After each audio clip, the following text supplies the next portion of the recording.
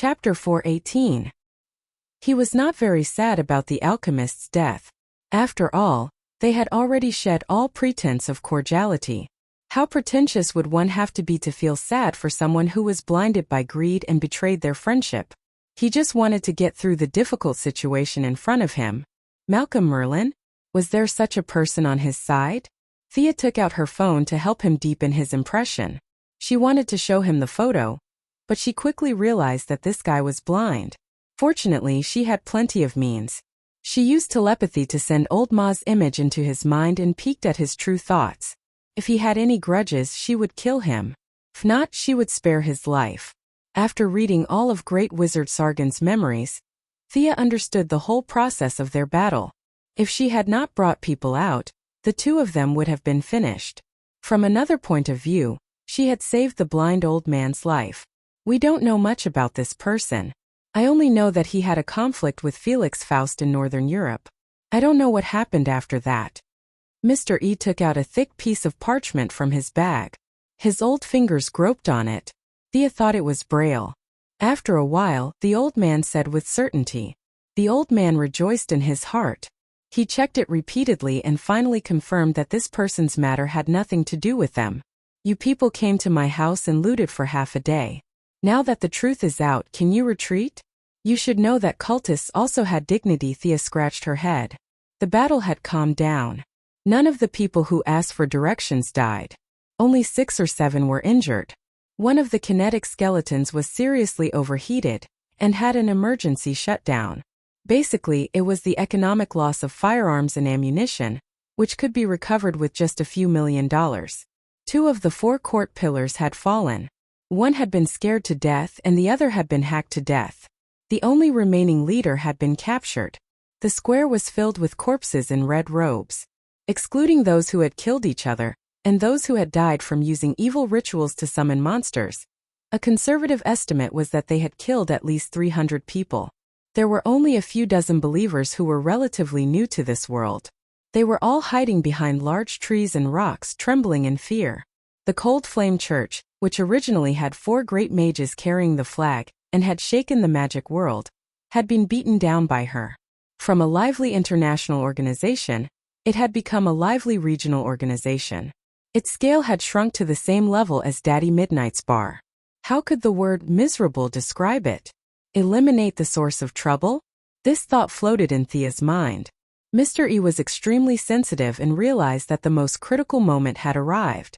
I swear a true spirit oath. From now on, we will live in peace and will not pursue today's matter. On the contrary, if you help us quell the rebellion, Cold Flame will give you a great gift. After saying that, he chopped off one of his fingers and chanted an incantation. Soon, 15 golden symbols were pressed on his chest. The blind old man groaned. It could be seen that this was a great burden for him. After all, he was an old man who had been through the baptism of time. He was really decisive. The oath was connected to his heart. If he went against it, his heart would explode into pieces. Okay, I believe you. As for the great gift, it's completely unnecessary. Thea decided to let them go. After all, the Cold Flame Church had been operating for more than 30 years. They had believers all over the world. It was just a matter of numbers. Even if she killed all of them today, it wouldn't change anything. She could definitely eliminate the problem, but it would be troublesome to eliminate the root. It was impossible for her to chase after those Cold Flame believers all over the world. She didn't have that time. Moreover, there were many people in this world who were crazy and liked to study evil cults. What should exist would still exist. If she extinguished the Cold Flame today, the Hot Flame and Cold Flame would jump out tomorrow. These people couldn't be killed. If she didn't want their great gift, it would be Thea pretending to be generous. What kind of great gift could this bunch of poor people have? Thea, who knew Old Man Sargon's memories, knew that they barely had enough money. Previously, they could still rely on the old Indian man and the alchemist to do some small things in exchange for some money. Now that the 2 of them were dead, could they expect Mr. E to open a blind massage shop to earn money? If his subordinates were normal, Thea could accept them all. But if they were evil cults with water in their heads, joining her subordinates would be troublesome enough. She would just let them recuperate behind closed doors. Mr. E breathed a sigh of relief. Although Thea said that she didn't want great gift, he still ordered his subordinates to take out a big bag as a gift to send these evil gods away. We came recklessly and caused you trouble. We can't accept these gifts. It's no trouble, no trouble. You've helped me a lot. These small gifts are just a token of my appreciation. Please accept them. Thea insisted. The blind old man insisted on giving. If one ignored the corpses lying on the ground, this scene was quite harmonious. All right, then I'll accept it. If there's anything in the Vatican in the future, you can contact us through Midnight Old Man. Thea felt that his bag was bulging with many things. She really couldn't reject the other party's enthusiasm. After hesitating for a moment, she accepted it and made a promise. Both sides could be considered to have turned enemies into friends. Where's Croydon's compass? Constantine, who had been silent all this while and watching them shake hands, suddenly interjected. Old Man E's expression was a little ugly. Thea, on the other hand, looked calm. Even without Constantine's reminder, she could guess the blind old man's plan. Their strength had been greatly reduced. Previously, they had been collecting magic items all over the world and offended a lot of people. Now, using this opportunity to throw a hot potato to her in public was his idea. Thea didn't care. These contemporary mages weren't a threat to her. Moreover, her identity wasn't exposed at all. Those who were interested could only find Death Bell, Poison Vine Lady, and Midnight Old Man. These three weren't good men and could deal with any trouble. Pull that woman over here for me to check. Thea pointed at the woman with a nose ring who was wrapped in vines and ordered the Poison Vine Lady. Magic power. Rich magic power. Old man, give me all your magic power. The woman with the nose ring was still yelling. Thea used her mental power to enter the woman's brain and checked. This woman's brain was damaged due to the short period of joy and sorrow. Her thoughts were in a mess. This person was no longer a threat because she had completely gone mad. She checked Sargon's memories. In fact, the Indian old man treated this daughter well. It was just that the patriarchal ideology in India caused their father-daughter relationship to break down again and again. In the end, it led to today's tragedy of patricide. For the sake of the old man, please spare his crazy daughter. Where's that Felix Faust? I'll go ask him. Thea waved her hand to let the Poison Vine Lady pull the woman away. She casually threw the gift bag into the space ring and asked Mystery politely. Midnight Old Man and Mystery shuddered at the same time. You're going to ask again? The blind old man had the mentality that if he was having a hard time, they wouldn't be having a good time either. He drew a map and looked up information, telling the young lady everything he knew in detail. Chapter 419. After explaining the location in detail, Mystery sent them, including Constantine and Zatanna, out of the castle as if they were the plague. It was as if he did not see the shattered statues and the blasted door. Zatanna also did not realize that the pile of shattered objects on the ground used to be her father's statue. It was only when their figures disappeared into the night that the blind old man heaved a sigh of relief. At the same time, he felt a little excited. The foundation that the four of them had established was now all his. Not mentioning the blind old man who had turned a joint venture into a sole proprietorship, Thea counted her gains and split them on the way back. Take this. Thea threw a katana that glowed with green light to Death Knell. The blade was enchanted with an acid spell. When it hit the enemy, it would deal physical damage and enhance acid damage. There were many who were immune to fire and ice, but there were not many who were immune to acid. He gave Poison Vine Lady a pair of wrist guards that allowed her to move quickly through the forest. This item might be of little value to others, but it was very suitable for Poison Vine Lady. She could easily create a large number of plants, which could also be considered a forest. This wrist guard could greatly make up for her lack of mobility. Whether it was attacking or escaping, it was a powerful weapon. This is for you. It should be able to nourish your little skeleton. Thea picked and picked. There were not many things related to voodoo. Finally, she found a stone slab that was the size of a tablet computer.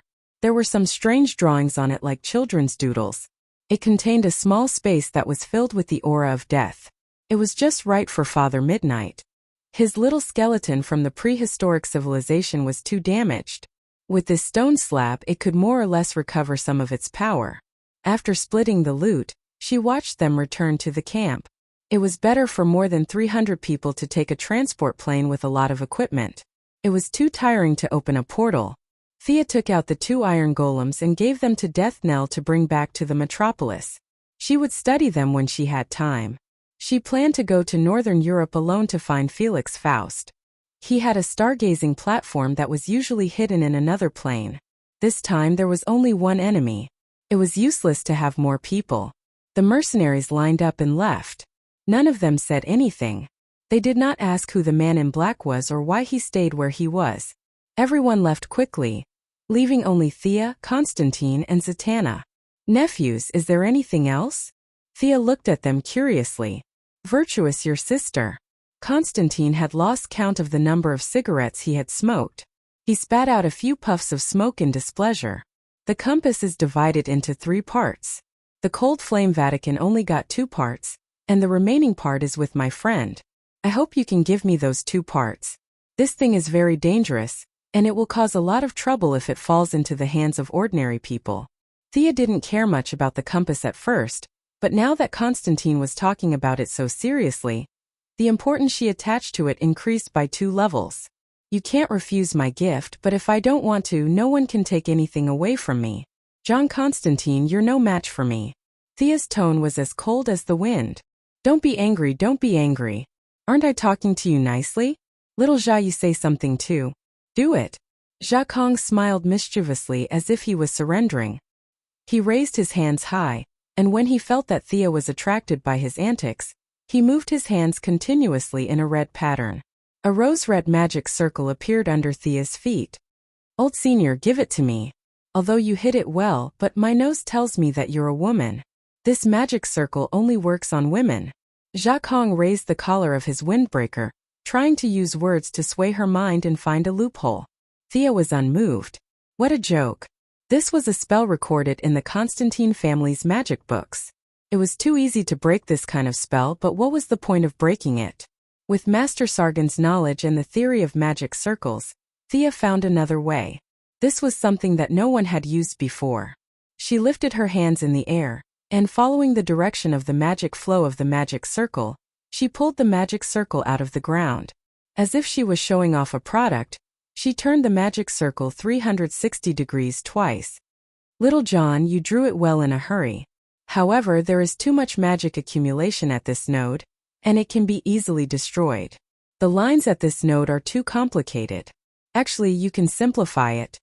She was like a teacher teaching her students. She commented on his magic circle inside out, and then threw it aside like trash. After a faint smoke, nothing was left.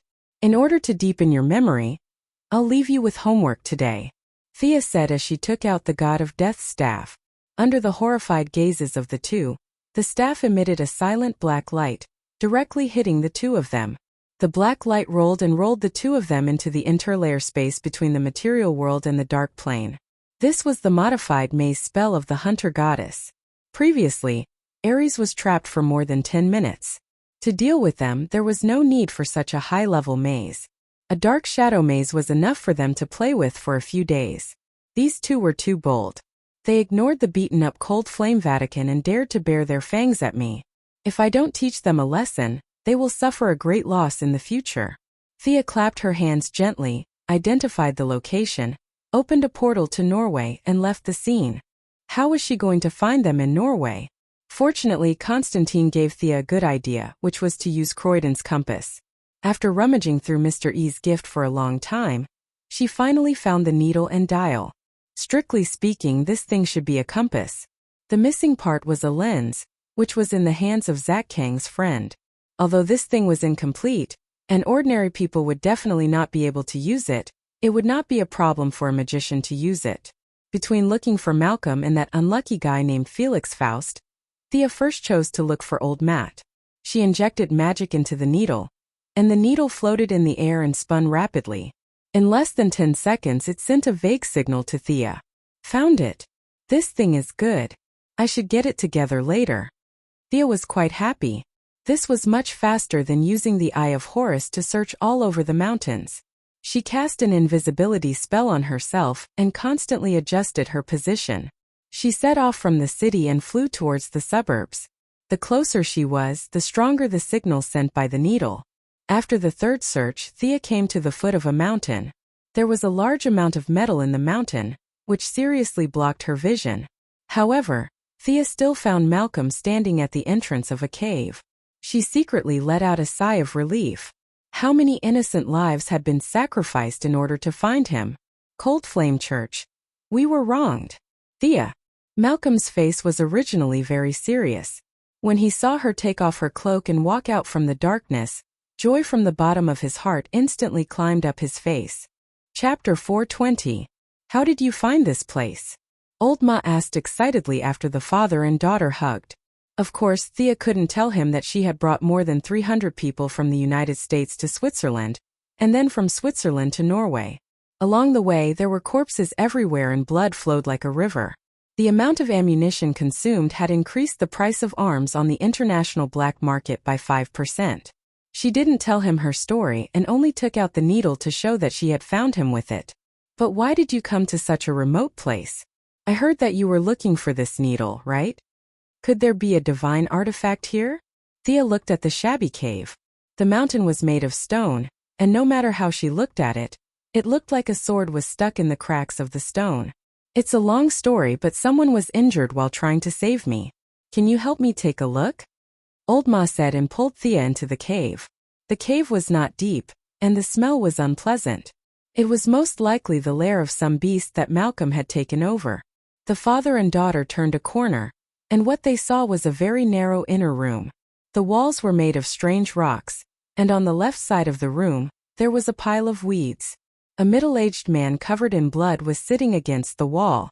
He was very weak, but he was still trying to keep one of his eyes open. The moment he saw Thea, his pupil shrank sharply, and his sore arm suddenly regained strength. He pointed at her and asked uncertainly, "You have the blood of Merlin in you?" Thea also felt the familiar aura around him, and looked at Malcolm with a puzzled look. Old Ma was a little unhappy. "Jason Brad, this is my daughter.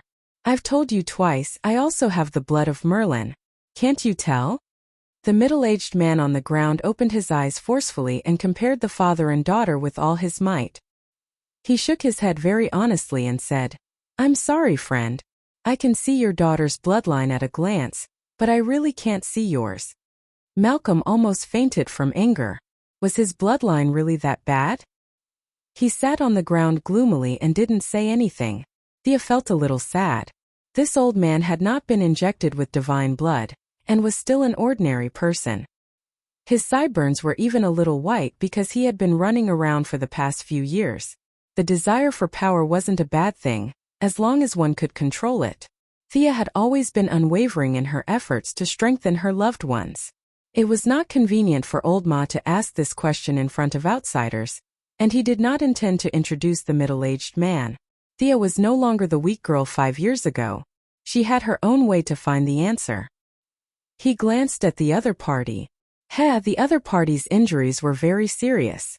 What was strange was that there was another surge of explosive life force in his body. If he could mobilize a trace of energy, it would be enough to heal his injuries. Who was this guy? The young mistress thought to herself. She didn't expect that her peeping would cause such a drastic change in the middle-aged man's body. The middle-aged man's face was full of pain. "Descendant of Merlin, back off. I can't control it anymore." Thea saw that there was a problem with his body and calmly drew a few mysterious spells in the air. She patted her palms lightly and hit the middle-aged man's limbs and heart. The trembling middle-aged man suddenly calmed down and lay on the ground, panting heavily. After a short exchange of blows, he finally recalled the identity of the middle-aged man in front of him. "You're King Arthur's knight, Jason Brad. The demon in your body must be the one sealed by Merlin that day at Tragan?" Malcolm, who was sitting on the ground gloomily, was now full of British myths. When he heard this, he immediately perked up. "You're King Arthur's Knight of the Round Table? Is that your alias now?" Thea looked at her father and felt a little guilty. She didn't know if it was right for her to trick him out of Star City. This man was about to go crazy. She explained on behalf of the middle-aged man. "It's not an alias. Jason Brad is his real name. However, he's only King Arthur's knight, not some knight of the Round Table." Because of the demon in his body, he has lived for 1,500 years. Malcolm was visibly disappointed. There was a hint of contempt in his voice. So he's just an ordinary knight. An ordinary knight can live for so long. He shook his head as if he couldn't believe it. This time it was the middle-aged man's turn to be gloomy. So what if I'm an ordinary knight? An ordinary knight is still a human. Should I be despised just because I'm not a knight of the Round Table? The middle-aged man was already seriously injured. Now that the demon in his body had tormented him, he could no longer control his groggy mind. His eyes closed, his neck tilted, and he fainted. Is there any way to save him? He saved my life back then. If it's too difficult, then forget it. Malcolm didn't know Thea's strength. In his impression, Thea's strength was still at the level she was many years ago. He didn't want his daughter to sacrifice too much for his request. Thea carefully looked at the middle-aged man's injuries. There was a bloody hole on his stomach and shoulder. Judging from the injuries, it was obvious that they weren't caused by bullets or other weapons. Her father's request couldn't be ignored. Plus, this guy was somewhat related to Merlin. Even if the treatment was troublesome, she had to bite the bullet. The healing pod was isolated from the world in this small cave. There was no power source. It was simply unrealistic. It would be even more difficult to get a power source. Thea thought about it and decided to use magic. If it was a normal person, 2 healing spells would be enough. However, there was a powerful demon sealed in this guy's body. The healing spells were basically of the light and water attributes. This demon was unsurprisingly of the dark and fire attributes. The 2 types of energy were completely opposite. Thea had to suppress this demon in order to treat the man. She tore off her cloak, revealing her original clothes. She surged all the magic in her body. The entire cave resonated with her. When her magic reached its peak, her hands flashed with a huge halo of energy.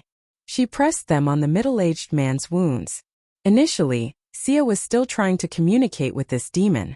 She did not expect that as soon as she injected her magic power, she could feel the extremely unique bloodline.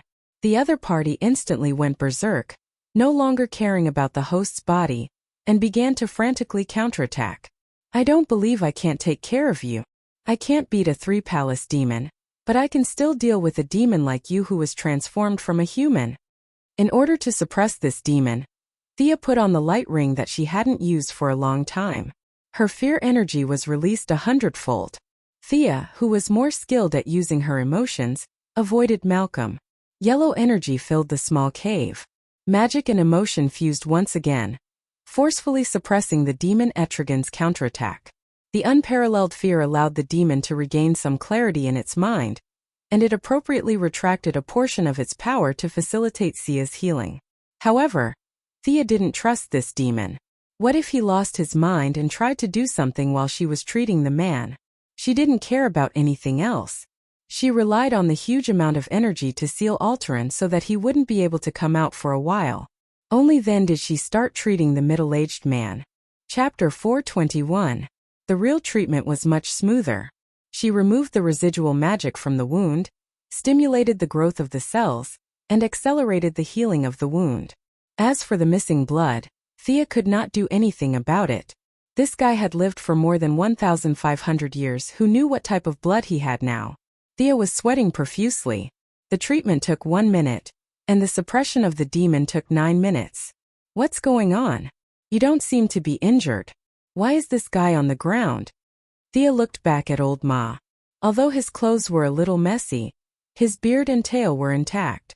There was no sign of injury at all. Combined with Old Ma's words about how Etrigan had saved his life, Thea was very surprised that they could be together. Malcolm began to tell his own story. It was a very cliché story. The knight on the ground, who had lived for 1,500 years and was still very Chinibu, was someone that Old Ma had met in England. He usually pretended to be a knowledgeable scholar. The 2 of them traveled together and chatted very congenially. They had already become friends. The knight did not lie. He did not feel any blood in Old Ma's body. He only thought that Merlin's surname was a coincidence. They were originally looking for the needle, but they did not expect to be ambushed by Felix Faust, who had no enmity with them. As they fled, Old Ma, who sensed that something was wrong, used a trick he had learned from Nanderbart, which was to play dead. He pretended to roll down the cliff and used a special breathing method and special medicine to completely suppress his heartbeat. Logically speaking, this should have fooled the enemy, but to his surprise, the knight thought that his good friend had been beaten to death. Without any scruples, he released the restrictions of the devil in his body and crazily fought Felix Faust. Both he and the evil mage were heavily injured. When the cunning Malcolm returned from the foot of the mountain, he found that the evil mage had escaped and the Chinibu knight on the ground was injured and dying. With all communication tools lost, he could only drag the knight to a nearby cave for treatment. This place was in the middle of nowhere, and the intelligent Old Ma did not dare to go too far. He was temporarily delayed here. Thea thought that this was the difference between a hero and a villain. Old Ma was very skilled at playing dead. Not to mention the enemy, he even fooled his own people. However, this hero ended up seriously injured. The needle has been found. Shall I send you back to Star City? The guy on the ground has lost too much blood and needs to rest. No, I want to continue investigating. This Felix Faust is also my target. Old Ma directly rejected the suggestion of returning to Star City. Yes, I also received news that Faust has found the temple of the Dark Grand Magician, Morgan Le Fay. He is very important. The knight lying on the ground had already regained consciousness, speaking intermittently. Heh. Thea looked at the knight and explained to Malcolm. Although this guy is just an ordinary knight, the demon in his body is a grand knight. Because he fell in love with King Arthur's sister, the dark wizard Morgan Le Fay, he betrayed his companions and was turned into a demon by Merlin. Only by killing Morgan Le Fay can he regain his human form. Then how did the two of them get into the same body?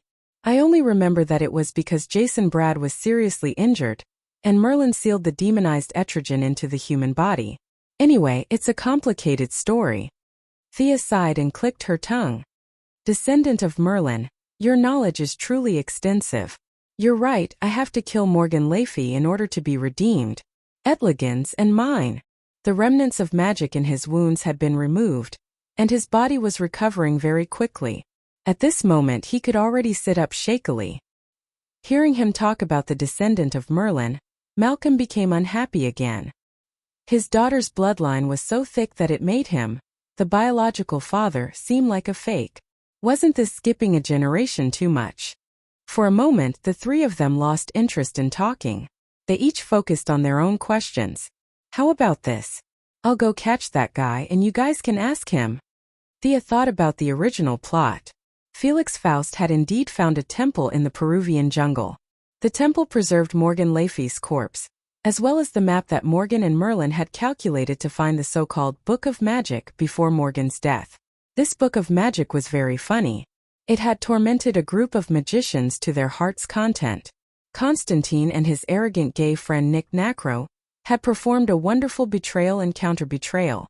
After the dust had settled, they found out that this so-called Book of Magic was actually a technological tool that led to a world called Embark. That world rejected all supernatural powers. Constantine could no longer lie. The dead had come back to life, and the eternally youthful Madame Xanadu had almost died of old age. In short, this plot was full of malice. Originally, Thea did not intend to participate in this matter. The map was a joke. However, she suddenly remembered that Morgan Le Fay's corpse was still there. This was a great wizard who had fought with Merlin all his life. Thea did not think that a person of this level would die. Perhaps her corpse hid some other secrets? Thea would go looking for him even if it was peaceful. Moreover, Faust had bullied his own father. This was not giving him face. Fortunately, this bastard was hiding in an alternate dimension. Otherwise, Thea would have thrown a fuel air bomb at him. It would take some effort to find this guy's alternate dimension. A few members of the Cold Flame Vatican had also planned to ambush him twice, but they had all ended because he had hidden in an alternate dimension. Considering the other party's sneak attack and the fact that Old Horse had brought his heavily injured knight, this cave should not be far from Faust's alternate dimension. Thea closed her eyes and used her mind power to feel the world's veins, looking for the other party's hiding place. Descendant of Merlin. The other party is a very powerful wizard.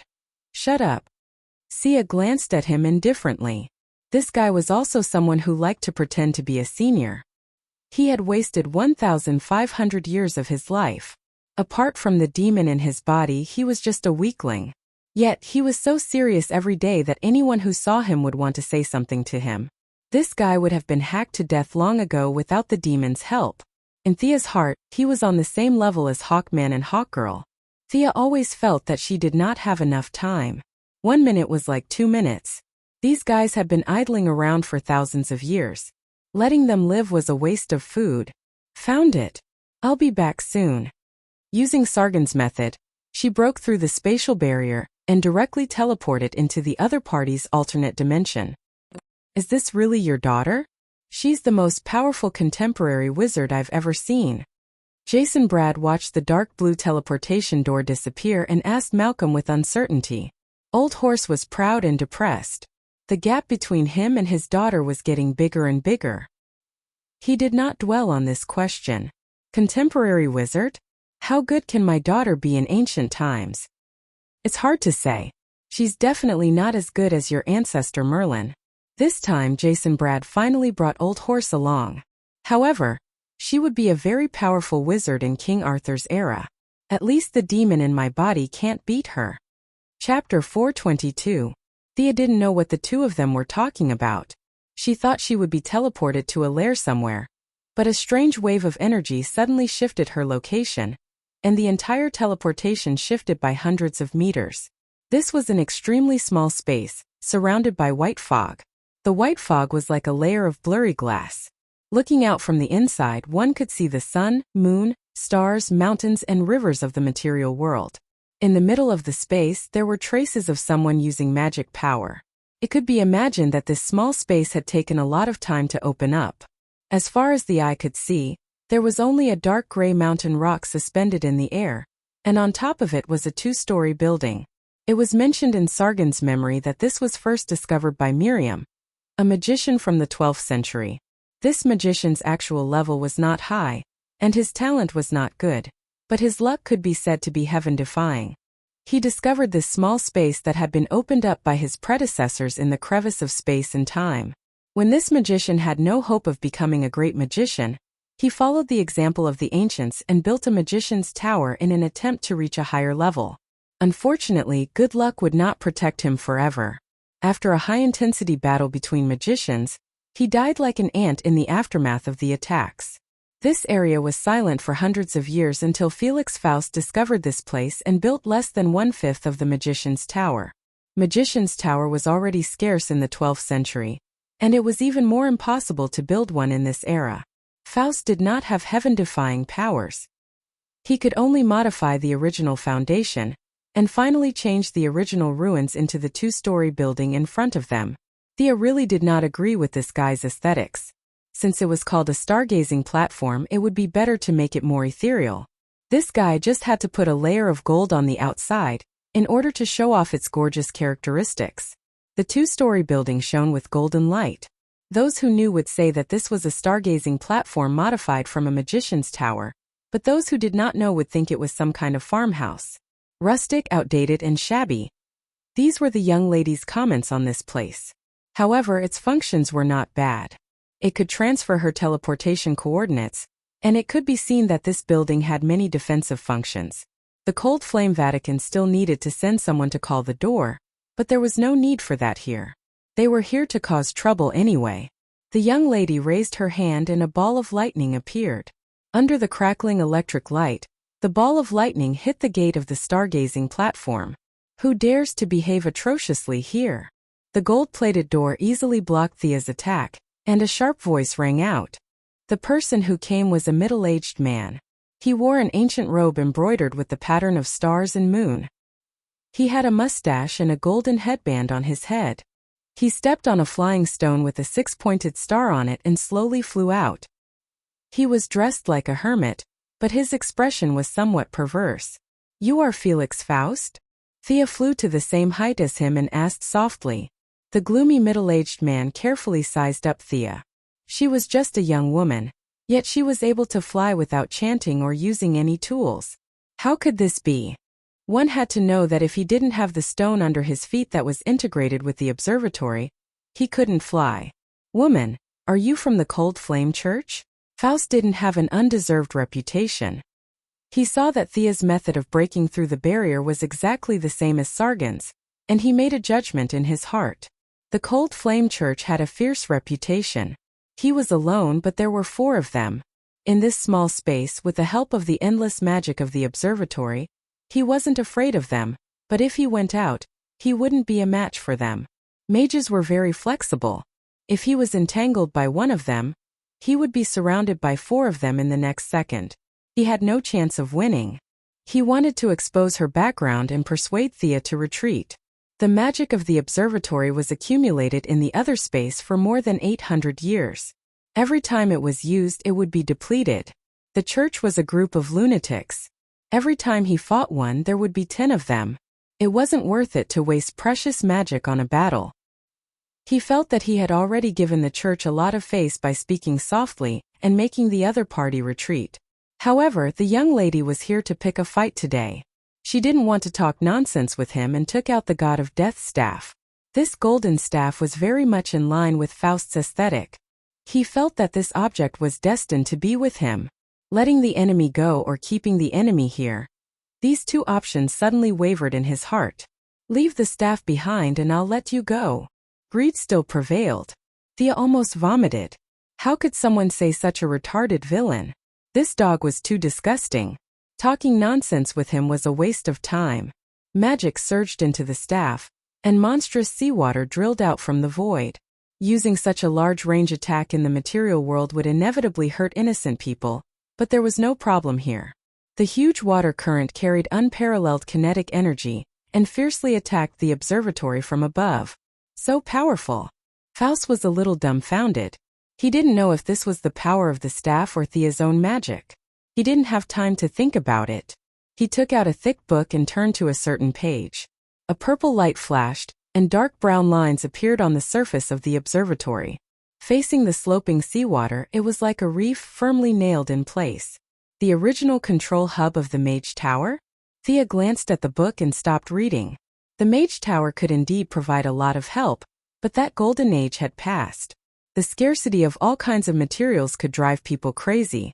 The result of bowing to reality was to become a 2-story building. What was the point of existing like this?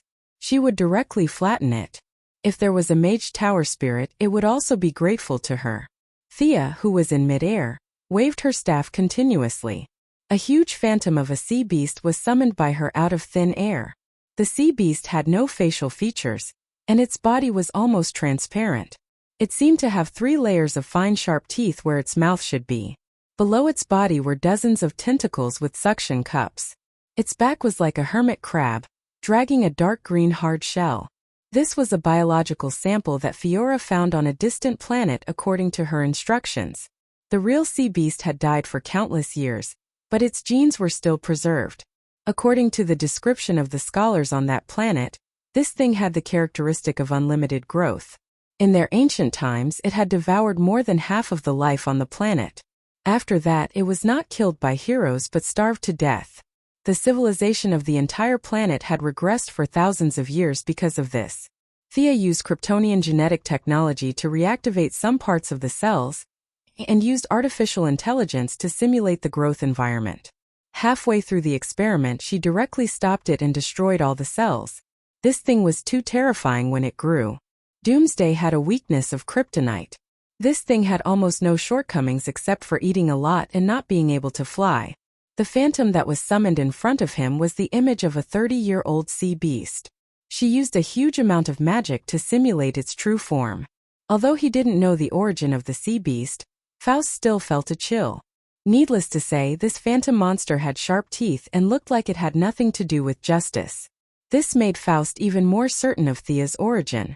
This woman must be from the Cold Flame Church. Chapter 423.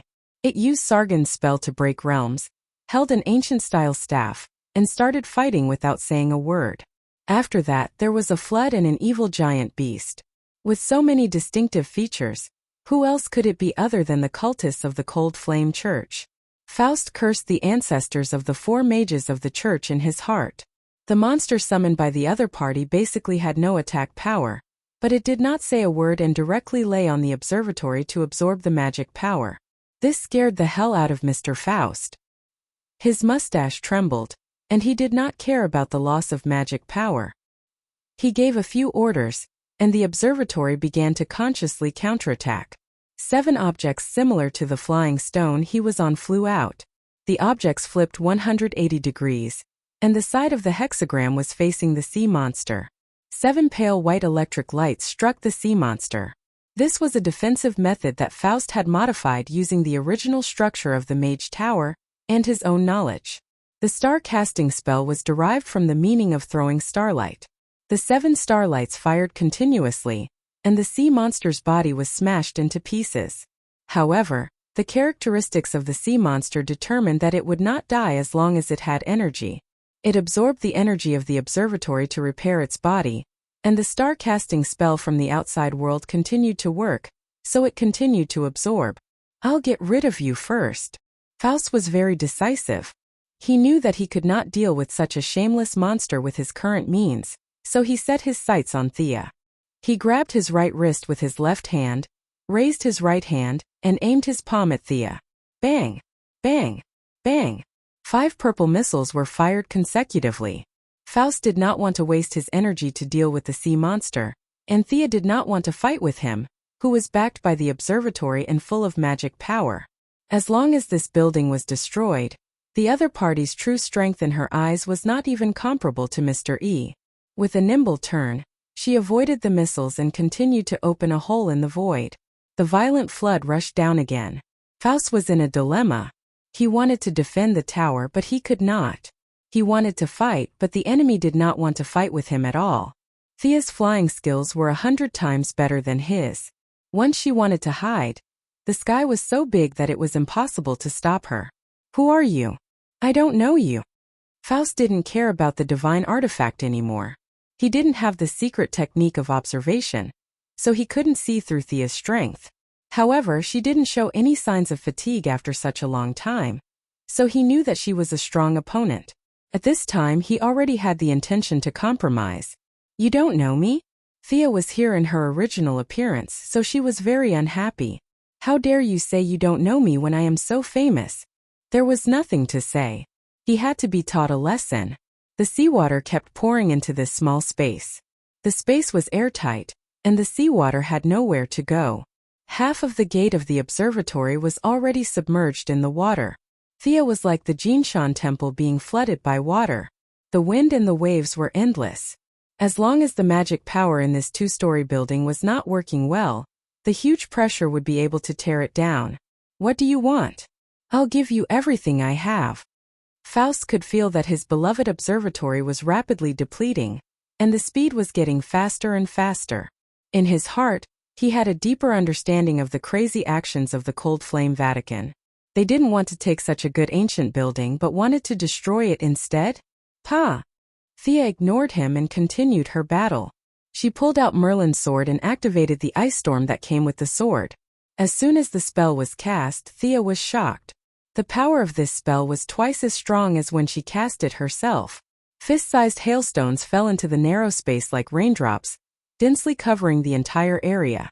Even Thea was affected, not to mention Faust, whose flying skills were not up to standard and was only relying on external objects to show off. The hazy long face was hit continuously, and he lost control of his balance and fell into the sea. "It's so cold. Is this the level of an archmage?" Thea finally had a direct understanding of the spells of Merlin's era. The ice storm raged for a full 5 minutes. The space itself was full of seawater, and with the wind summoned by the ice storm, the temperature dropped by 50 degrees Celsius. The observatory was finally finished in the 3rd minute of the ice storm's rampage. First the windows, then the door, and finally the entire brick structure and foundation.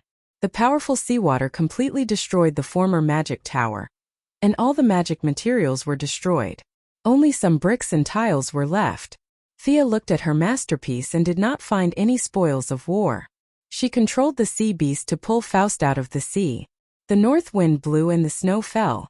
Even she, who had been transformed by divine power several times, felt cold, let alone Faust, who was only wearing a robe and soaking in the sea for 5 minutes. The long-faced middle-aged man was no longer as arrogant as he was when they first met. He did not complain when the sea beast violently dragged him out. He had completely fainted from the cold, and his face was pale. Only his heart was still warm, and there were some frostbites on his hands and feet. Thea took one last look at the small space. It was completely destroyed. She reached out and took the middle-aged man. She cancelled the summoning of the sea beast and opened a portal to return to Malcolm's small cave. Is this the guy who attacked you? Thea threw the almost frozen Faust in front of them, and asked for credit. Old Ma and Mr. Knight were chatting around the fire. Both of them had seen her come and go without a trace, so they were not surprised. They looked at the middle-aged man at the same time. I think so. Mr. Knight was not sure. Faust was too flashy in the past, and now he looked like a dead dog. He was not very sure. Is this guy? Malcolm's training in the Assassin League was perfect. As long as the people he met were not turned into ashes, he would recognize them. Sia reached out and touched Faust's forehead. The weak magic power woke him up. Then she sealed his magic power with 2 seals. She then signaled to Old Ma, "You can take revenge and interrogate me now." In fact, it was more convenient to read his mind directly with her spiritual power. However, in order to let Old Ma vent his anger, Thea still brought him back conscious. Malcolm was an expert in extorting confessions through torture. Mr. Faust was not a strong-willed man either. After a few lashes of the whip, he began to answer the questions. The sneak attack on Old Ma was indeed his own idea. At that time, he was meditating at the observatory, and the observatory had sent him an extremely dangerous signal that was similar to a disaster. He did not know what it meant. With the help of the huge magic power of the observatory, he completed a divination. The result of the divination was very vague, but it clearly showed that it was Malcolm and Old Ma. He took the initiative to strike first and fought with the demon in Jason Brad's body. Both sides suffered great losses. He was quite happy on the way back. He felt that the calamity corresponded to the two of them. He did not expect that just as he recovered from his injuries with the help of the observatory, the real calamity came. Faust looked at Thea, who was sitting by the fire, and his eyes were full of regret.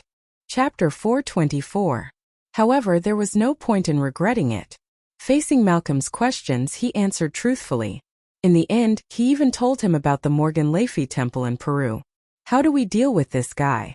Malcolm asked Thea after knocking Faust out with a punch. He remembered that his daughter was a hero. Up to you. Thea turned her head to the other side and said indifferently, Faust was not a good person. In the future, he would cause a huge disaster to the entire world in eternal evil. It was not a bad thing to deal with him in advance. With a crack, Malcolm grabbed Faust's forehead and chin. With a twist of his hands, he ended his sinful life. Let's go back first and discuss the next step of the plan, Thea said to the two of them. At the same time, she secretly gave Malcolm a look. Malcolm did not know what she was up to. He also needed to recover some of his strength. He nodded in agreement. The three of them passed through the portal.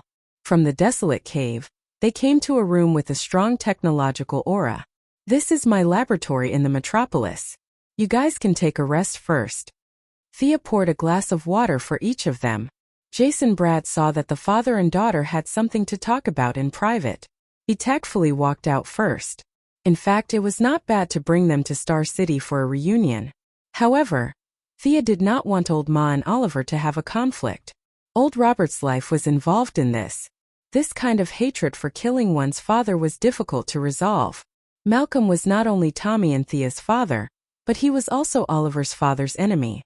In the face of a close friend and sister, Oliver was in a difficult position.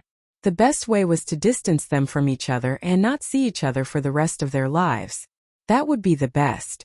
The father and daughter understood what happened after they parted. Thea specifically mentioned that Tommy had been injected with God's blood. She told Old Ma not to hesitate anymore. She then took out a tube of gene optimization fluid from the laboratory and gave it to him. At this point, all of her relatives had been strengthened. As for the matter of popularizing the gene optimization fluid, Thea only thought about it and gave up on it. The benefits involved were too great. It was impossible to give the injection for free. The high price would cause serious conflicts in society. The rich with money and power would become stronger, and the poor would be even more powerless to resist. Ignoring the others, once the gene optimization fluid was released onto the market, Batman would definitely explode. Every villain would have a copy of the gene optimization fluid, such as a clown that had been injected with the strengthening fluid, a strengthened penguin scarecrow, etc. The danger level of Gotham would increase exponentially. That scene would be too terrifying and too beautiful. Maintaining the status quo was the right thing to do. It's like this. Thea organized her words.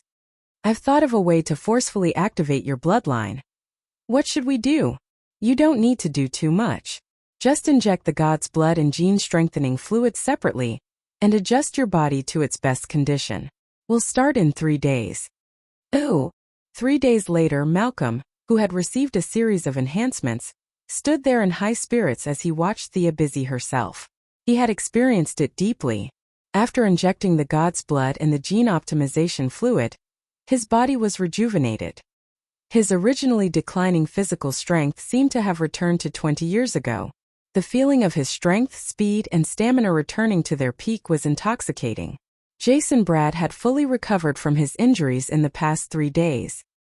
He stood beside Malcolm and looked at Thea, who had been drawing circles on the ground for 3 days. Your daughter is really good to you. But can this really awaken any bloodline? The knight was a little doubtful. In his impression, even Merlin could not do this. If it could be done, it could. If it couldn't, it couldn't. If it could be awakened so easily, the world would be filled with wizards. Malcolm glanced at him and did not say anything. Thea had been working on it for 3 days without rest. He would definitely not back down now. In fact, the knight was not wrong. Merlin was indeed unable to do this. His era was too long ago, and the power of the spells of today's wizards could not be compared to that of his era. However, after 1,000 years, the refinement and ingenuity of spells were different from that of ancient times. A new path had been paved. In addition, Merlin's standards were too high. He only had eyes for the higher levels. He did not have the time to worry about a wizard apprentice's initiation ceremony. This created an objective reality that Thea could do what Merlin could not. The magic circle in front of him was a combination of modern magic and ancient magic. The most crucial point was that it made use of Zatanna and her daughter's irony magic to make the impossible possible, forcefully drawing out Malcolm's originally sparse and almost invisible bloodline. After that, it would be possible to use a large amount of magic to cleanse and reorganize it. What Thea had drawn was a huge ironic magic circle. She had also borrowed a lot of Sargon's knowledge. This magic circle could be said to be the culmination of all the skills of the current generation. She threw 3 gemstones to Malcolm. There were 3 greater healing spells stored in them. They were created using gemstone magic. When Malcolm walked into the magic circle, Thea began to recite the spell. She had to recite the entire spell in reverse. This task was very mentally taxing. Even with her high intelligence, she had to stumble and her face was pale. Fortunately, with the help of the magic circle and a few precious tools provided by the Cold Flame Vatican, the first step was daunting but not dangerous. There was already a faint shadow of magic in Malcolm's body. Steady! The next step is the key. Thea shouted loudly. She stretched out her hand and took out the God of Death's staff. Previously, when she summoned the sea monster to destroy Faust's observatory, the sea monster returned a portion of its magic to the staff before it turned into nothingness. Thea wanted to absorb the non-elemental magic herself, but she gave up after thinking for a long time. The magic was absorbed by the observatory from the other dimension for hundreds of years. It was scattered and not very pure. If converted to Thea's magic, it was only 2 or 3 years' worth of magic. It was just icing on the cake. If she used it to strengthen Malcolm's body, it would be a different story. It was a timely help. Thea raised the staff and directed the magic to follow the path of the magic circle, all the way to the center point, which was Malcolm's body. The non-elemental mana activated the crimson magic circle and surged into Malcolm's body. His weak mana was nourished and grew at a rate visible to the naked eye. That's it? Mr. Knight asked curiously. He didn't mind making things worse. Far from it. Thea was not as optimistic as Malcolm. Purification was the first step to extraction. Malcolm's current mana was only enough to fulfill the conditions for extraction. He was still far from success. Seeing that Malcolm's body was shaking a little, Sia knew that his magic power had reached its limit. She stopped the non-elemental magic power output, and a small magic circle appeared in the magic circle. It was the same as what Damien had done. This was the real bloodline purification magic circle. Chapter 425. If Thea's own mana reaction was a 10, then she would have a 10% chance of awakening her sorcerer's bloodline without the help of any magic circles. Damien's mana reaction was a 3, and Malcolm's mana reaction was probably not even half a point. However, with the help of modern magic, he had finally reached this step. The process was extremely painful. The purification circle was constantly consuming his mana, and every second felt like hell. However, Malcolm was already so old. He understood that the gains were proportional to the gains. His willpower was even stronger than Damien's. He gritted his teeth and persevered. Thea also kept her eyes on him. Every time Malcolm's mana was about to be depleted, she would manually inject a part of it into the circle, and then the circle would purify it again. Thea would replenish it again. Twice during the process, he could not hold on any longer, and used the magic gem Thea gave him to heal his body. However, the consumption of mana was unavoidable. He could only endure every second. After the fourth replenishment, Malcolm finally gathered a drop of his own mana. Thea hurriedly stopped the circle. She was also exhausted. That's it? There seems to be some reaction, but the effect is mediocre. The knight who had been watching the show said with a hint of regret. Thea could not be bothered with him. No wonder this person was only an ordinary knight.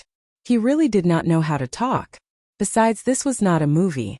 What kind of effect was he looking for? Should a sorcerer's bloodline awakening have an earth-shattering effect? What a joke. She looked at the mana in the staff. There was very little left. She might as well inject it all into Malcolm's body. When she returned, she would give him a few spellbooks. He should be able to cast a few spells. Malcolm was an adult who had undergone cruel training. In other words, he was a high-level character, unlike Damien, who was purely a low-level character. Sia also gave him some magic power. He rested on the spot for a while. Although he was trembling all over, his spirit was exceptionally good. His eyes were shining. He took a deep breath and walked out of the magic circle with more and more steady steps. Thea reached out her hand to give him a high five. Her childish gesture made Malcolm feel awkward. Not wanting to spoil the fun, he gave her a high five. Mr. Knight, who had a strange personality and did not know how to speak, stared at Malcolm for a while. You're starting to get it, but you still have a long way to go. The father and daughter had already gotten used to his speaking style. This person was just like that. He was serious, old-fashioned, and inflexible. However, it was good that his actions were consistent with his words. At least he would not stab someone in the back. What new abilities do you have? Thea asked curiously. She had a unicorn tattoo, while Damien had a dark elemental damage amplification. According to the records, magic awakeners would have an ability that corresponded to their personality, regardless of whether they were strong or weak. Malcolm didn't say anything. He closed his eyes and pondered for a long time. Then he leaped into the air, turned nimbly, and disappeared without a trace. A gentle breeze blew by, and when he reappeared, he was already 10 meters away. Invisibility? Haste? Or was it spatial magic? A few well-known spells flashed through Thea's mind, but none of them looked like it. She quietly waited for Malcolm to explain. The information that the bloodline transmitted to me is wind walk. I can transform into the wind. Currently, I can only borrow the power of the wind. In the future, I can control the wind and even turn it into a hurricane. Thea nodded. This ability was very much in line with Old Ma's personality. He could fight and hide, and most importantly, he could run away easily. The Merlin family's awakeners had the wind attribute for generations. This talent conformed to the norm and had potential for development. With Old Ma's research spirit, he might be able to develop a new ability. Talent was only a small aspect. Learning more knowledge and accumulating magic power was the right way to go. Thea was about to persuade Comrade Old Ma to study hard and improve himself every day, but who knew that he would speak again hesitantly. I seem to have another ability. Huh? Thea was stunned. Although her unicorn tattoo had 2 transformations, It was only one ability. What did old Ma mean by another ability? It's a very mysterious ability. I can't explain it clearly, but I'll show it to you. He did not waste the past 3 days. He contacted his subordinates and vaguely knew that the Cold Flame Church was almost completely destroyed by a group of people. He had realized that his daughter was no longer the little girl who had learned martial arts from him. She was now a powerful mage. If there was something he did not understand, he could not go wrong asking her. He reached out and drew strange lines in the void. 7 illusory stone slabs with hexagrams were summoned. Malcolm frowned as if he was trying to decide what to do next. Thea hurriedly stopped him. With her rich theoretical knowledge, she understood that this was the ability of the Faust Observatory. Back then, the sea beast had absorbed about 30% of the Faust Observatory's magic power, and then returned about 15% to the god of death's staff.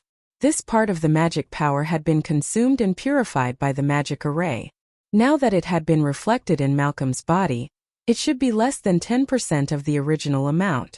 Through the purification process of Old Ma's blood, the magic power had merged with him, giving Old Ma a trace of the ability of divination. Thea had dabbled in various schools of magic, secret arts, rituals, and curses.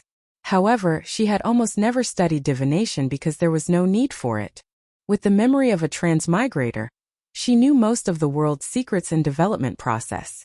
Divination was a waste of energy and life force, so it was meaningless to her. Don't use this ability again. If I'm not mistaken, this is the ability of an astrologer. It is a skill that uses a very different method of observation from modern astronomy to predict the future. It is too much of a burden on you. Promise me don't use it so easily. Thea looked at Old Ma seriously. This is the word of wisdom. Listen to her. Don't try to use a power that you can't control. A female voice suddenly interrupted the conversation between father and daughter. She was wearing a purple dress that reached the ground and cloth shoes. She was very simple from head to toe, except for a hairband on her head. You are? The knight asked uncertainly, as if he had seen something unbelievable. Thea threw out the answer directly. She bowed slightly. Madam of the High Capital, long time no see. The etiquette of the High Capital was perfect. Descendant of Merlin, I said we would meet again. Madam, your body seems to be. Thea only took a few casual glances and found the problem. The strength of the High Capital's madam had decreased by a lot compared to 100 years ago. What was more strange was that she was being eroded by some kind of great power every minute and every second, and her strength was being depleted bit by bit. The demigod who had trapped Thea and Diana with ease back then did not seem to be much stronger than the few from the Cold Flame Vatican. What happened to her in the past 100 years? How could her body be damaged to such an extent? Chapter 426. Shangdo smiled and did not answer directly, but there was a hint of bitterness in his smile. My affairs are not worth mentioning. But you, I see a lot of your active figure in the future. Thea clicked her tongue.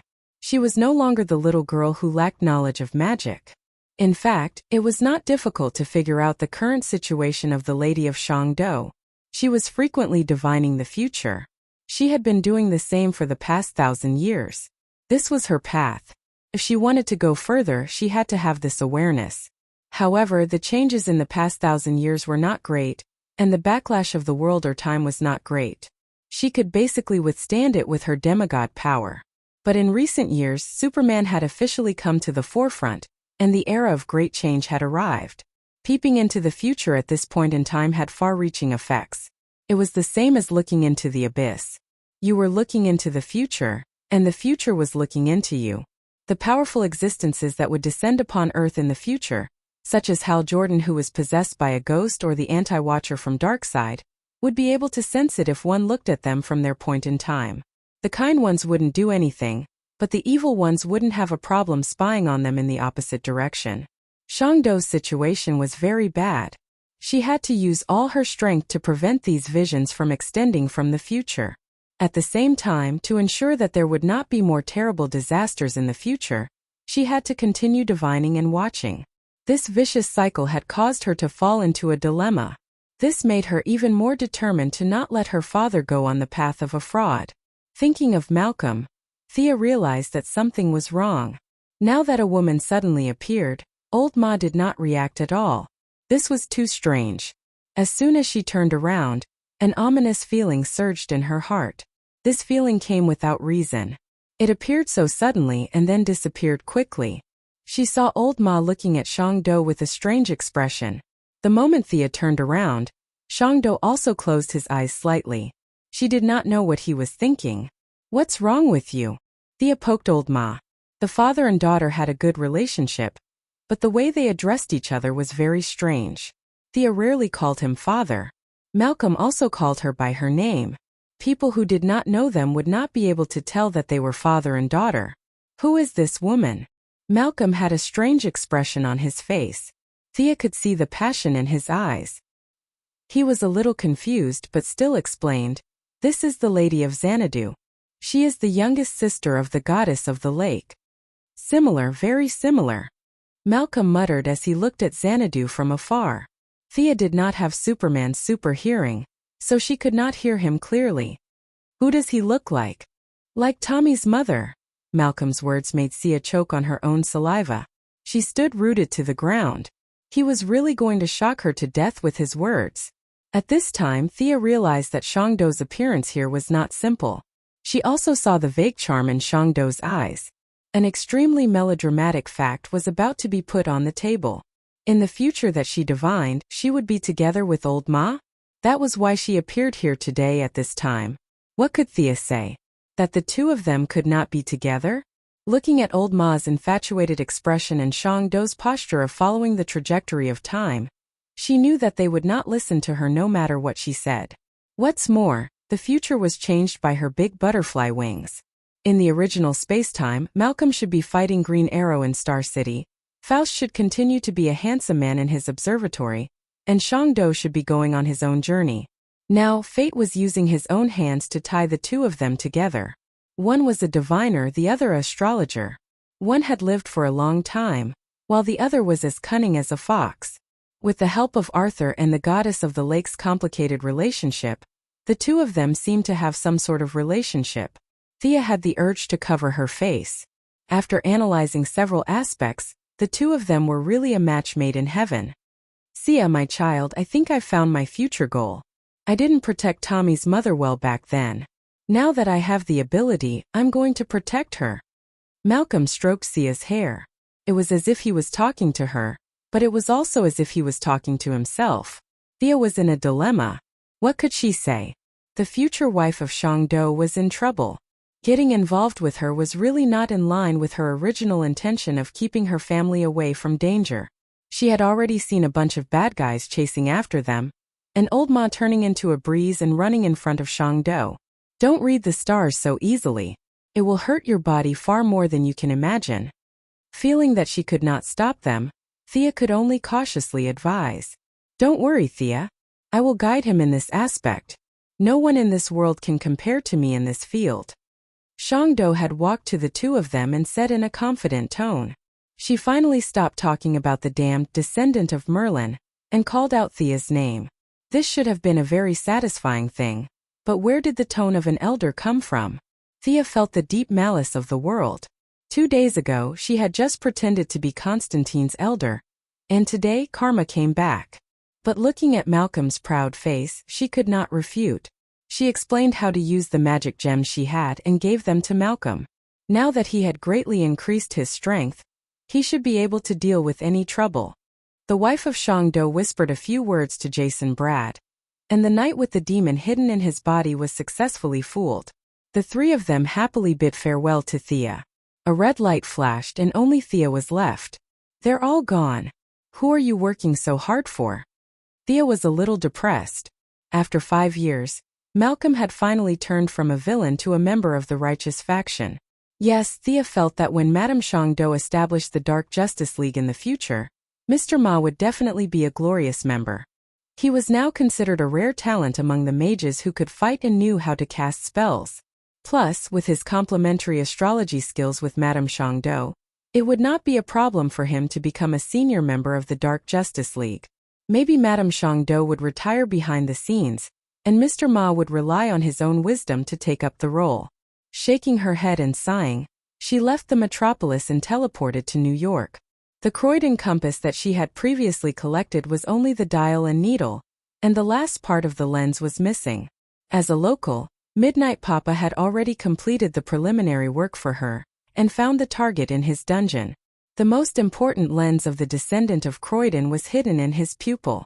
Old Ma had already turned over a new leaf, and Thea did not want to be too ruthless. Instead of digging out the lens, she used a replacement spell and an irony spell to take out the lens. The golden dial, the transparent lens, and the silver needle were perfectly combined, as if they had never been separated. Chapter 427. Croydon's Compass. Thea held the palm-sized tool in one hand and experimented with it a few times. The first function was to search for magic signals, and the second function was to find people. However, it was limited by the level of the original creator. It couldn't find divine weapons or magic weapons, and people above the level of demigod. Its range of application was limited to the level of mortals. In addition, in modern society there were all kinds of interference. Many places like the Heaven's Eye Society couldn't be found by the compass. Although there were many shortcomings, its advantages were also outstanding. For ordinary people it could be called a divine weapon. A good-for-nothing young man who doesn't look down on a poor young man. After getting the compass, he found a secret inheritance and soared to the sky. These images instantly popped up in Sia's mind. If this thing was released to the outside world, it could easily cause a lot of trouble. At this time, she could also understand some of Constantine's painstaking efforts. This guy's bottom line was even lower than the transmigrators. He collected magic items all over the world to stabilize the world. This was the era of mortals, the era of science and technology.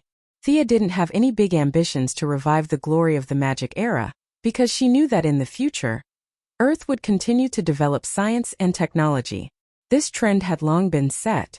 Reverse lightning in the 25th century, the Queen of Emerald Eyes in the 31st century, and the Magician in the 64th century. These transmigrators were all well-known figures in science and technology. In the 64th century, there was no difference between the development of science and magic. The way people lived had undergone earth-shaking changes. Things that modern society thought were magic could be realized with science and technology in that era. She didn't worry too much about whether people were happy or not 4,000 years later. She still had a lot of things to do. First, she returned to Star City to check on the homework of her two disciples. The two children were too smart. Originally, she almost didn't have anything to teach them. Now that she had obtained the memories of Master Sargon's lifetime, it was too easy to fool the two naughty children. Damien was dumbfounded by the long list of theories. The Demon King's princess, Raven Lowly, also stared with her eyes wide open and her small mouth forming an O shape. The gem magic and irony magic were also taught to the two of them. Raven Lowly was very resentful of throwing shiny gems at people. Her magic was almost infinite, so there was no need for her to do so.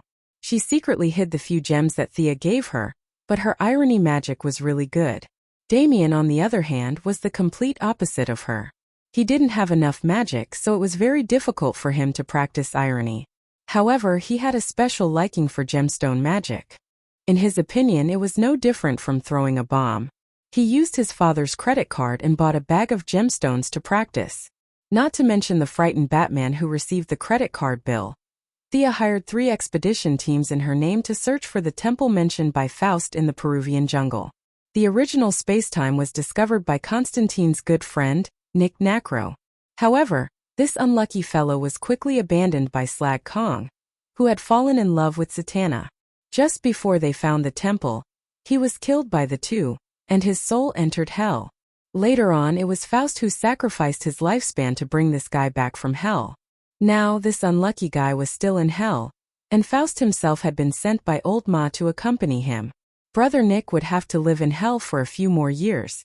This group of bad guys kept a trick up their sleeves. Without Nick's specific guidance, Faust only knew the approximate location. The power of the temple was still there, blocking the detection of the compass and the search of the Eye of Horus. Thea tried several methods, but in the end she had no choice but to use the stupidest method, which was to send people to search for the temple. The 3 expedition teams all had mercenaries loyal to Death Knell. As long as the target was found, Thea would be able to go there immediately. A whole month passed. Other than Batman complaining to her that Damian's expenses were a little too high, there was no new news. After dealing with the affairs of the committee, Thea let out a long sigh. The 7 alien cities had been normalized. Under the situation of a stick in one hand and a carrot in the other, many aliens had registered. However, this work had just begun. Out of more than 100,000 aliens, less than 30,000 of them had registered with the committee.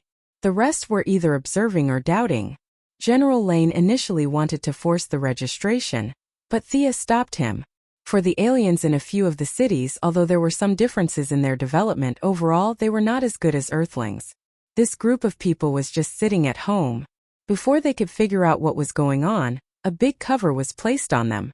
After that, the city fell into chaos until Thea led a team to rescue them. They did not have an understanding person like Thea to explain the general situation of the universe to them, nor did they know about Brainiac. Many aliens saw the black technology of the committee and thought that the Earthlings had captured them. Some cried, some knelt down and begged, and some wanted revenge. There were many different sentiments. General Lane heard that the Earth was also a developed planet in the eyes of the aliens, so he temporarily stopped the idea of forcing the registration. The old general's sense of honor was satisfied.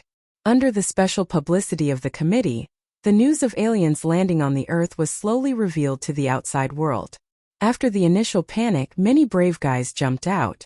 The incident that Thea had dealt with before was a typical example. This woman, whose code name was Gambling House, was an ordinary person without any enhancements or abilities. She was the owner of a very famous underground casino. She saw the value of the aliens. In just 1 month, she had kidnapped or robbed dozens of aliens from the 7 alien cities to fight in her casino to satisfy the perverted hobbies of the rich. When Digger, a former bodyguard and now one of the leaders of the armed forces, first reported to Thea, she did not believe it. How could an ordinary Earthling be so bold? However, in front of a few pieces of evidence, she had to admit that people could be as bold as they could be. This woman, who wore a red dress with a high slit and had an azure dragon tattoo on her body, had business all over the world. Her underground casino fully satisfied the psychology of the rich. The battle between humans and beasts, the battle between humans and aliens, and the battle between aliens and beasts, there was nothing that she could not do. Mr. Digger catch this woman. Thea collected some clues from the Sky Eye Society and other intelligence agencies, and gave a stack of information to the black man. These ordinary people were not worthy of her personal action. The black man did not care how Thea mobilized his troops. He also had a set of kinetic skeletons in Thea's freeze gun. With hundreds of people, he would not lose to a woman who relied on her mouth to escape. While Thea was thinking about where to go on the weekend, Fiora came in a hurry. The news from the Pentagon. 10 minutes ago, an unidentified flying object landed on the Earth. Looking around and seeing that there was no one around, she whispered. Looking at the photo, it looks like Krypton's Fort Ross. It is different from the Black Fog Fort where we are imprisoned. Fort Ross is full of Krypton felons. Chapter 428. Fortress Ross? Thea's expression was a little unnatural when she heard this. This is Supergirl's enemy. This group of brutal aliens came to Earth so early? Although this fortress, Supergirl's spaceship, and General Zod flew out of the Phantom area at the same time, it was huge and not a normal aircraft at all. Supergirl's small spaceship landed on Earth 6 years ago, followed by General Zod's Black Fog Fortress. Because he had scientists who could modify the prison, he arrived on Earth half a year ago. Fortress Ross is different. If General Zod is a political prisoner, Fortress Ross is a criminal prisoner. The prison conditions and staffing are different. According to the original timeline, after they rushed out of the Phantom area, it would take at least 10 years for them to arrive on Earth. History has really been changed. Thea doesn't know if this is her own doing, or the work of Madame Soto, or is it the work of those speedsters, the technological transmigrators of the future world? There are too many possibilities and it is really hard to judge. No matter what the future will develop, it is time to go and see. After asking for the coordinates, Thea and Fiora teleported to the wilderness of New Mexico. The two of them searched for a little and found the landing object. From the outside, it looked like a strange flying object formed by the intersection of 2 rings with a diameter of thousands of meters, but if you look carefully, it is not difficult to find that there are dense partitions in the rings. Each partition is a prisoner's cage. There are no signs of life in the spaceship. Did they run so fast? Thea glanced from afar. The expected scene of hundreds of aliens flying out did not appear. The spaceship was empty, as if it had been abandoned for several days.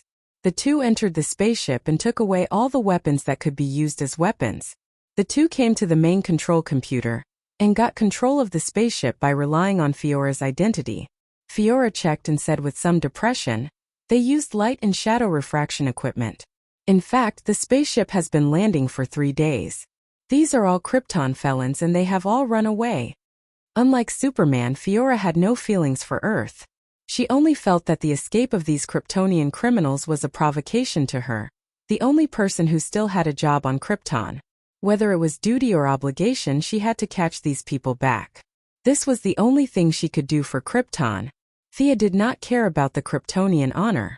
She only remembered that the leader of this group seemed to be Supergirl's aunt. Although she was a Kryptonian, she was not a warrior. Most likely, she was born as a government support personnel and would not pose any threat to her. Thea had read many Kryptonian genetic profiles. She did not feel pressured by the information on the spaceship. Soon she found something different from what she remembered. Supergirl's aunt, General Astra, had committed suicide after the destruction of Krypton. Now the one leading everyone was her adjutant and her husband, Norn. This guy used ruthless means to integrate the resources on the spaceship. This might be the main reason why he landed on Earth in advance. Let's take this spaceship back and use it as a prison in the future. Thea was worried about where to put the aliens who committed crimes. She could not put them in Blackgate Prison or Belgrave Prison. Just as she was worrying, the prison automatically fell down. Fiora and Norn were both adjutants, but as the battle sequence, she was half a level higher than Norn, who was in charge of logistics affairs. She easily overtook the other's authority. If it was in the past, such a big toy that weighed thousands of tons would not be able to be taken away without exposing its true strength. Now it was easier. An atomized field was built on the spot. 5 rays were aimed at Fortress Ross at the same time. In the blink of an eye, it had shrunk to the size of a fist. The Missy was ready to stuff it into her bag. The two searched the spaceship and atomized the prison. It took them an hour to finish all this. Just as they were about to leave, the Martian hunter, who acted like an ordinary person, finally arrived at the scene with his men. This should be managed by the Supernatural Investigation Bureau. The Martian hunter saw the spaceship that looked like a toy in Thea's hand. He knew that he was late, but he still wanted to fight for it. This is clearly the responsibility of the Alien Supervision and Management Committee. Thea did not back down. Public is public. This is the disadvantage of the cross-agency. Their functions overlap with each other. It seems that anyone can manage it, but it is a competition of who is tough. In order to win their trust, Thea also took out her ID and showed it to them. The Martian hunter was helpless. In order to disguise his identity, he could not fly over like Thea when he heard the news. It took him an hour to get there. He was fast. The Sky's Eye Society, which could also manage this matter, had just set off. The two were talking on the surface, but the spiritual channel was not idle. One said that this was a Krypton spaceship and Fiora had the indisputable leadership. The other said that both of them were too young. "I have experience in dealing with this matter. You should leave it to me. Uncle Rong-en, you don't want to expose your identity. It is dangerous to fight aliens with a group of agents. You know that these guys are felons of Krypton. Can you bear to see your men die tragically? If you can't make up your mind, let's go to the Batcave to vote." Thea said cheerfully in the spiritual channel. The Martian hunter thought about it. Thea's words made sense. He could not fight, so it was indeed inhumane to rely on submachine guns and grenades to deal with all kinds of ferocious aliens. As for going to the Batcave to vote, he did not care. They had already discussed the matter of Fiora staying on Earth. Superman was in favor of having one more compatriot on Earth. Diana knew that Fiora was Thea's subordinate. She felt that the more strong women there were, the better. She also happily agreed. Batman abstained, so the final vote was 3-1. Was there still a vote this time? The Martian hunter felt that the result was already decided. There was no suspense at all. Both sides confirmed the ownership and went back to their own homes. Thea brought the prison spaceship back to the committee. She did not go too far. Whether it was the Sky's Eye Society or the Super Investigation Bureau, they could throw criminals who were difficult to lock up into the spaceship. The spaceship was very spacious. It would not be a problem to hold 8 to 10,000 criminals. The parties were not too happy. Everyone knew that this spaceship of alien criminals had entered a human city. It was only a matter of time before they caused trouble or even committed crimes. A few departments were secretly accumulating strength and setting up spies, waiting for the enemy to make a move. 3 days passed quickly. Fiora's super hearing was still running. Thea was also searching from time to time. She had mobilized facial recognition and satellite positioning. California, Nakanel City. High-intensity battle reaction. Gideon received the news immediately. Thea cast an invisibility spell on Fiora and directly stepped into a portal. Chapter 429. The weather in Nathanar City was a little humid, which made Sia a little uncomfortable. This city was about the same size as Star City and Central City, but unlike Star City, where everyone was as busy as clockwork, the greenery in the city was excellent, and the citizens were very relaxed. If one could adapt to the weather here, this would be a city with a very high quality of life. But today, the peace of the city was disturbed. Not far away, there was a fire and black smoke covered half of the sky. Many citizens stopped and asked each other what was going on. The police were evacuating the crowd loudly. The whole city was in turmoil. Over there. Both of them had excellent eyesight. It took them a little time to find the two people fighting through the black smoke. Looking at the destruction and chaos on the scene, Thea guessed most of it. Now that she had found the target, she took a closer look and found it was as expected. There was indeed a Kryptonian with a full-level demolition passive attribute in the battle. But today, the Kryptonians were on the passive side. Kara Danvers, a Supergirl with long brownish-black hair, was wearing casual clothes and cloth shoes, was being chased by a burly man who was nearly 2 meters tall. He had an ugly wrinkle on his forehead and was holding a giant axe. Is this little girl also a Kryptonian? Fiora saw Kara Danvers at a glance. Yes, she is also from the Iyer family. Her original name is Karazwa Iyer. On Earth she was called Kara Danvers. Sia looked at the battle scene. Kara Danvers' overall quality was actually much higher than his opponent's. It was just that he did not know how to use his strength. He only used the same few moves back and forth. It's too ugly. Fiora resisted the urge to watch for a minute.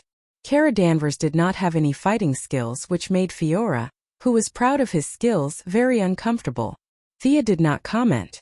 Superman's fighting style was not delicate either. The Supergirl was from the same family as him, and she had the style of the Iyer family. The Iyer family was the #1 cheat clan on Krypton. At first it was said that they had sent away Superman. In fact, during the few minutes when the planet was destroyed, a bunch of people from the Iyer family had escaped. What was even more outrageous was that they had sent Superman's dog to Earth. It was a dog that could fly and absorb sunlight and heat rays with a red cloak. At this time, Superman's parents actually didn't know that she was going to run away. The husband and wife were very pretentious and cold as they hugged each other and watched the planet explode. Thea really couldn't understand how their minds worked. After patiently watching for another minute, Fiora couldn't help but ask, "Can we fight here? I want to teach her how the Kryptonians fight." Thea scanned her surroundings. This was an oil refinery, and the aftermath of their battle had turned the place into a mess. It's troublesome to fight here. Let's go to Gruder's place. In order to make it easier for her subordinates to contact each other, she had built a permanent portal on the planet controlled by Grud. There was no need to be afraid of fighting there, so it was the most suitable place for teaching. Control them. I'll leave the man to you. After saying that, Thea took out a magic tool and threw it on the spot. Then, she quickly drew a magic circle to communicate with the long-distance coordinates.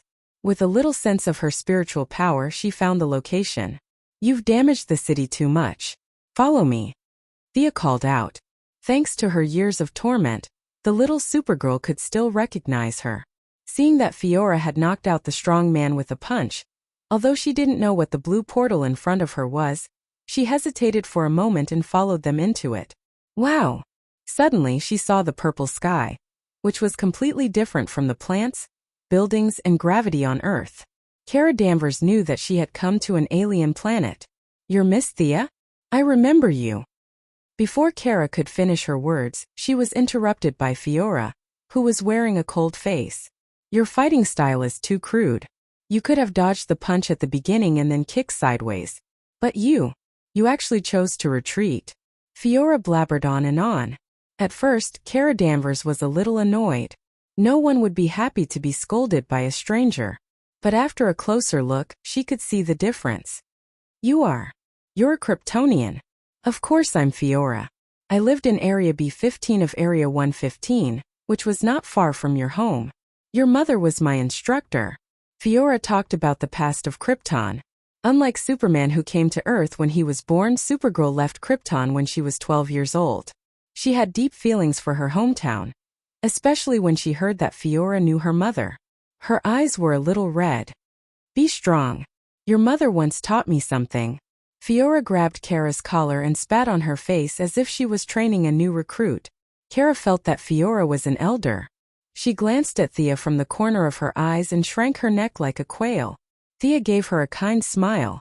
This girl was 2 years younger than her, and was 18 years old. Perhaps Kryptonians were generally naive, and their personalities were like minors. Ignoring the fact that they were of different blood lineages, Thea looked at her like she was looking at her own sister. Fiora talked non-stop for 5 minutes before Kara came to her senses. Why did you bring me here? I want to train you in fighting style and method like this guy on the ground. Fiora kicked the alien who was knocked out by her punch. This guy is no match for you. Kara's brows furrowed. She was not very confident now that she had fought so close to death before. The alien stood up shakily after being kicked. At first, he was also shocked by the drastic change in his surroundings. He only remembered that he was like a ferocious tiger, swinging his axe like a tiger. He was about to chop the enemy to death, but how did he end up here in the blink of an eye? However, his combat experience was far better than the muddle-headed Supergirl. He immediately realized that there were enemies around. Thea stood in the distance with a faint smile. He could not see her specific strength. However, Fiora was very close to him and realized that he was an enemy. Without thinking, she chopped down with her axe. Before Kara could tell her to be careful, Fiora grabbed the giant axe with one hand. She continued to talk to Kara as if nothing had happened. I just arrived on Earth not long ago. You are far better than me in terms of exposure to the yellow sun. However, you have not even used 10% of your strength. Watch me. Fiora let go of her hand and lowered her strength to Kara's level. She grabbed the handle of the alien's axe and pulled him to the side. She lifted him up with the tip of her left foot, turned around and kicked the alien's face with her right foot. See? You have to use all the strength in your body to fight, not just punch and kick. Fiora did not feel that there was anything to brag about defeating a brute. She stretched out her hand and wanted to raise the target again. Sia chuckled. This unlucky guy was directly knocked unconscious. She tapped lightly with her index finger, and the brawny man was dragged back. A golden light of healing lit up on his body. Let me treat this guy. We have plenty of time to practice. Chapter 430. While Thea was treating the injured, Fiora gave Kara some on-the-spot guidance. Thea listened from time to time. The Kryptonians did not have as many combat styles as the Earth. Their martial arts were like a science, and they were all precisely calculated. They pursued simplicity and efficiency. They used their high attributes to crush their opponents and finish the battle within a minute. This was the traditional combat style of the Kryptonians. Come on. Fiora patted Kara's shoulders and pushed her toward the alien who had been treated again as if she was sending a boxer to the ring. Kara Danvers felt a lot more confident, perhaps because he had a fellow Kryptonian and a seemingly friendly little sister like Sia. He gently cheered himself up and punched the muddle-headed brawny man in the chest. The poor muscular alien was hit hard before he could understand what was going on. Purple blood sprayed all over the ground like a fountain. However, this alien was very experienced in combat. He swung his axe in midair and forced Kara to step back and regain his balance. Don't just watch. Attack his lower body when he just landed. Why are you flying when you are fighting face to face? There are too many unnecessary movements. Stare at your opponent's shoulder. He is going to throw his right fist. Don't be afraid of getting hurt. The body of a Kryptonian can take any attack. You have to dodge that axe. Can't you see such a bright energy attack? Fiora was constantly correcting her movements. Kara was embarrassed by the scolding. But now that his life was no longer in danger, the Kryptonian's fighting spirit was gradually ignited. His punches and kicks were gradually becoming more and more like a fighter. The alien on the opposite side also learned some information through the battle. Although he did not know where he was, he knew that it was the two women who were playing tricks. Fiora sent him flying with 2 punches. He knew that he was no match for Fiora even if he was in perfect condition. He attacked Kara with his axe and flew toward Thea. Dishonest guy. Thea's fighting style was not suitable for Kara, and she had no intention of teaching him. She leaned slightly to the side to avoid the opponent's attack. She moved briskly to the side and raised her leg to kick the alien's ribs. When he was in pain, she changed her kick to a flick and turned around to do a standard taekwondo spin kick to send him back. Thea's kick was skillful, and the alien was not injured. He was still unconvinced and wanted to continue attacking. Bam! Bam! 2 orange energy beams hit the ground under his feet. Thea pointed to Kara, indicating that this was his opponent. Is this a heat ray? Super asked, a little confused. No, it is not easy to explain it in a few sentences. Just know that I am a pure earthling, explained to Thea lazily. Kara Danvers nodded as if he understood. He continued to fight with the sparring partner with a serious expression. The next half a day made her very happy. She had been suppressing her strength since she came to Earth, and now she suddenly released it. The Kryptonian fighting genes were completely activated, and every cell in her body seemed to be cheering. Her every punch and kick would burst out with great power. Her real energy did not change, but her combat power had at least tripled. While she was happy, the sparring partner was unhappy. He had come with an axe to take revenge on the Kryptonians. He could not beat a tough guy like Superman, so he set his eyes on the weak-looking Supergirl. The plan had been carried out smoothly. He had been training with a thirsty axe for many years, and he was about to kill Supergirl. But he never expected that 2 female devils would jump out of nowhere. Fiora did not fight, and she was in a guiding position, which was acceptable. Sia, on the other hand, was too despicable. The sparring partner had already been knocked unconscious 14 times by Supergirl. From his skull to his nose to his arms and thighs, there wasn't a single spot on his body that wasn't injured. Even such a serious injury had been pulled back.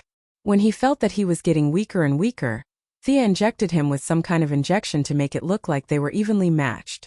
His whole body's potential was mobilized. It was very cool at that time, as if he could smash a planet with a punch.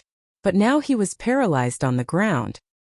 He missed the Kryptonians' Fort Ross very much. Thinking of the past, he regretted it so much that his intestines turned green. When he first got out, he should have gone to other planets to beg for food instead of being fooled into coming to Earth to take revenge. His strong body had shrunk by 2 sizes, and he had lost at least 30 pounds. Thea looked at this guy who was staring at the sky with dull eyes. After checking, she said helplessly, "Your body's potential has been overdrawn, and the vitality of your cells has dropped to the lowest level. If you want to fight again, you will need at least a year of rest." Hearing her conclusion, Kara and Fiora were a little regretful, but they had no objection. In order to treat this guy, Thea had cast at least 100 healing spells. She was not related to him, so it was definitely not the kind that consumed her body. Her inhumane spells triggered the body's self-recovery mechanism, artificially accelerating the body's recovery. This spell was a weak energy-absorbing spell that Sargon had mastered. It leaned towards the school of necromancy. Now that she had changed it, the gloomy atmosphere disappeared, and it was replaced by a sacred and inviolable aura. There were many who changed from sacred spells to necromancy spells, but there were not many who changed from necromancy to sacred spells. After that, she added a lot of enhancement spells, strength spells, defense spells, and acceleration spells to him. These spells were definitely harmless, but they could not withstand the long duration. 1 hour was fine, but 4 hours was not enough. The speed and strength that far exceeded the body's limit acted on the body for a long time, and the damage to the bones, muscles, and internal organs was almost destructive. The injection in the end was not the genetic optimization that the alien had hoped for, but a bottle of hallucinogen made by scientific means. The alien thought that his strength had soared, But in fact, the injection had deceived his brain and removed all the restrictions on his body, resulting in an illusion that he had exceeded his limit. With all kinds of destruction inside and Supergirl's fierce beating on the outside, the alien who was determined to take revenge finally could not hold on.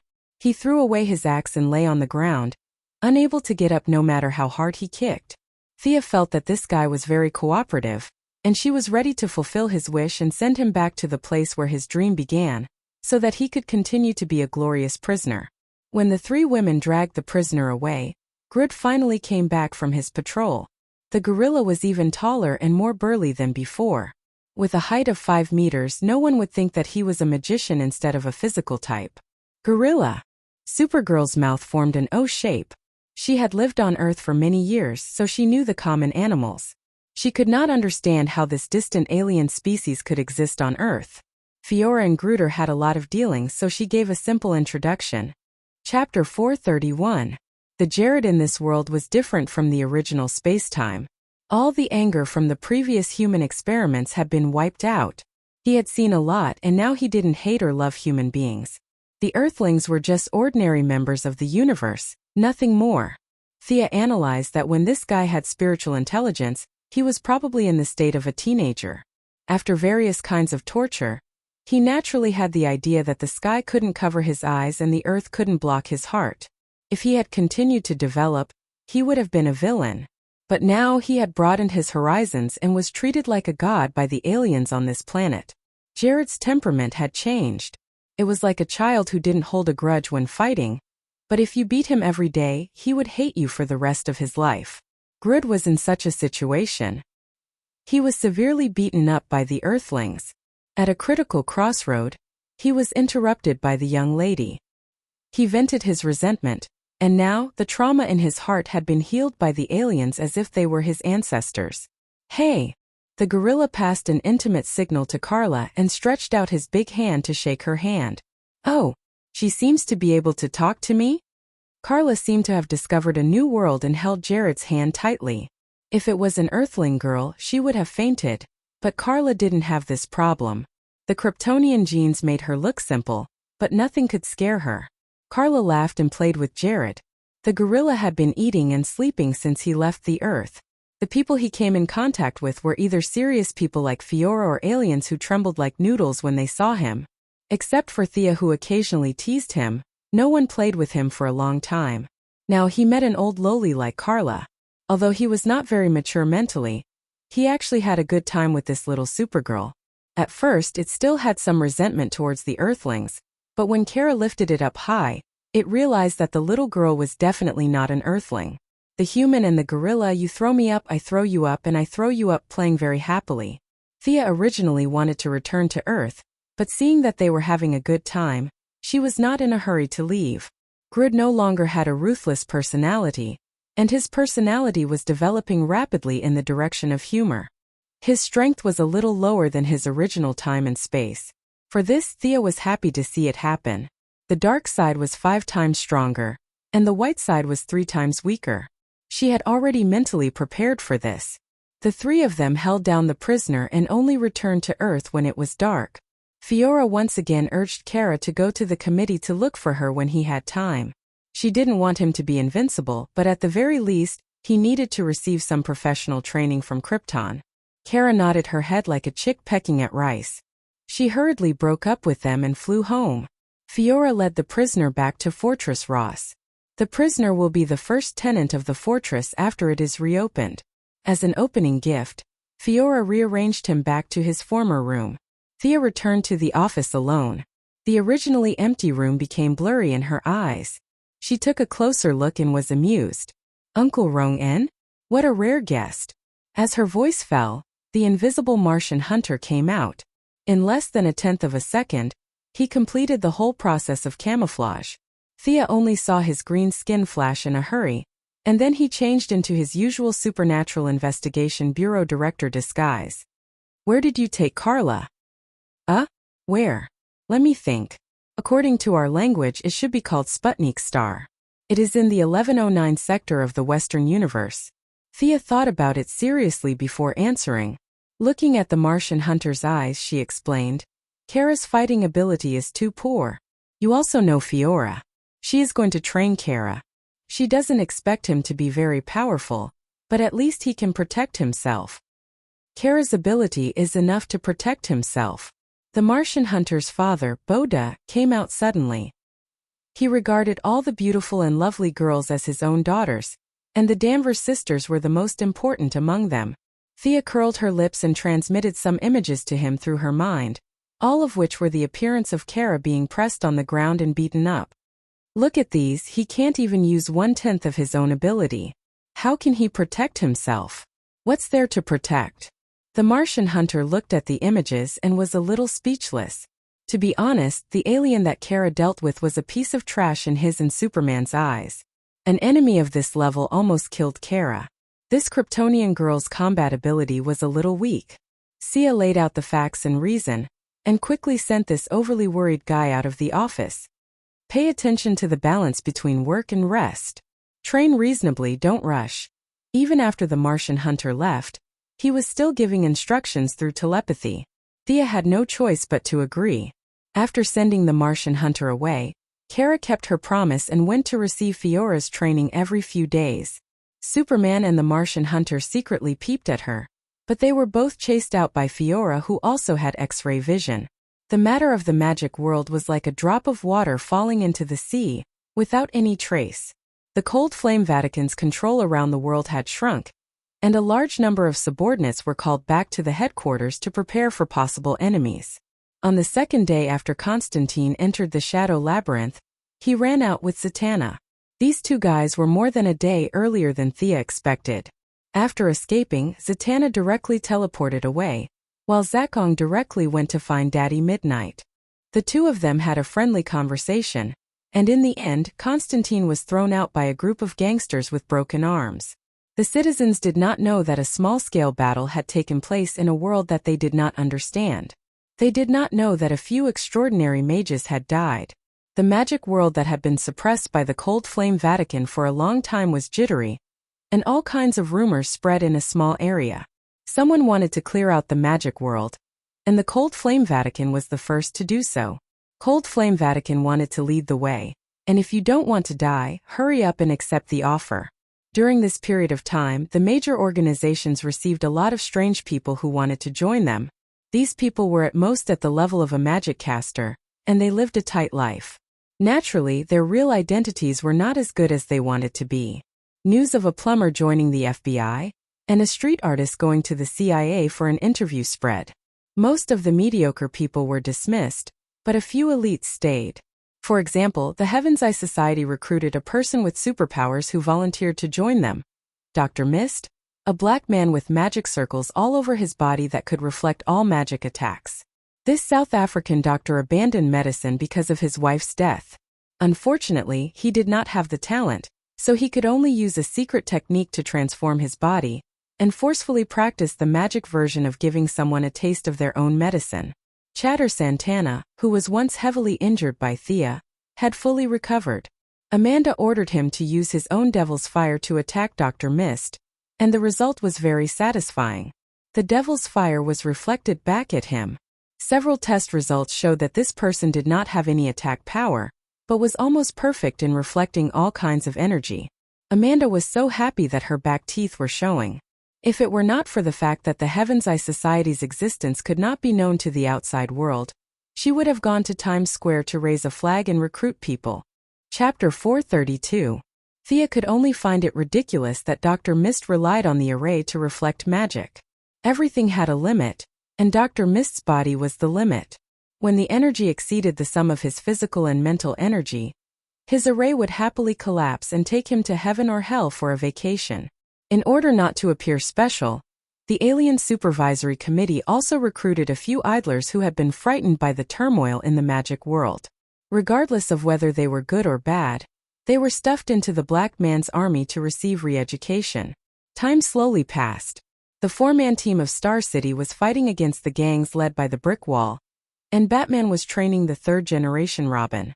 As the center of the maelstrom, the metropolis naturally wouldn't be peaceful. Sia came to attend a court hearing while rubbing her forehead. She was surrounded by dozens of bodyguards in black, And there was a large circle of reporters at the outermost circle, asking questions with all kinds of cameras in their hands. Her Quinn Merlin Group's headquarters had been established a month ago, and with her own high prestige, the group's affairs were carried out very smoothly. But today, a month later, discordant voices finally came out. Speaking of which, she was also an undeserved disaster. As the hero who saved the metropolis, she had a 3-meter-high bronze statue in the city center square to commemorate her saving tens of millions of citizens.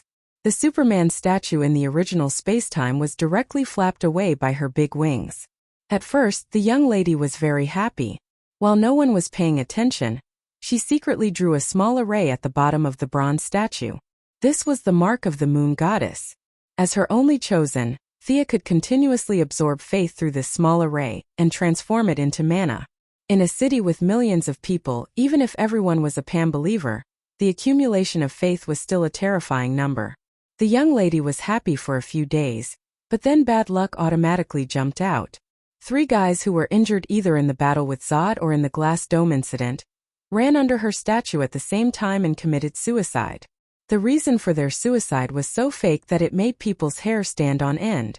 The 3 left behind a suicide note saying that Thea, as the Metropolis hero, didn't help them no matter how hard their lives were. If that was all there was to the will, even an ignorant person would find it funny. If it wasn't your biological parents, who would care if you died? However, when the 3 of them committed suicide, they also revealed the existence of the Extraterrestrial Management Committee. They listed a lot of data showing how Thea, as the chairman, treated the extraterrestrials well. It created an image for the masses of onlookers that they were harsh to Earthlings and generous to aliens. Other than the citizens of the metropolis who came into contact with Superman every day, humans all over the world still did not believe in the existence of aliens. However, under the influence of some people with ulterior motives, this group of people also joined the army of skeptics. This level of gossip couldn't even be considered slander. For those politicians, if they didn't receive insults in their mailboxes every day, it meant that they were about to step down. However, these rumors were really disgusting. The statues that collected faith were destroyed by vengeful spirits, and a bunch of people were watching them 24/7. Thea didn't even have a chance to purify them. Toads stomp on the ground. They don't bite people. They are disgusting. This was Thea's inner monologue.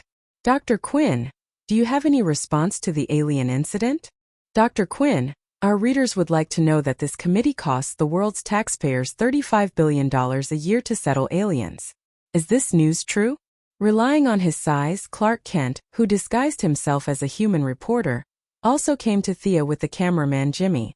Seeing that he also raised the microphone and wanted to ask something, Thea glared at him. What are you pretending for? Did you come here to watch the show? If you dare to ask, I'll beat you up even if I have to use all my equipment. In the original spacetime, she remembered that a guy with a broken leg climbed onto Superman's statue and sprayed paint. Now that it was on her head, it directly escalated to suicide and 3 people died at once. Needless to say, the biggest suspect who wanted to deal with her was still Lex Luthor.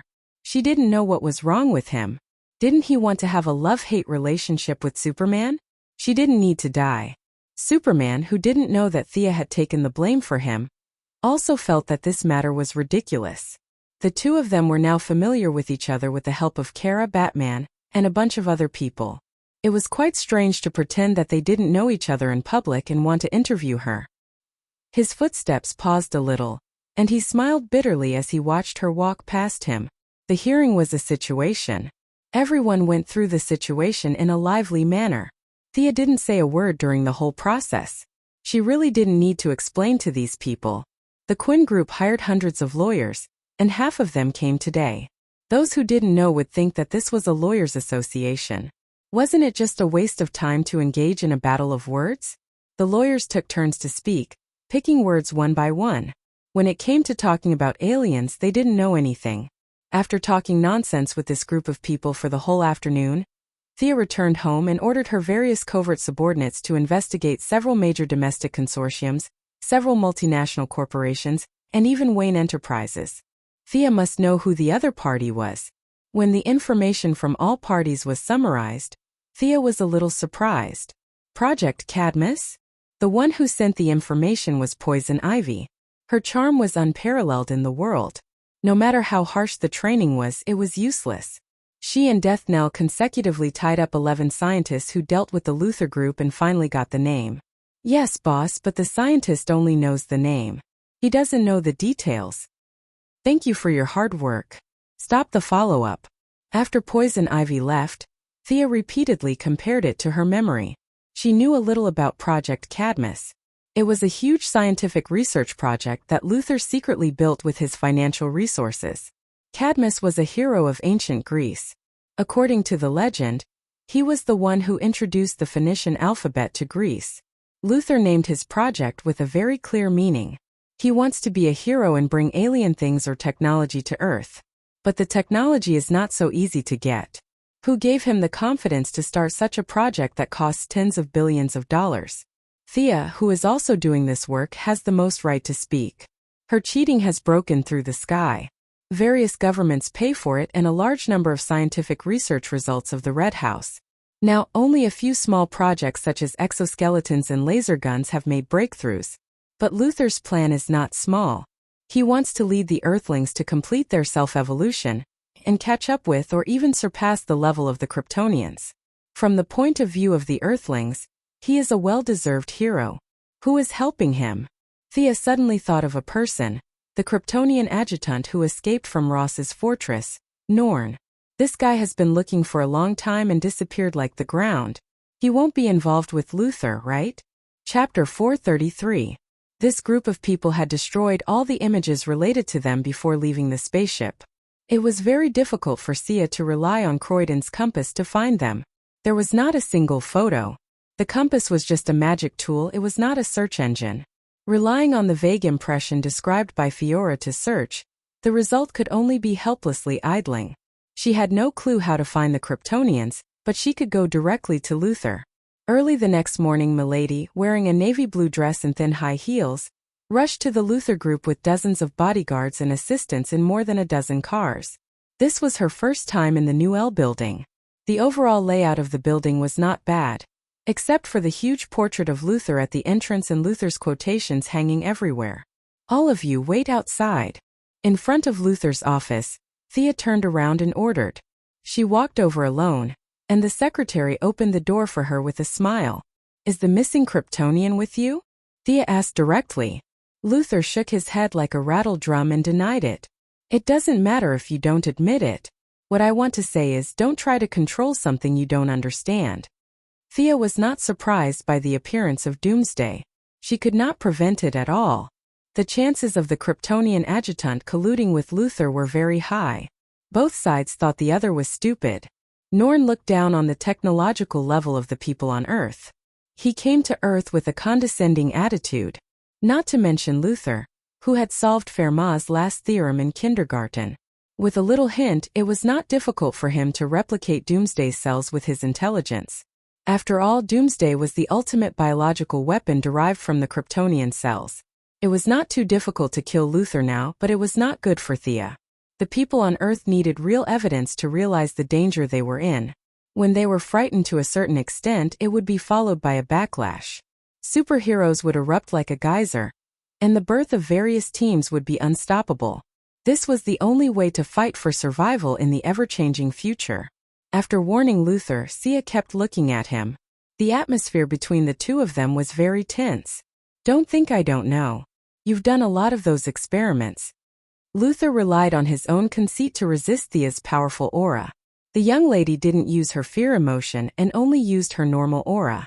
From this inadvertent confrontation, it could be seen that this guy's willpower was almost off the charts. Thea did not answer Luther's question. She had indeed done a lot of experiments and even tried to find Doomsday's weakness. These were things that could be done but could not be said. So, you admit that the Kryptonians are with you? I admit it. Luther's pride made him too lazy to beat around the bush. He took out a few pages of documents from the drawer and said, I helped them get a residence permit issued by your committee. They are legal residents of Earth. Thea flipped through it casually. It was indeed a formal document. The committee was responsible for the residence of more than 100,000 aliens.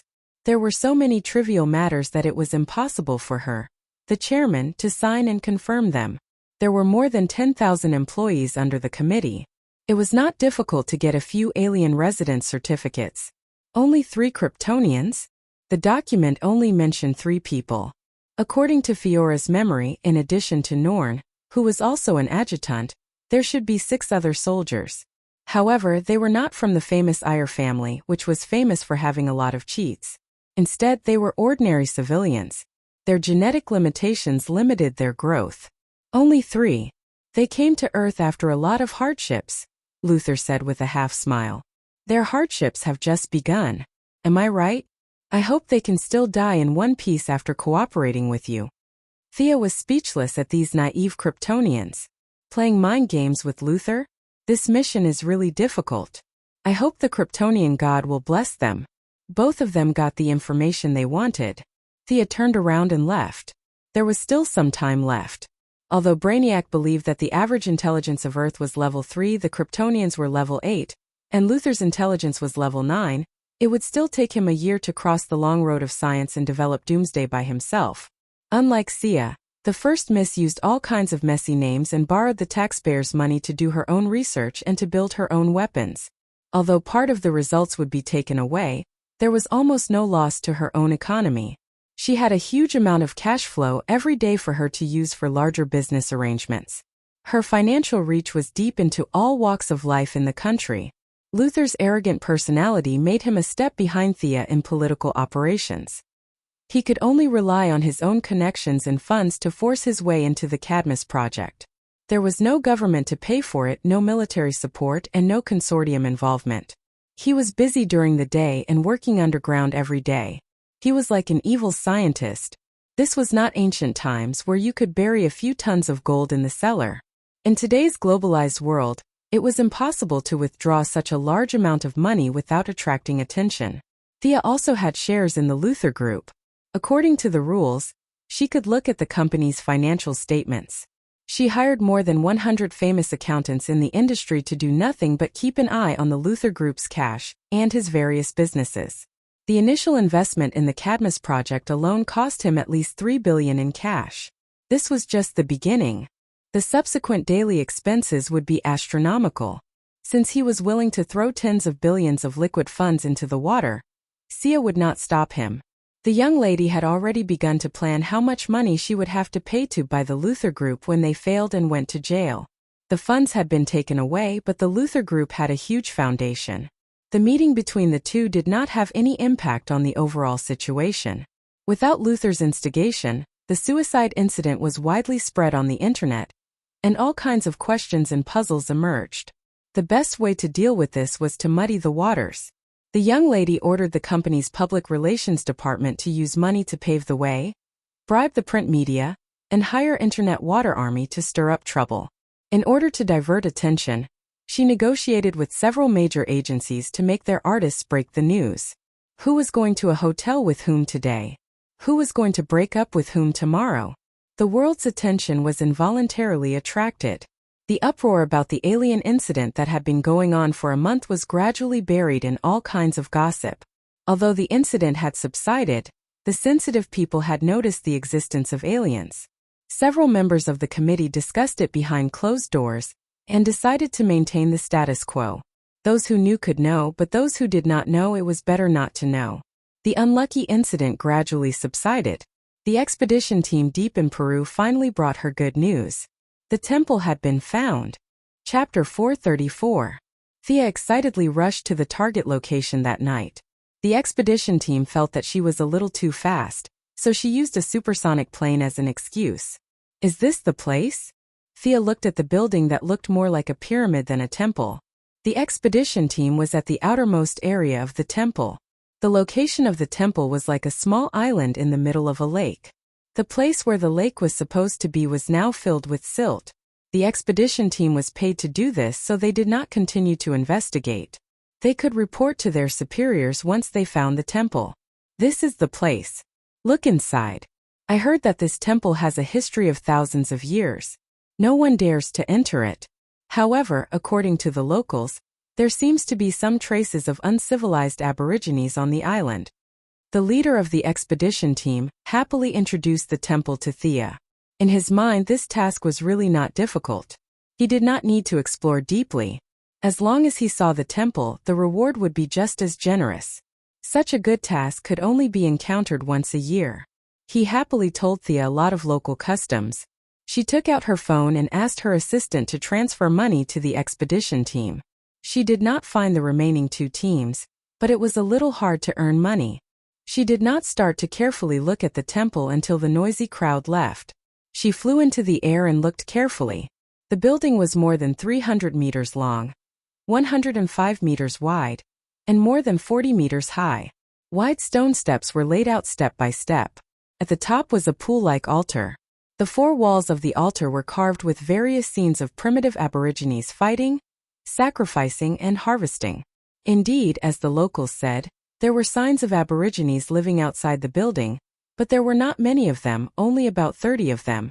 The aura here was very obscure, and there were ripples of a special frequency in the air. Every time she wanted to use the Eye of Horus to peek inside, it would be offset by the strange ripples. Even with her superb mental strength, it would be blocked by the special reliefs on the outer wall of the temple. If she closed her eyes, she would not be able to see this rather large building at all. Interesting place. Thea came in a hurry and did not bring her subordinates. She flew around the periphery and did not find anything that could pose a threat to her. Then she slowly landed in the middle of the lake. The muddy ground covered by layers of dead leaves made her a little uncomfortable in her leather boots. Who? Woo! Several natives who only had animal skins around their waists had different expressions when they saw her suddenly descend from the sky. Some gritted their teeth and glared angrily, while some prostrated themselves in worship. It was just that their language was really vulgar. Thea frowned and picked a cleaner-looking old man standing in the middle of the crowd. Her 5 fingers grabbed the air and pulled the old man over. Her powerful spiritual power directly entered the old man's mind, skipping the language barrier and reading his memories on the spiritual level. The result made her a little disappointed. The old man was the previous leader of this group of people, and the current leader was his son. Even so, there was no more information about the temple in the old man's memory. It was only passed down from generation to generation that they could not leave this area, nor could they enter the temple. Such a melodramatic curse, only Merlin and Morgan had the motivation and ability to do it. It was most likely that their ancestors were sinners or something. This kind of plot could be found everywhere, it wasn't anything new. After throwing the old man back into the crowd, Thea ignored these natives and walked slowly to the entrance. There were many dried bloodstains and weathered bones at the entrance. Presumably, these natives were not willing to be trapped here forever, so they kept sending people to explore the temple. Unfortunately, these brave actions were all destroyed by the curse of the bloodline. The road had been soaked in blood for a long time, and many bones had grown together with the bricks.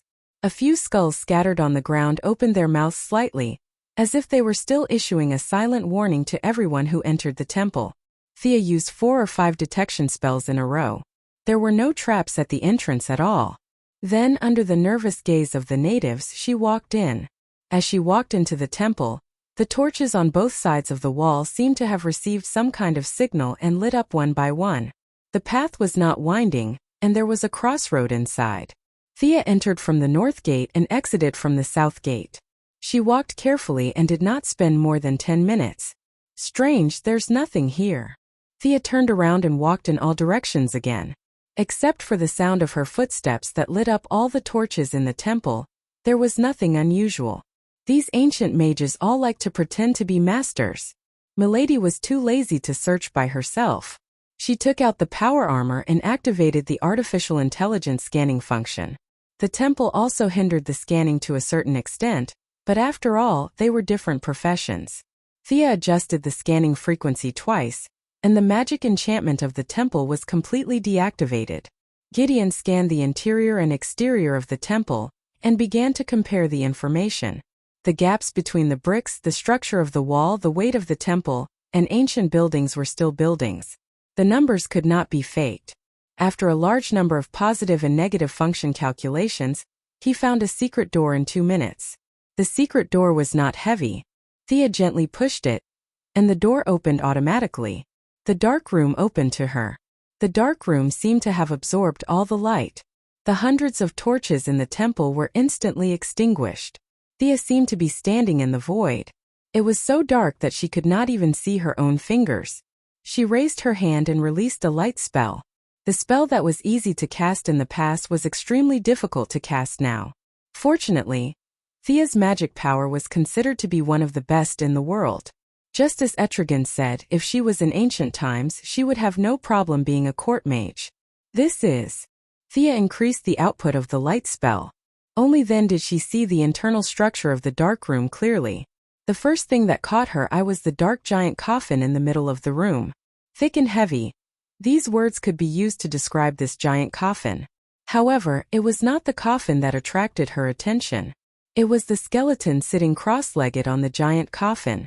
Unlike the natives outside, whose bones were weathered beyond recognition, this skeleton was at least 9 meters tall when it was alive. From the shape of the pelvis, it was not difficult to tell that the skeleton sitting on the giant coffin was a female.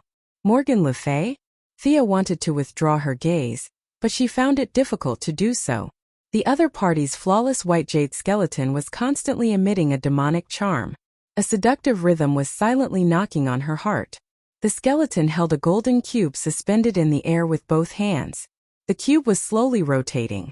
As the golden light changed, it constantly emitted knowledge about life and death, order and chaos, power, status, wealth, beauty, and knowledge that pointed to the truth of the universe. Ordinary people would definitely not be able to withstand this combination of fists. Unfortunately, Miss Thea was an exception. At first, she was really a little bewitched by the strange skeleton. However, when the skeleton came up with wealth, status, and knowledge, the corner of her mouth slightly raised, revealing a mocking smile. Chapter 435. Regardless of who designed this setup, she found it hilarious. A medieval sorcerer was trying to tempt her with wealth? How much money had they seen? Status and power were also a farce. They followed Arthur until they died, fought until they died, and all they got was a piece of land which might not even be as big as some Texas farms in modern times. How could a landlord who only guarded a small piece of land talk about status with Sia, who controlled the world's economic lifeline? Talk about power? Women were even more ridiculous. She had the heart but not the strength. She already needed to use all her spells to deal with Diana, let alone 2 more beauties? Forgive the young lady. The spinning golden cube was the clue that recorded the book of magic. It was definitely a malicious product of the world. The other side of the book led to a technological plane that rejected all supernatural powers. How stupid must Sia be to want this thing? Even if it was given to her for free, she wouldn't want it. The 2 great villains, Nick Nacro and Felix Faust, had likely failed to resist the temptation as they happily carried the golden cube to search for the scammy book of magic. As a result, they missed out on something even more important. The charm of the corpse was like a filter. The strange rhythm sensed that she was free from the influence. It also retracted its light and slowly fell silent. I came from the void. Starlight shines on the fountain. Flames burn on the sky blue dome. The wind of the 4 seasons. The wind of the 4 seasons sighs on the distant shore. An ancient-looking high chair suddenly appeared in the dark room. On the chair sat a beautiful woman. The woman was wearing a colorful purple robe. Her body was lithe and her curves were graceful. Her eyes flickered as if they were light and quick. What was even more impressive was her long golden hair. The woman's temperament was like that of a fairy, who had descended to the mortal world. The words she spoke were also filled with an ancient style. If one listened carefully, it seemed that there was some kind of truth in them. Thea stared at her attentively. She was a little nervous as she listened to the woman recite the opening words like a song. She had made a few defensive spells into gems and was holding them in her hands. If she felt that something was wrong, she would immediately activate them. She had to put herself in an invincible position. However, the blonde woman paused in the middle of her recitation. She glanced at the woman's half-opened palm with her eyes and continued speaking. The parting sunlight fills us with sorrow. The past is still vivid in our eyes. The breeze blows. The woman quickly glanced at her palm again, but her original cold temperament was completely ruined by her little action. She pretended as if nothing had happened. Thea's eyelids twitched uncontrollably. This woman looks serious, but she seems to be a clown. Ahem. Thea coughed twice to announce her presence. because she saw that the woman sat back down and seemed to want to continue reading. The blonde woman's train of thought was interrupted and she couldn't help but glance at Thea. Then, as if she had discovered a new continent, she asked, "Merlin bloodline? How could this be? The one who came to see me after 1,000 years was actually old Merlin's descendant." The blonde woman didn't sit anymore. She quickly climbed up the giant coffin with movements that didn't match her temperament at all. She carefully examined the white bones and muttered while looking. "This doesn't make sense. Old Merlin is greedy and lustful. These spell formations are still in operation. How could he let his descendant in here?" Thea revealed a smile that was uglier than crying. All kinds of temptations were still vivid in her mind. Greedy and lustful? Is this the image of the ancestor? The image of a Dharma god in Missy's heart collapsed. Based on her words and the state of her soul, it wasn't difficult to guess the woman's identity. Thea still wanted to confirm it. "You are?" The woman searched the skeleton for a long time but didn't find anything. She scratched her head in confusion, jumped down from the coffin and walked to Sia. Under Sia's nervous gaze, she made a gesture to compare who was taller. "Oh, descendant of Merlin, you're not tall." "Me? I'm Morgan Le Fay's doppelganger.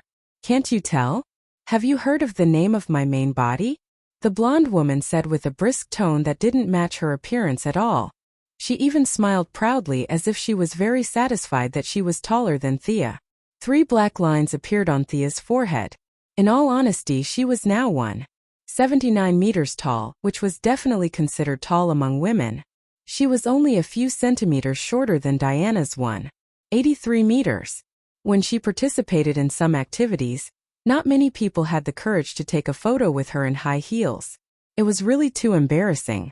However, this was a little overshadowed by Morgan Le Fay's 1.90 meters tall figure. Thea couldn't help but curse. "Are you really a mage and not a basketball player?" Many novels use tall and thin to describe mages. Could it be that mages had the hidden attribute of being tall and thin? Thinking of her purpose, Thea opened her mouth and asked, "I know great mage Morgan Le Fay. She was a well-known figure in the same generation as Merlin and was also King Arthur's half-sister." Thea didn't mention anything about black mages and continued to ask, "Where is your main body now?" The blonde woman sighed slightly with her hands behind her back. "My main body is no longer in this world. Most likely she ran off to play somewhere." Thea almost spat out a mouthful of old blood. She could see that this doppelganger actually had no relationship with the main body. Either the doppelganger was too far away, or the main body had voluntarily given up control of the doppelganger. This beautiful woman who looked exactly the same as the main body had given birth to a new personality. Although she had the knowledge of the main body, growing up in such an independent environment, her mind was as pure as a child's. Thea put away the 2 gems in her hand.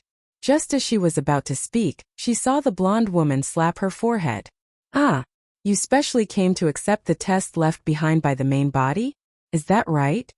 Not knowing that her words revealed a huge amount of information, the blonde woman stared at Thea with bright eyes.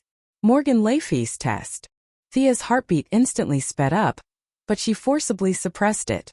The thoughts in her mind constantly collided. Dozens of thoughts spun rapidly, and finally converged into one meaning. "Agree first." "Yes. I'm here to accept the test." Although she didn't know anything a second ago, the young lady still spoke in a resolute and decisive tone. The blonde woman was very satisfied with her attitude. She used her right fist to punch the palm of her left hand, then turned around, her back facing Thea, and stretched out her hand into the void. "Where did you put it?" "Aya, this place is too messy."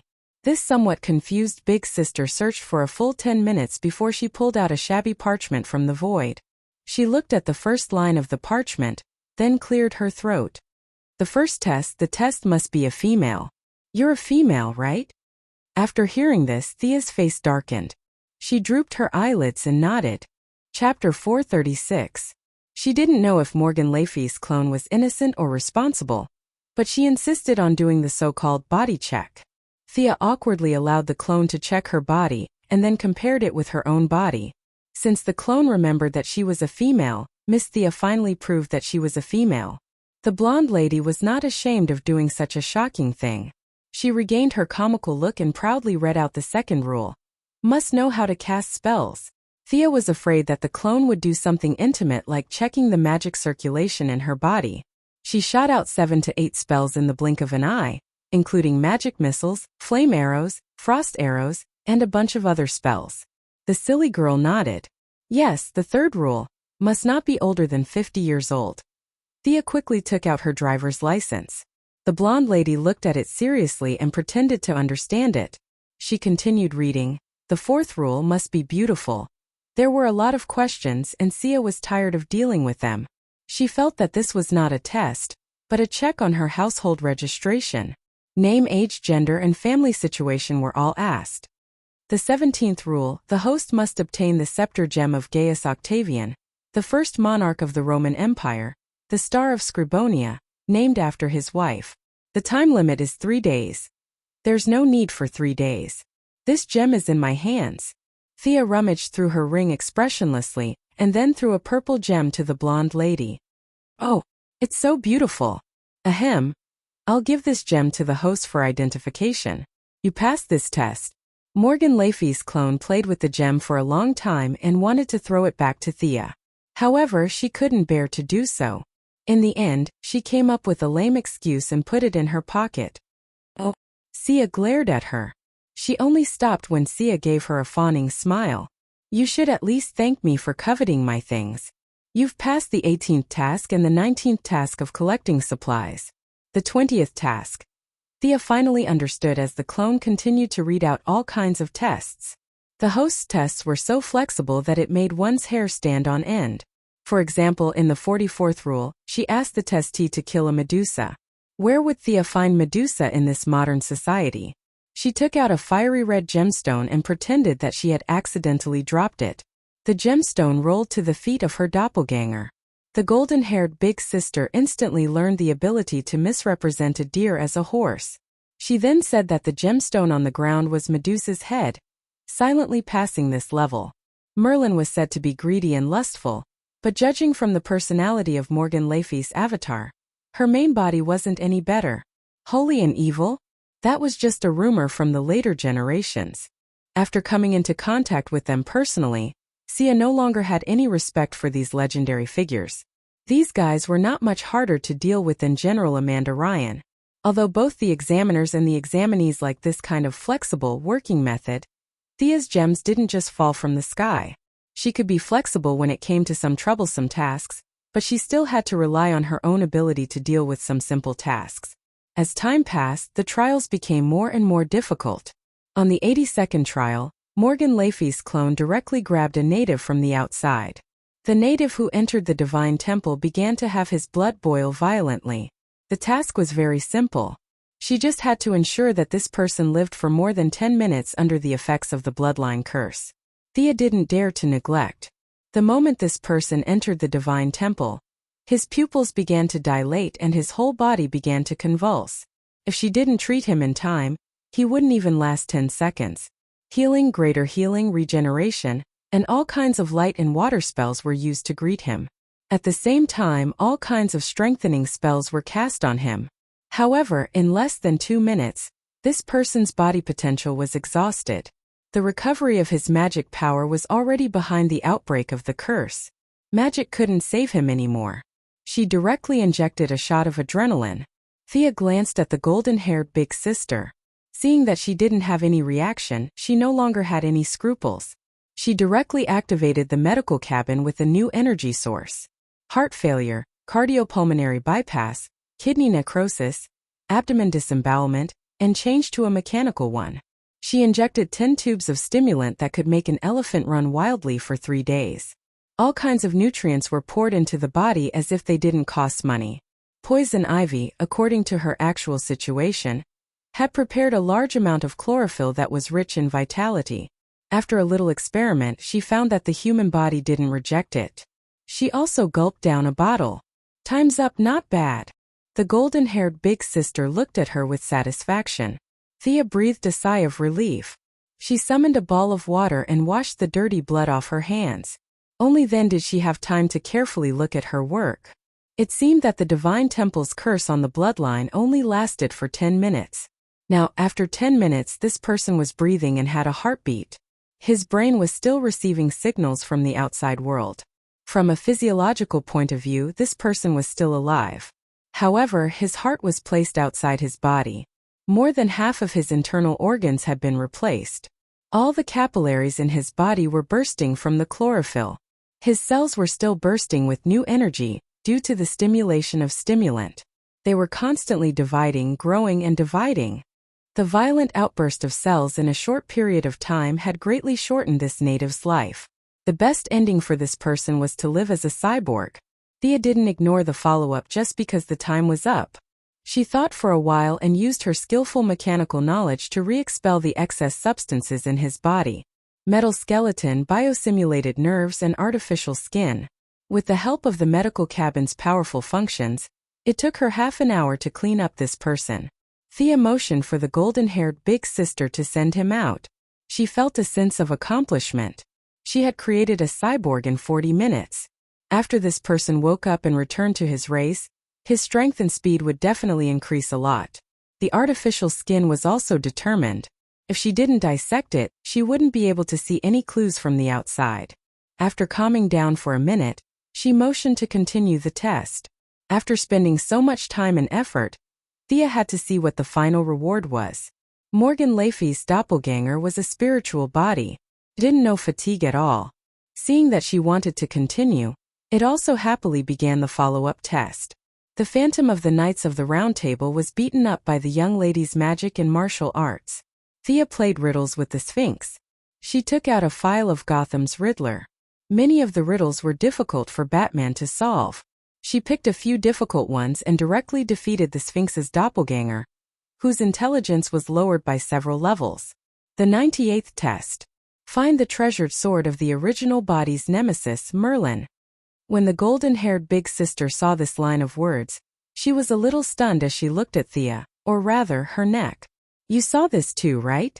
The treasured sword is right here. Thea shook the treasured sword that was disguised as a necklace. This test could be said to be reasonable and expected. This test would be extremely difficult in other times, but in this modern society where the Heaven's Eye Association had been searching everywhere for decades, they had basically collected all the equipment of famous sorcerers. Even if they wanted Merlin's staff, Thea could pay a little price for it.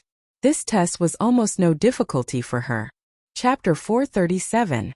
Alright, you've passed all the tests. Now you can take your reward. Morgan Laffey's doppelganger closed the parchment and summoned the golden cube that the skeleton was hugging, hinting for Thea to come forward and take it.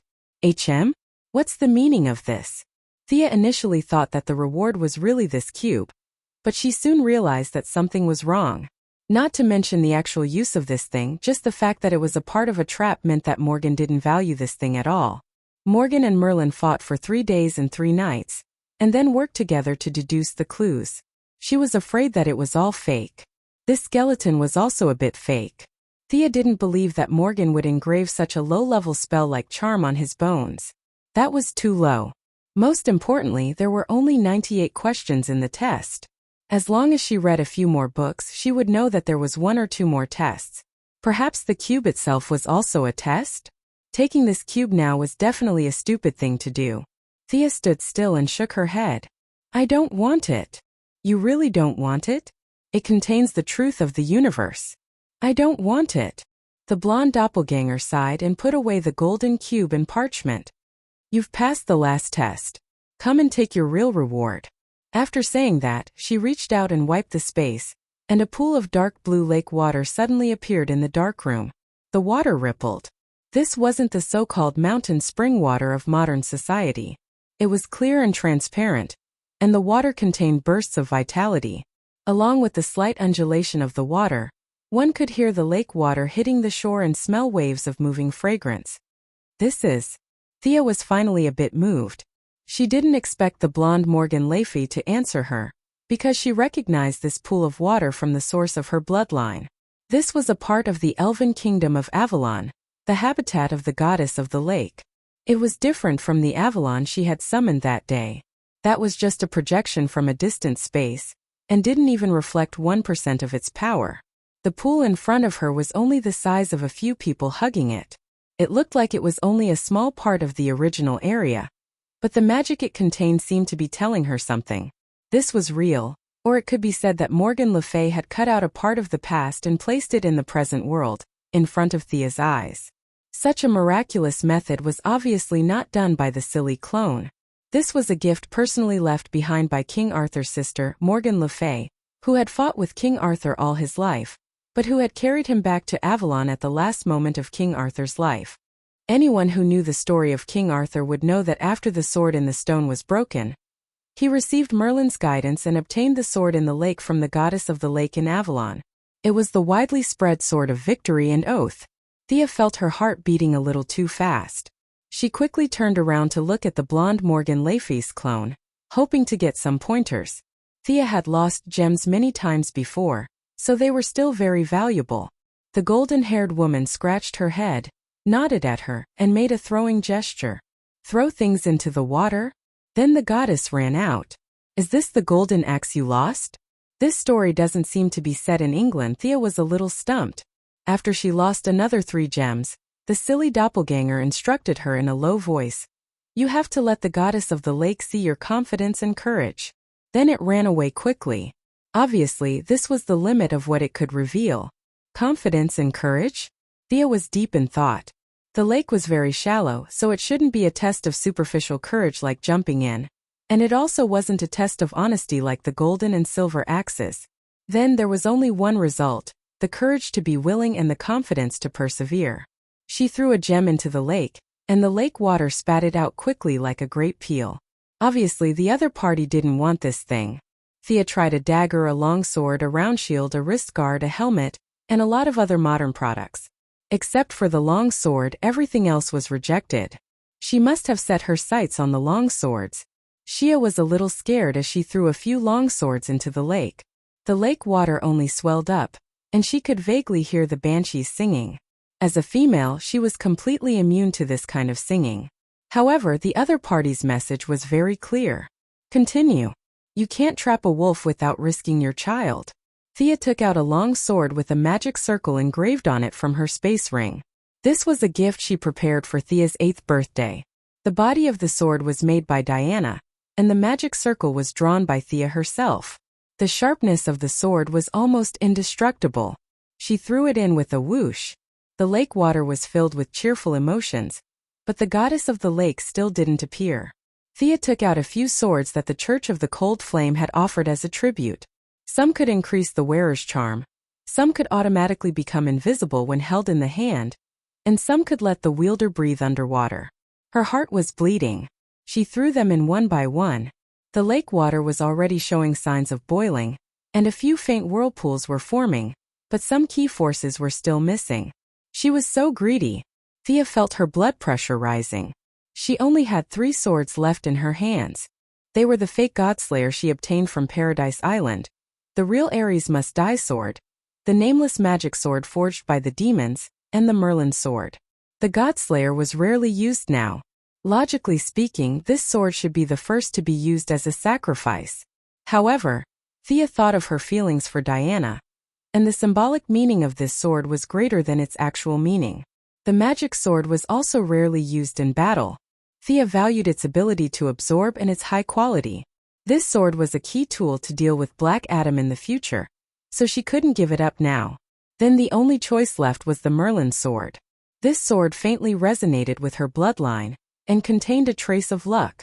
Thea had just tasted the sweetness of it, and she didn't want to give it up. Was this a test of courage? The Godslayer represented feelings, the magic sword represented the future, and the Merlin sword represented luck. She had to make a choice between the 3 swords. After a few mental struggles, Thea made the final decision. The strong needed feelings and a future, but they didn't need luck. Would Doomsday let her go because she was lucky? Earth had been pierced through, so what was the use of having high luck?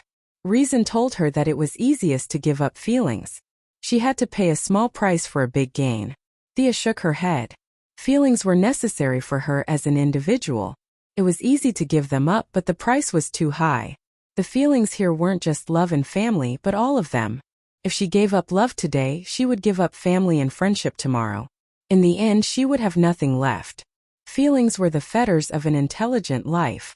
It wasn't a restriction but a source of power. It was the starting point of all thinking. If she only wanted to survive in the beginning, then today feelings were the cornerstone that made her work hard, the motivation to climb to the top.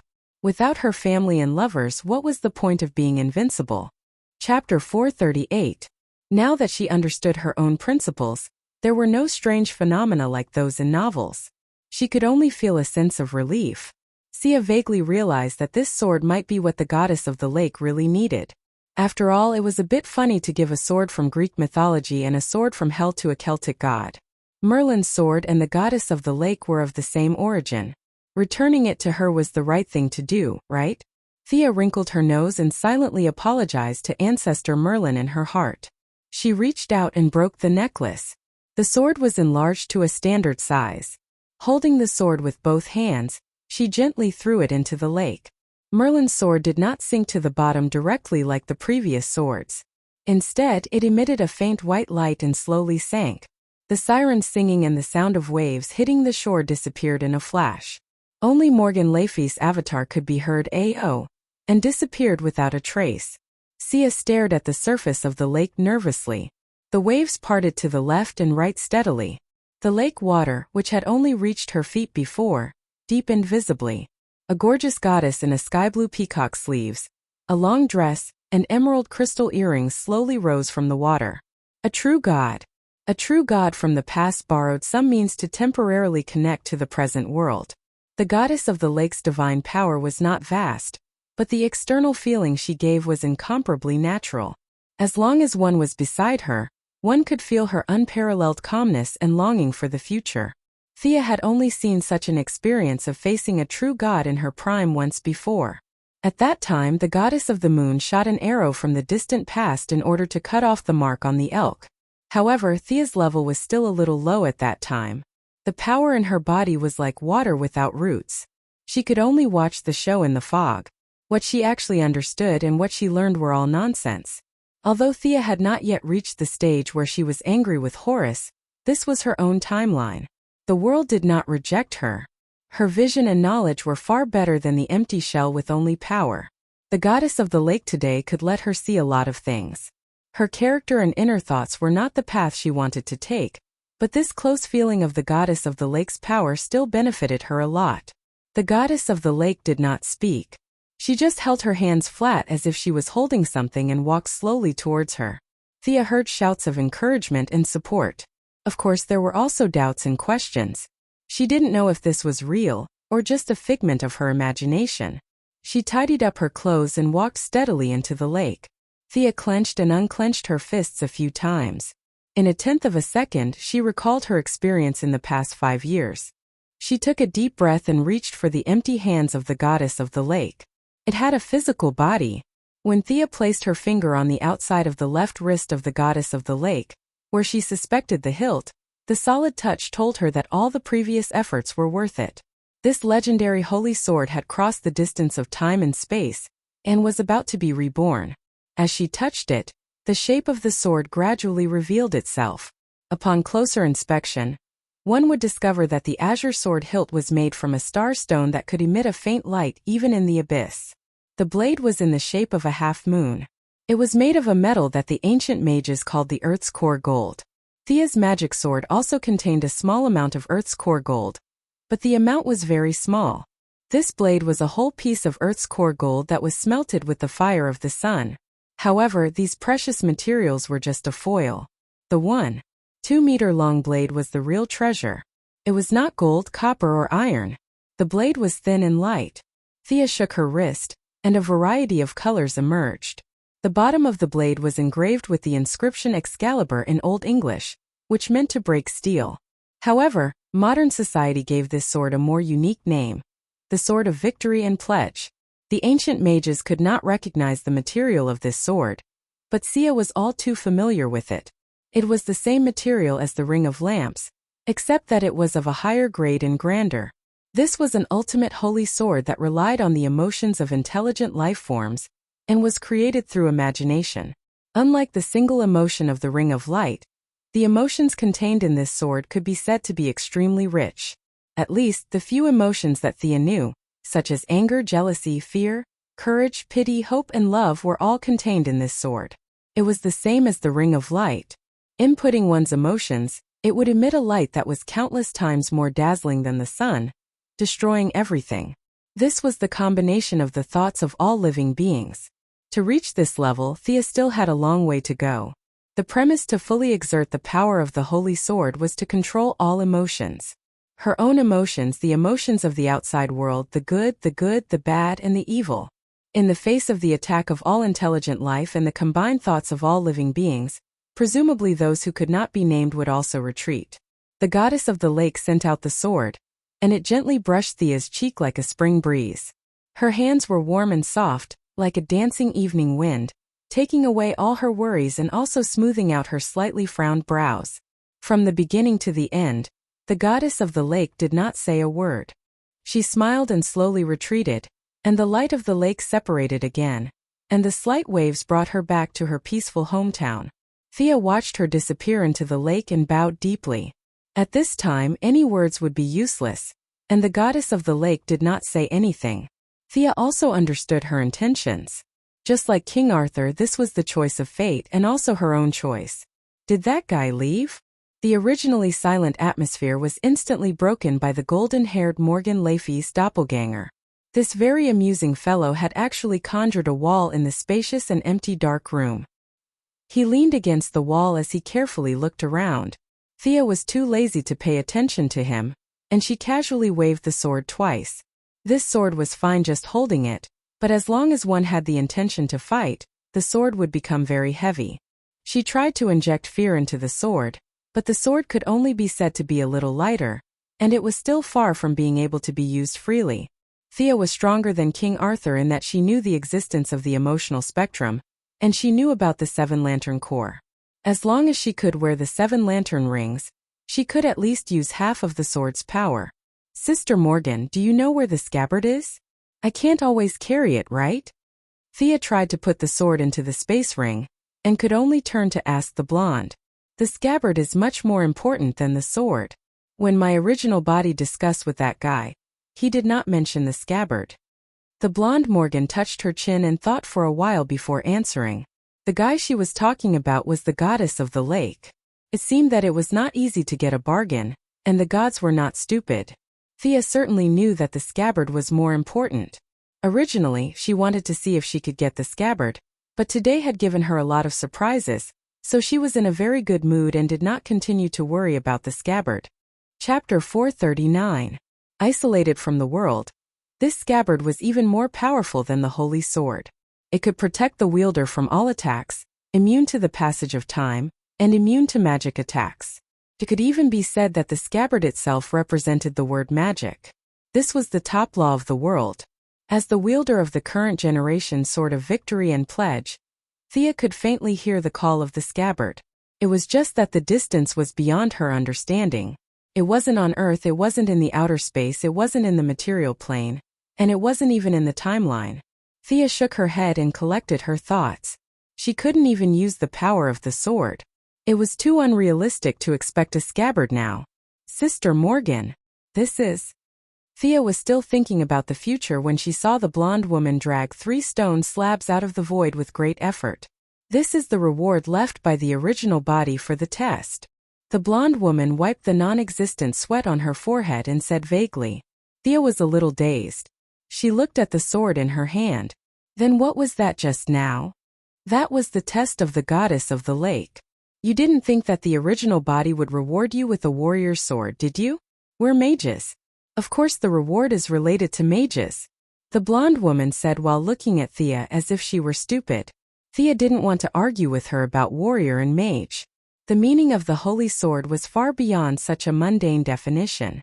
This clone looked mature and beautiful, but in fact, her intelligence was not as good as Damien's. There was no harm in following her words. This was the only experience she had in dealing with naughty children in the past 2 years. The dark gray stone slabs were very heavy. 2 of them emitted a faint white light, while the other one was shrouded in a faint black aura. Thea gently placed her hand on the stone slab that emitted a white light. The stone slab's surface was incomparably smooth, But when one's spirit power penetrated it, one would discover that the stone slab contained a wealth of knowledge. Morgan Lafey might have anticipated the language barrier of the future generations. She was like Thea, who read minds outside, skipping the language barrier and directly using her spirit power to leave her own magic and experience inside the stone slab. Huh! Thea, who had always been calm, could not help but exclaim softly. This evil sorcerer, who was known for his black magic, had left behind a large number of medical spells. Much of the knowledge was related to modern medicine, but it would take a lot of time to read all of them. The 2 white stone slabs contained medical knowledge, while the last black stone slab recorded necromancy and black magic. This knowledge was far more precious than Sargon's memories. In essence, it made up for the shortcomings of Thea's profound theories. It was what she needed the most right now. Big Sister Morgan, what level has your main body reached? Can one really reach the peak by simply accumulating magic power? To be honest, Thea wasn't very sure about her future. She couldn't compare to Superman and his gang. In this era where the old gods had passed away and the new gods were born, she didn't even know who to ask if she wanted to reach the top. She just walked forward like a blind person groping for an elephant. She could not find the answer on Earth, and there was no way she could go to planet Tianchi and knock on Darkseid's door. Hey Blue Fatty, tell me how to become the god of magic. Darkseid could kill her in seconds. Previously, she had thought that she could become a god naturally after obtaining the divine power of Black Adam and Shazan. However, after a brief interaction with the goddess of the lake, she realized that she had been too naive. She might need power, but so did her level. She always felt that she was lacking something compared to these gods. This was the real reason why she had asked Morgan's clone. It was rare for the blonde Morgan to be so serious. He sized up Sia from head to toe with a probing gaze. Your main body must have left this world. As for you, you haven't grasped your true power. The blonde Morgan stroked her chin and pointed at the unicorn tattoo on Thea's shoulder. This thing not only gives you power, but it also limits your future achievements. You can only reach the top if you become one with it again. Become one with the tattoo again? I don't quite understand what you mean. Thea didn't expect to get such an answer. You call this a tattoo? Alright, it's up to you. Your tattoo is actually a reflection of your inner self. Light and darkness, hero and criminal. These are the choices that fate has given you. But you went against the arrangement of fate. You walked on a completely new path. Your several possible futures were condensed into this tattoo. It represents what you could become. You must completely embrace everything about you, such as justice, evil, rationality, passion, and all these other things. Morgan's clone was a little stumbling as she explained. It was obvious that she was very enthusiastic about helping Thea. But there were many words that she did not know how to express. However, Thea roughly understood. Wasn't she talking about her original fate? It was just that she had already jumped out of her original framework. Thea didn't expect that. She thought that she had said goodbye to her past, but the power of her bloodline had pulled some remnants back. Did she need to completely merge with the light and darkness in the unicorn tattoo? Merging was easy, but her personality would change drastically. Would she still be herself? Is there a way for me to maintain the fusion of my current personality? This question really stumped Morgan's clone. She furrowed her beautiful eyebrows and thought carefully. Perhaps you can try to remove some of the negative effects by increasing your mental strength to an extremely high level. Mental strength? Thea was no stranger to this attribute. When she first practiced martial arts, it was her perception. Now it was her mental strength. Due to the fusion of transmigrators, she had always been strong in this aspect. However, it was very difficult to improve it through daily training. She had to cultivate it in a special environment and place. Alright, I've told you everything I know. I'm going to sleep. Come and play with me when you're free. Sister Morgan hurriedly waved her hand. Thea only saw a blur in front of her eyes before she appeared outside the temple. The moon was bright outside, and the soft moonlight sprinkled on the road. She roughly estimated the time. She arrived at the temple in the evening. After that, she didn't spend too much time investigating and searching. Most of her time was spent on answering Morgan's 99 questions. The moment she left the temple and entered the outside world, the connection between her and the Sword of Victory and Pledge became closer. Unlike Merlin's sword, which was connected by blood, the meaning of the sacred sword's transmission was a kind of responsibility and heavy burden. The relationship between her and the sword was a bit like that of a revolutionary comrade. The sacred sword made a soft buzzing sound. Thea understood its meaning. She softly chanted the inscriptions on the sword. The sacred sword turned into a ball of illusory energy and entered her arm. She took out her communication device to check the time. She had been in the temple for 3 days. Thea didn't leave immediately. She found a big tree and lay on it. She looked at the moonlight and began to think about her future path. Chapter 440. The unicorn was still very young. It had just entered adulthood and couldn't express itself clearly. Thea summoned her doppelganger and wanted to ask her opinion. "We are you. As long as you make up your mind, you don't have to worry about our opinions. We are a whole. This is your future and the choice you can make. When our existence hinders your path, you should make your real choice."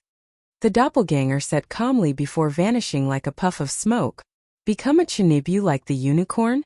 Or become a gloomy doppelganger?" Thea muttered to herself in the empty night sky. She quickly shook her head. This was not what she needed. Light was not justice and the shadow was not evil. It had nothing to do with right and wrong. It was just that she didn't like it and didn't want it. The fusion was not urgent. She needed to make more plans and preparations.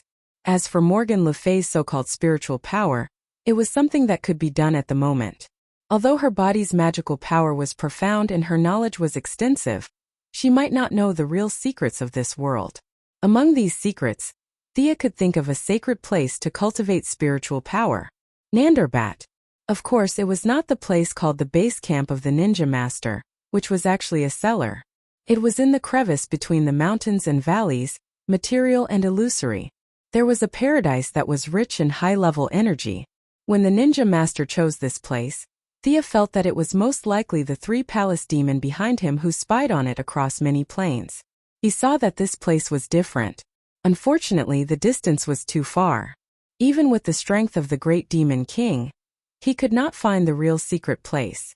If the current Earthlings were the 5th generation and Atlantis was the 4th generation, this place was the treasure left behind by the original civilization of the Earth.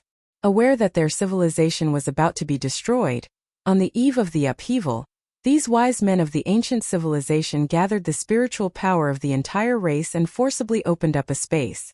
All of their people abandoned their material bodies and lived here in the form of spiritual power to avoid the inevitable disaster from the outside world.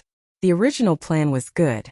Their spiritual power was preserved, and to a certain extent they were immortal. However, the 2nd and 3rd generation civilizations of the Earth appeared one after another. Without the support of a physical body for a long time, even the leaders with iron will could not withstand the erosion and baptism of time. They had forgotten their names and their mission.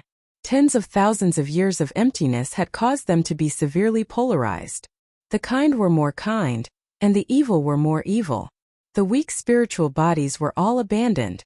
Many champions walked out of the spiritual space, some helping the new civilization to build a new home, while others hated these people for taking their place, stirring up trouble and committing all kinds of evil. They had all forgotten that the other party was once their kin, and the result of attacking each other was the destruction of all of them. As the world changed, civilized societies continued to rise and fall, and after that a new cycle began. Their weak clansmen had been left behind in that eternal spiritual space. Even in the books of the gods, which claimed to be omniscient, there were very few records of their former glory. They had been completely forgotten both physically and spiritually. When Zeus and the other gods fell into a deep slumber, mankind entered the 5th era.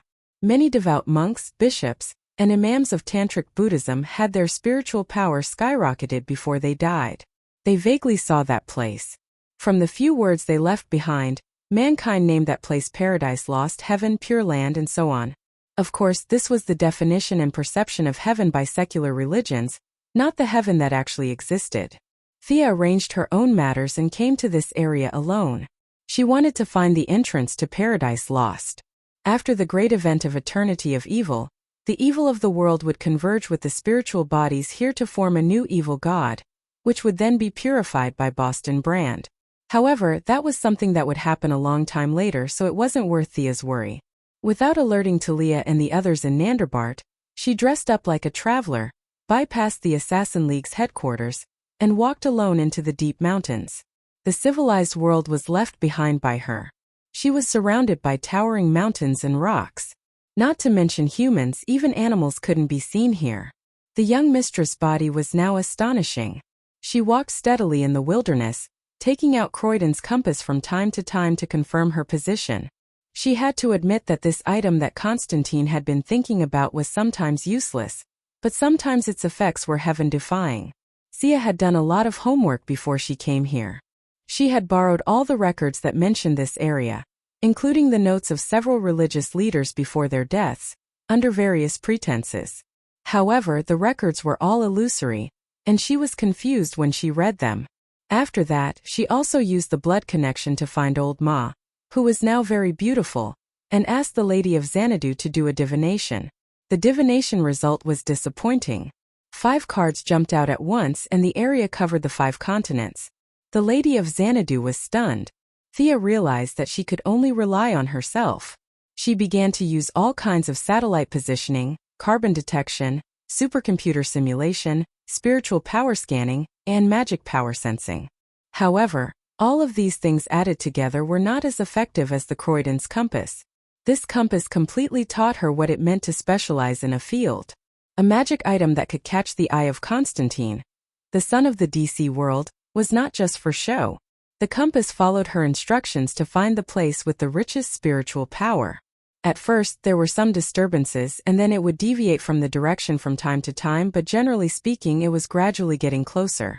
The young mistress did not fly. She was afraid of missing some key points, and this matter could not be left to others. She could only follow the compass's guidance and walk in this primitive forest step by step.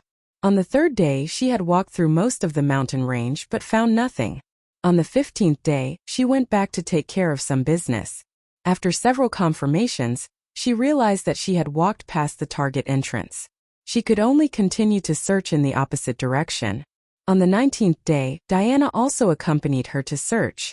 Wonder Woman was also very helpless. Her lasso of truth could not trap the mountain and ask.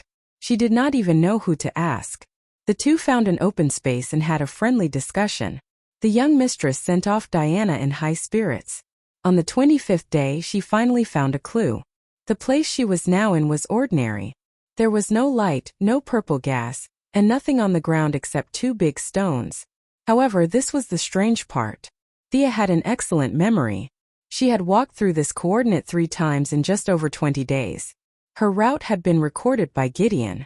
She had walked through the entire mountain area twice without any blind spots. Along the way, according to the compass's guidance, there were 7 or 8 places that she had walked through the same place twice, but only this place was the same place 3 times in a row. Chapter 441. Thea took out her compass and paced around. The needle of the compass went from south to north, and when she reached a certain point, it spun like a windmill. It's here. She sat in the same place. After more than 20 days of searching, she was exhausted. She still had plenty of physical strength, but she was mentally exhausted. She needed to recover and face any unexpected situations in a relatively good state. There's nothing in the sky, so it must be underground? Sia did not simply close her eyes to rest. In the original timeline, it was Ninikro who messed around. He was tricked by the fake magic book and caused a series of changes in Nanderbat. Only then did Paradise Lost reveal a tentacle from the spiritual world. Now nothing happened. This small world had been hidden for tens of thousands of years, avoiding the prying eyes of countless true gods. The hiding ability could be said to be very unique. Thea first used several detection methods of Sargon and Morgan Laffey to explore the spatial structure here, and the results were very satisfying. Several spells transmitted the point under her feet. Although it was weak, it did have the meaning of an interlayer. After that, she began to search for the entrance, and the Eye of Horus was fully activated. From where she sat, she could almost see Mars, but she didn't see anything. This proved that the entrance was not in the sky. She turned her head and continued to search the ground, but after only seeing through 2 layers of rocks, she couldn't see any further. Her line of sight encountered an invisible energy, and then it was absorbed. It's underground? Thea was overjoyed. After busying herself for nearly a month, it was finally time to reveal it.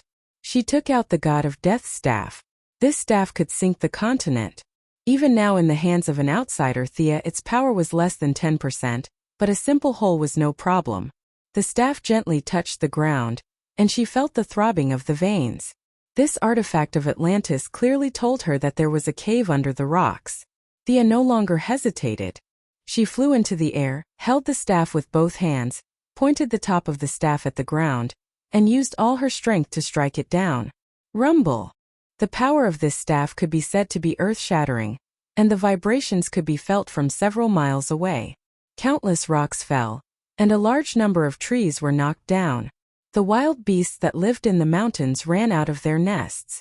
Even the base camp of the Assassin Alliance at the outermost perimeter of the mountain area was affected by the tremors. The smug Talia thought that it was an earthquake and hurriedly ran out of the cave with a group of people, looking around nervously. Thea did not have the time to care about their feelings. She looked at the big hole she made and grit her teeth. This power was a little too strong. The hole had a diameter of more than 30 meters and was so deep that one couldn't see the bottom. This hole was so deep that the drilling team could work for at least half a year with the toughest drill bit. Thea was now completely confused about the function of this staff. This staff could only be said to be okay against enemies but against Earth. How much did the King of Death hate Atlantis back then? A magical weapon of the water attribute was actually made into a weapon for digging holes. Thea put away her unspoken criticism of the King of Death and waited for the smoke to dissipate. Then she flew down the hole. After only flying for half a minute, a cool breeze blew against her face. There was not much stale smell in the air, but it was fresh and comfortable. When she landed at the bottom, she saw countless snowflake stones, stalagmites, stone pillars, and stone towers. The surroundings were as pure and beautiful as snow. It seems that this place has been blocked by the rocks for a long time. Thea looked around. There was no other way around except for the skylight she made. She reached out and touched a nearby stalagmite. This was not a natural creation but a condensation of some kind of mental strength. She suppressed her excitement, knowing that the entrance was just ahead. The scenery in the cave could be described as extremely beautiful. The deeper she went, the more snowflake stones were condensed by mental strength. The spectacular and gorgeous scenery could be seen everywhere. Thea did not pay too much attention to the scenery, ignoring the deep silence around her, and walked steadily and firmly. There were many winding paths inside the cave. Along the way, the strength of the snowflake stones guided her. According to the strength of the energy, the closer she got to the entrance of the cave, the stronger it would be. She stopped in front of a 40-meter-tall statue of a petrified dragon. The statue was lifelike. This dragon, or a creature that looked like a dragon, had 2 heads, and its body was not as slender as what Thea had seen in the magic books. This dragon's body was sturdy, its back was high, and it also had 2 tails, but they were very short. The dragon statue was huge and blocked all the back paths. Thea looked and said loudly, "Behind you is the entrance, right? I'm not a bad person, can you let me in?" "Did you hear me? You're not dead, are you? If you don't move, don't blame me for being rude. I know you're still alive." Thea shouted for a long time, but the dragon did not respond. She could only hold the Death King's staff tightly and get into an attacking posture. The dragon knew that it could not hide it anymore. It quickly absorbed the weathered crystals on the surface of its body. In less than half a minute, its body was finally revealed. It moved slightly and breathed out a cloud of mist. A dragon without a physical body? At first, Sia thought that it was a giant dragon. But when it revealed its true form, she realized that she was wrong. This guy was another life form, not a natural life form at all. To put it in an inaccurate way, it was more like a giant dragon made of pure spiritual power. "You can't go in, you don't have permission." The dragon did not have a voice, and naturally could not speak. It used telepathy to speak. "Human, back off. I know you're not a bad person, I don't want to be your enemy. I have a reason to go in." Thea had been busy for a month, how could she be stopped by this guy? "No. Please, I have to go in." "No." Thea tried her best, but the other party was extremely rigid and refused to let her in. The other party's strength was not too strong. Thea felt that it was similar to the Charm Witch. It had sufficient mental strength, but its body was stiff, and it needed a huge amount of mental strength to maintain the movement of its body. It could not even exert 30% of its strength. To deal with this kind of guy without a physical body, she could only use a large amount of magic to fight a battle of attrition. But it was different now. She smiled and took out the sword of victory and pledge. This fantasy-type holy sword was a collection of the will of all living beings. It had already reached the peak of mental influence, and could be said to be the ultimate nemesis of all mental creatures. Hey, take a look at my sword. Ugh! The two-headed dragon's mental body flickered when the holy sword was taken out. Although it had never seen the sword, it could see the structure of the sword clearly. This sword could casually stab 100 or 80 creatures like it, which were made of spiritual energy. It was fine to deal with enemies with physical bodies, but to deal with an incorporeal body like it felt like it would die without a cause. It was a little scared. Chapter 442. However, the dragon was very stubborn. It knew that Thea's sword could kill it easily, but it still insisted on its duty and stood at the entrance, looking at her nervously. The young lady was in a bit of a dilemma. The sword of oath and victory was powerful, that was true. It also had a lot of restrictions. The spirit power dragon in front of her was loyal to its duty, and the holy sword didn't want to hurt it. If Thea forced herself to control it, there would be a barrier between her and the sword. Both sides would have a bad first impression, and it would be difficult to change it later. From another point of view, the dragon was both a guardian and an extraditor. Without its support, Thea couldn't enter that illusory world. Feeling that she didn't do anything further, the spirit power dragon was secretly relieved. It was not afraid of death, but it wouldn't ask for it either. After hesitating for a while, it proposed a compromise that it didn't think violated the rules. Find someone who is qualified to enter Paradise Lost, and let him invite you in. That's my biggest concession. Thea smiled. She could accept this result. As you wish, Guardian. After that she sat down. If it was someone else who met this condition, it would be hard to do. There were 6 billion people on Earth. Who was qualified and who wasn't? It would be hard to find a clue in the sea of people. But she knew this plot. Thea came here because of this plot. She knew who was qualified to enter this place.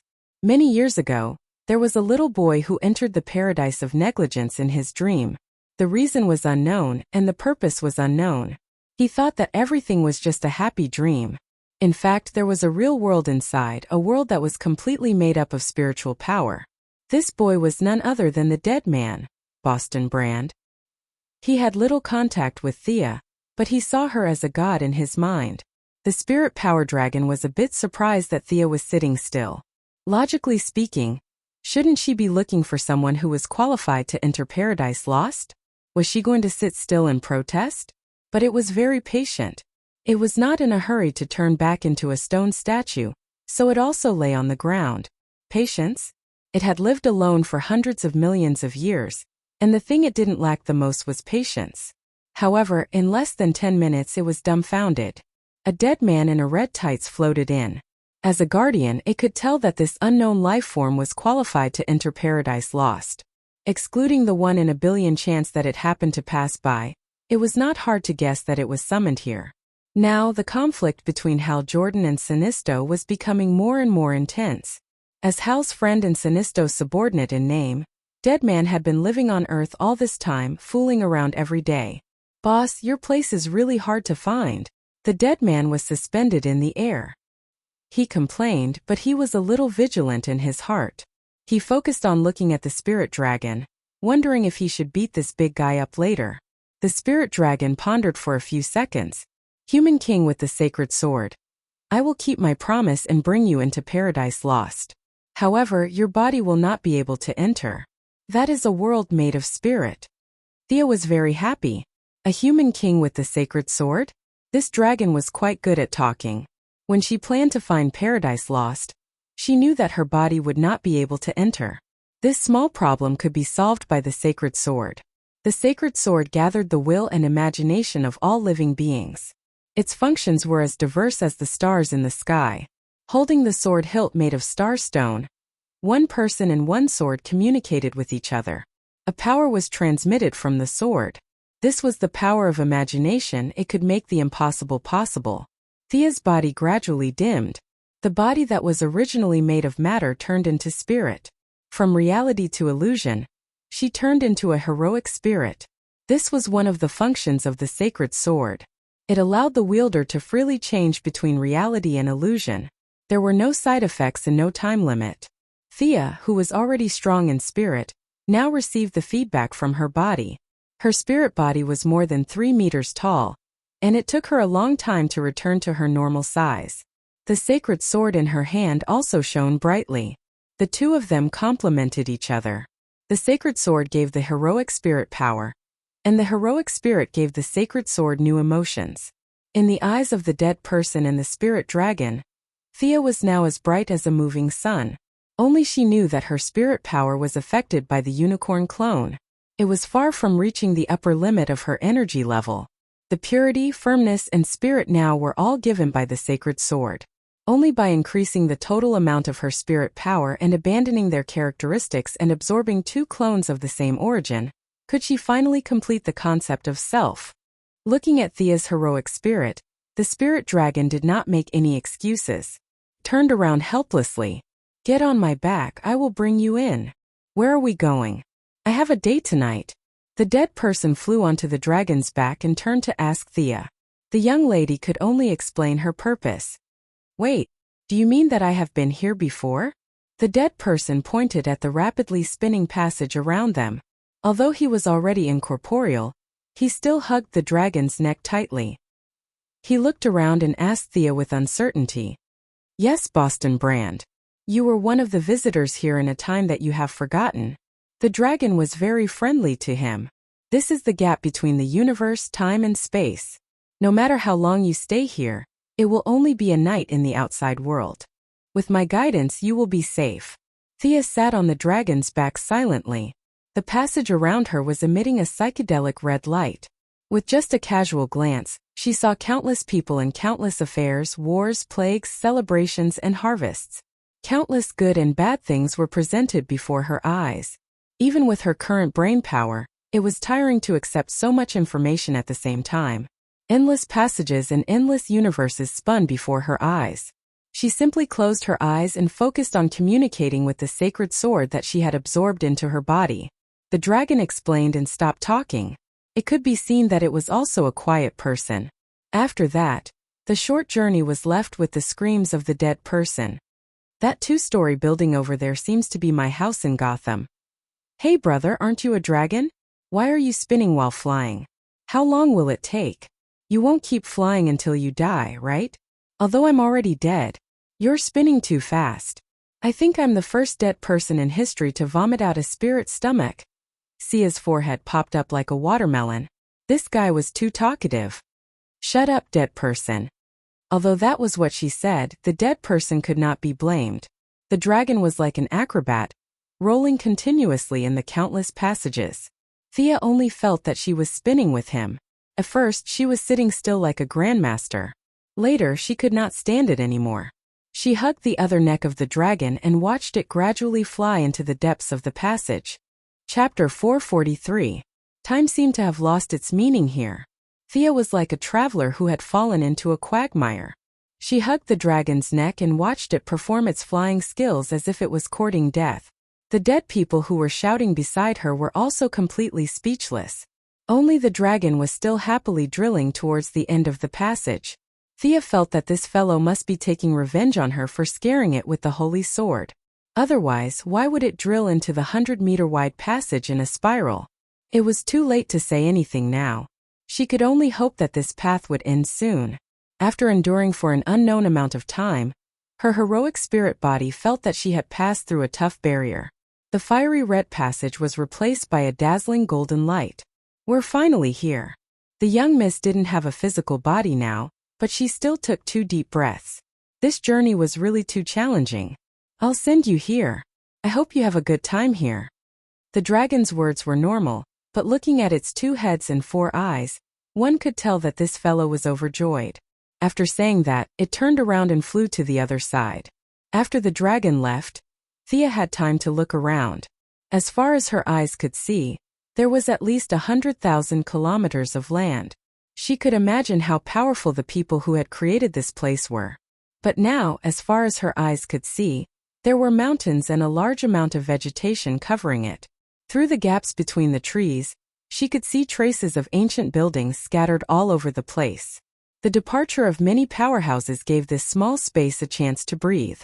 Without those powerhouses absorbing the world's origin every minute and every second, the people they left behind lived a good life. However, this place was forcibly created. Without those powerhouses guarding it, the counterattack of the world's consciousness forced these people to retreat step by step. As far as Thea's eyes could see, she could only see traces of civilization in the valley about 2 miles to the west. In this world of psychic power, it was like a paradise, shining with so much light that even Thea's eyes found it dazzling. What breathed here was not oxygen but color. Listening was not with the ears but with the soul. It was a very comfortable place. Thea stretched her body. Not only did she feel comfortable, the holy sword in her body also transmitted waves of joy. The energy distribution in this spiritual world was very uniform, and the effect of training was the same everywhere. Thea did not intend to interact with the survivors, but she did not forget her purpose. Sitting cross-legged, she used a method from Sargon's memory to meditate. Basu, the dead man whose spiritual power is far weaker than Thea's, finally recovers. Seeing Thea sitting cross-legged, he is a little confused. What about me? What am I going to do? Can I leave now? Boston Brand, welcome home. A blue-skinned old man suddenly appeared on the left side of the two. Thea raised her eyebrows slightly. Sensing that the other party had no ill intentions, she calmed herself down and continued to immerse herself in her own world. The old man continued talking to the dead man as if he didn't see Thea. I've seen you in my dreams. The dead man, who was carelessly grabbed by the young lady as a key, finally remembered something and looked at the old man with some surprise. When you were 5 years old, you were beaten up by your parents who loved drinking more than they loved you. After that, you begged for someone to take you away from that home. At that time we heard your call. Your memory may have forgotten this place, but your heart is still here. Come, my friend, I'll show you around. The blue-skinned old man kindly extended his hand to the dead man. Thea nodded slightly, and the dead man walked to the other side with the old man. When they were far away, Thea's attention was completely focused on herself. She was no stranger to training her spiritual power. Whether it was learning from Madame Shiva when she was a warrior, or pondering on her own after getting Constantine's spellbook, or recently obtaining Sargon's memory and Morgan Le Fay's spell slate, Thea has already summed up a set of training methods suitable for herself. Spiritual power is different from magic power.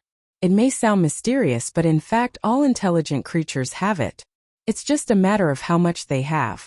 Most creatures are trapped by the shackles of their bodies, and their spiritual power has always been suppressed by the various signals collected by the brain. What they see, hear, and think, every individual's brain is stuffed with this information. Except for a very few people with extraordinary talent, most people have been mediocre in their lives and have not discovered this ability. Mages have long realized the auxiliary effect of spiritual power on magic power. Physical attacks are the strength of the body, while spiritual attacks are exclusive to the soul. Spiritual power, magic power, and soul, they think that the three complement each other and are indispensable. When a mage's energy accumulates to a peak, the soul will leave the body, taking all the essence of the body with it, and walk to a new level of life. Whether it goes to a higher dimension, Thea does not understand, but the process of iridization recorded in many religious books is very similar to this process. This legendary realm, although not divine, is better than divine. Thea did not think too much about it. Those levels are too far away from her. She only wanted to improve her spiritual power, merge with her doppelganger, and return to her original self. The fusion of two souls gives her a natural advantage in spiritual power. Now that she has entered this spiritual space, coupled with the feedback of some energy from the holy sword from time to time, her progress is now 100 times faster than in the outside world. There is no sun rising and the moon setting here, and there is no passage of time. Thea sat alone in the same place, motionless. During this time, the dead people finished their tour and saw that she was still working hard, so they did not disturb her and left the space alone from the other side of the exit. Without knowing how long it has been, Thea's spiritual power accumulates very quickly without the shackles of her body. If it was only a trickle before, now it is like a pure lake. Just when she wanted to complete part of the fusion, the Holy Sword stopped her. It is not time yet. Thea can only continue to accumulate. With the growth of her spiritual power, the whole spiritual space is affected. The earth trembles and the sky flashes. However, except for the blue-skinned old man who glanced at it from afar, the rest of the survivors did not care. For them, time is meaningless and survival is meaningless. Living or dying will not make them frown. That is, Thea is busy with her own things, otherwise she will definitely complain that these guys are so numb to the extent that they will not be surprised even if the sky falls. When Thea's spiritual power breaks through a certain threshold, the new function of the Holy Sword is open to her. With the help of the special environment here and the emotions of the Holy Sword as a channel, she can now hear the pleas of many lives. As the chosen one of the Moon God, she has the ability to hear people chanting her name at night. This ability seems cool, but it actually causes her a lot of trouble. Chapter 444. It was fine when she was unknown, but when her name became widely known, a large number of spam messages annoyed her. She was young, beautiful, talented, and wealthy. With so many advantages, how could she not be talked about? Unfortunately, her ability only worked at night. There were almost no people who sang her praises in the middle of the night. Most of the time, one or a few perverted men would call her name in a corner, and then they would have all kinds of fantasies, and even do some more disgusting things. This troubled her for a long time. These people did not deserve to die, and they did not even have anything to do with her. They just took advantage of her verbally. She could not kill them with an arrow from a distance, could she? The number of these unscrupulous people increased as her fame grew. She could not go crazy and kill them all. She had no choice but to divert a part of her mental power to block the reception function of her ears. The super hearing of the Kryptonians was also blocked because there was too much information. The starting point was different, but the purpose was the same. The young lady could only choose to block it. Now, with the help of the Holy Sword, she could almost hear the calls and prayers of all living beings. When she wanted to unilaterally close the information channel, the Holy Sword stopped her, as if it wanted her to listen to what those people were saying. Are you sure? Thea had to withdraw from the deep meditation. Meditating in the midst of hundreds of millions of voices? She did not have the willpower to do so, and she believed that not many people could do so. The Holy Sword's message was very warm, like an elder's relative. It was not forcing her but encouraging her to try. Let's try. The skyrocketing mental power made her in a surprisingly good state. She could generate tens of thousands of thoughts in an instant. These were not messy thoughts but orderly thoughts. She was like a supercomputer doing countless calculations in a second. She was confident that she could take on some difficult challenges. As a humanoid terminal, she began to receive information from all living beings.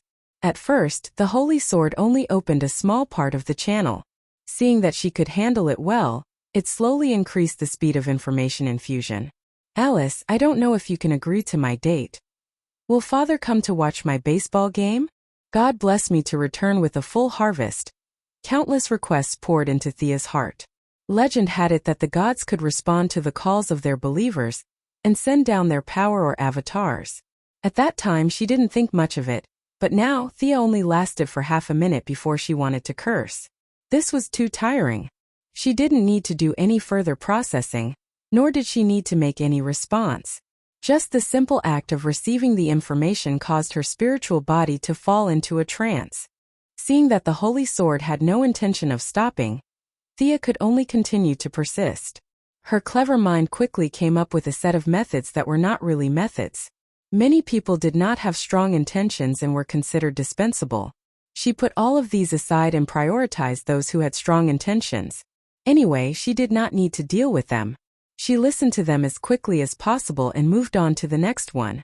Thea's spiritual power was rapidly depleting. At the same time, those who had strong desires seemed to feel that their prayers were being listened to. They were in a good mood and unknowingly returned a portion of their spiritual power.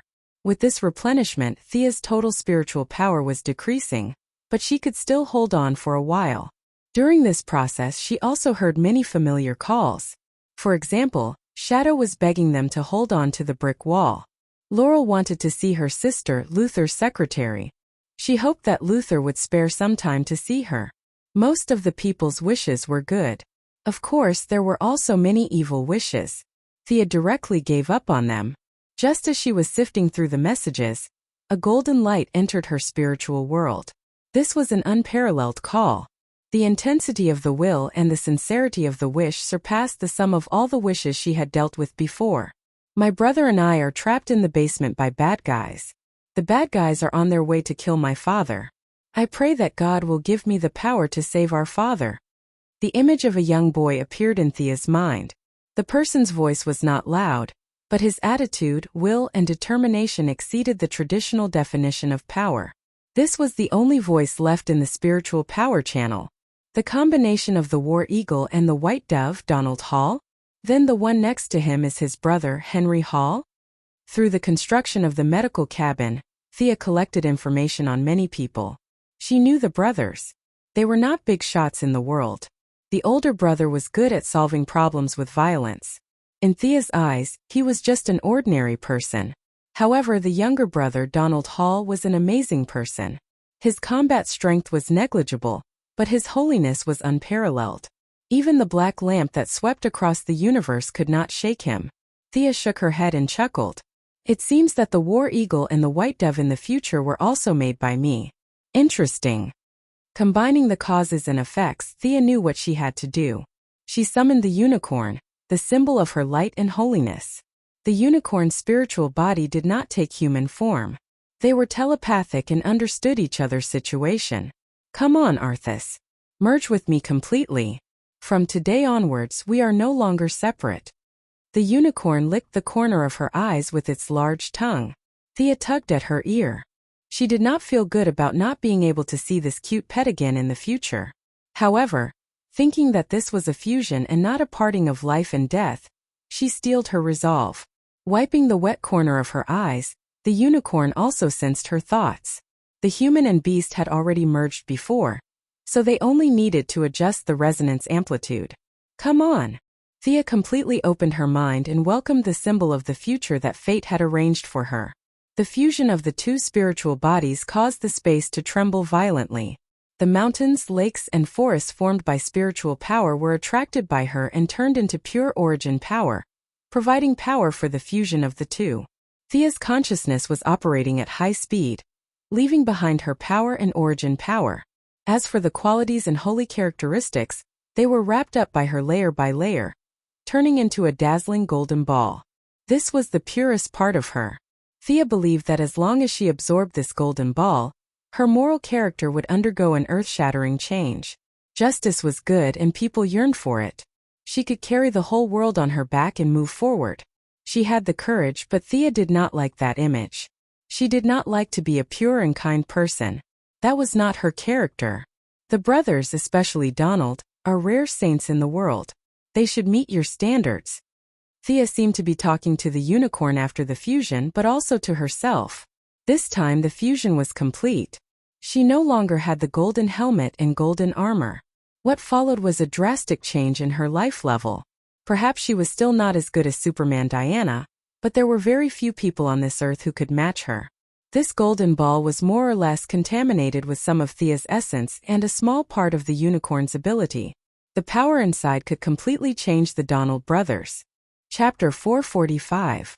Thea had wasted some time, but for the Donald brothers not even a tenth of a second had passed. Following Donald's shout before he could finish, a voice that was far beyond the limits of their imagination rang out in their hearts. Power, you desire power? Then I'll give you power. Thea did not intend to scare them, but she was too far away from the material world, so she could only communicate with them telepathically. However, she neglected the fact that they were just two ordinary teenagers, while she was not bound by her body, and her spiritual power had increased by 100 times, so the difference between them was unimaginable. Seeing that the two brothers were dumbfounded, Thea felt that it was a good time to throw the golden ball over from the other side of the passage. The golden ball automatically split into two parts according to her will, and fused with the two brothers. The older brother, Henry Hall, received the larger part of the power according to his own wishes, while the younger brother, Donald Hall, received the heart of justice and holiness. The originally noble nature was now sublimated to a level that even Thea was amazed. This was not 1 + 1 = 2 but a qualitative change in faith. The soul of this young man named Donald Hall was overflowing with golden light. Even without testing, Thea could imagine that he was almost immune to soul magic and dark magic. It was too pure, and except for those who could not be named, no one could do anything to his soul. The two brothers both received the flying ability of adult unicorns, as well as physiques that surpassed ordinary people. The older brother received more power, while the younger brother received more virtue. When you're in danger, summon the war eagle and the white dove to awaken the power in your body. Go do what you need to do. The flow of time between the two worlds was very different. One side flowed rapidly, while the other remained motionless. Thea had to do her best to stop the erosion of time, and it was very difficult for her to resist. She simply told the two brothers how to use it, and unilaterally cut off the connection. The noble qualities were not wasted, and the power was entrusted to those who needed it. Next, whether the two lived or died had nothing to do with her. They were not her family, friends, or subordinates, so Thea quickly put them to the back of her mind. Thea spent a lot of time fusing with the clone that represented the dark side. Thea's personality was more unique and unique. In order to extract her essence, Thea spent a lot of effort. Compared to the unicorn that represented light and justice, the dark element doppelganger was the one that resembled her the most. In order to prevent this part of her personality from being corrupted, Thea could only be extremely careful. Slowly, bit by bit, she analyzed the doppelganger bit by bit, leaving behind her mana and her elemental attributes. However, his several attempts to condense had all ended in failure. The magic power of the main body and the doppelganger was too deeply entangled. It was simply impossible to condense the magic power like the unicorn. The courage to do so. After failing for the third time, Thea reached out her hand and stroked the holy sword. She knew that it was time for her to make up her mind. As she waved her sacred sword, a large amount of magic power wrapped around her clone's personality and abilities were forcefully sliced out of her clone's body. There were no visual effects of flesh and blood flying everywhere, nor were there any heart-wrenching cries of pain. All that was left was the trembling of her soul. That was really painful. Thea's spiritual body had been severely damaged, and her total amount of magic power had been reduced by 20%. However, looking at the black mist-like object that was still baring its fangs and brandishing its claws in the spiritual world before her, she knew that her work wasn't done yet. If she left it alone, this mist-like object would gradually grow stronger until it devoured this space. Then, if nothing unexpected happened, it would transform into a human form and return to the material world to madly seek revenge. No matter if it was Thea herself or the Holy Sword, she wouldn't allow this to happen. Thea stopped training her spiritual power and focused on dealing with the mist-like object before her. She couldn't give it to humans like she did with the unicorn. Contained a lot of negative emotions. Thea's idea was to create a dark element magic staff. However, she also gave it the meaning of healing. Logically speaking, such a contradictory concept shouldn't exist, but Morgan Laffey's many spells had given her some guidance. This black magician who was proficient in healing took a different approach, combining the two extremes of magic with each other on the surface and the inside. This would be a magic staff of salvation. It would save others and also save oneself. Every time the user waved the magic staff to heal others, both the user and the magic staff would have a new experience. Thea extracted a portion of pure spiritual power from the space around her, and used the Holy Sword's ability to turn illusions into reality to create the magic staff without any rest. The entire staff was dark gold in color. At the top of the staff there was a golden snake curled up. Although it wasn't as good as Diana's forging ability, it wasn't difficult for her to make a magic staff. After an unknown amount of time, Thea sat down on the ground exhausted. The magic staff was finished, but then came the problem. This was a part of her body. If she used it herself, it would return to her body in 2 days. All her previous suffering would be in vain. Then who should she give it to? First of all, the user had to be of the dark attribute. Secondly, it couldn't be someone with ulcers on the head and pus on the soles of their feet. Lastly, it would be even better if the user was a woman. Through the Holy Sword, Thea opened up a spiritual power channel and listened to the wishes of all living beings. She began to search for the lucky person like an old grandpa. Facts told her that it was really not easy to be a qualified old grandpa. Some people had potential but no talent, and some people had talent but no potential. Without intelligence screening, without a search engine, she could only look around and try her luck. People who thirsted for power were everywhere. However, less than 1 in a million people had talent for magic. Thea didn't have the time to open the bloodline of those few people. She couldn't find anything after searching everywhere. She could only set her sights on the creatures of the small plains. She didn't dare to go to heaven or hell. People didn't want her magic staff that used the dark attribute to cast healing spells. Many intelligent beings in the interlayer spaces were her only choice. When her gaze swept across a small plane that was lower than the material world and higher than hell, a 3-headed, 6-legged monster with snake hair and 6 scarlet eyes attracted her attention. All kinds of negative emotions from hell filled this small plane. This place was filled with monsters formed by malice. Compared to these monsters, the one Thea saw was short and thin.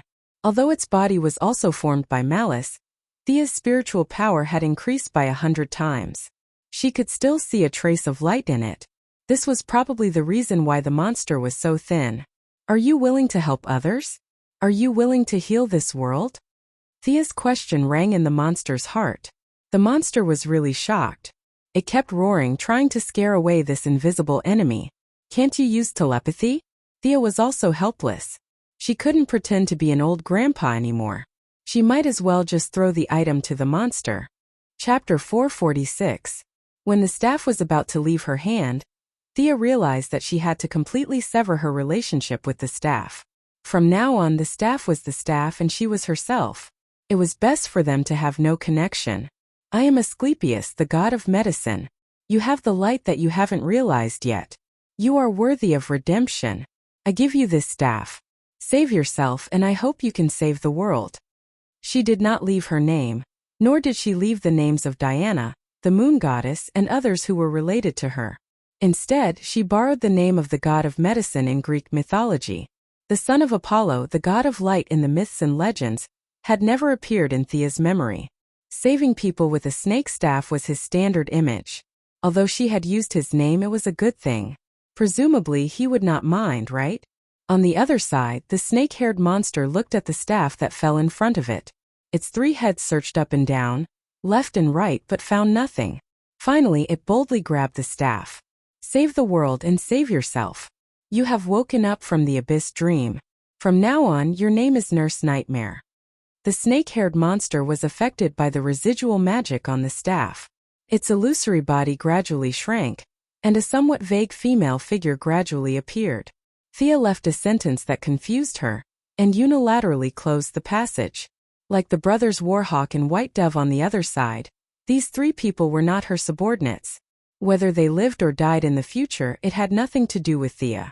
What they could do was entirely up to them. Although her magic was damaged, her spiritual power had increased by a lot. Thea was a little surprised. She was no longer a noob. Such an increase for no reason could only mean that her physical fitness had improved greatly after the fusion, and it was reflected in the spiritual world. She could not practice her spiritual power anymore.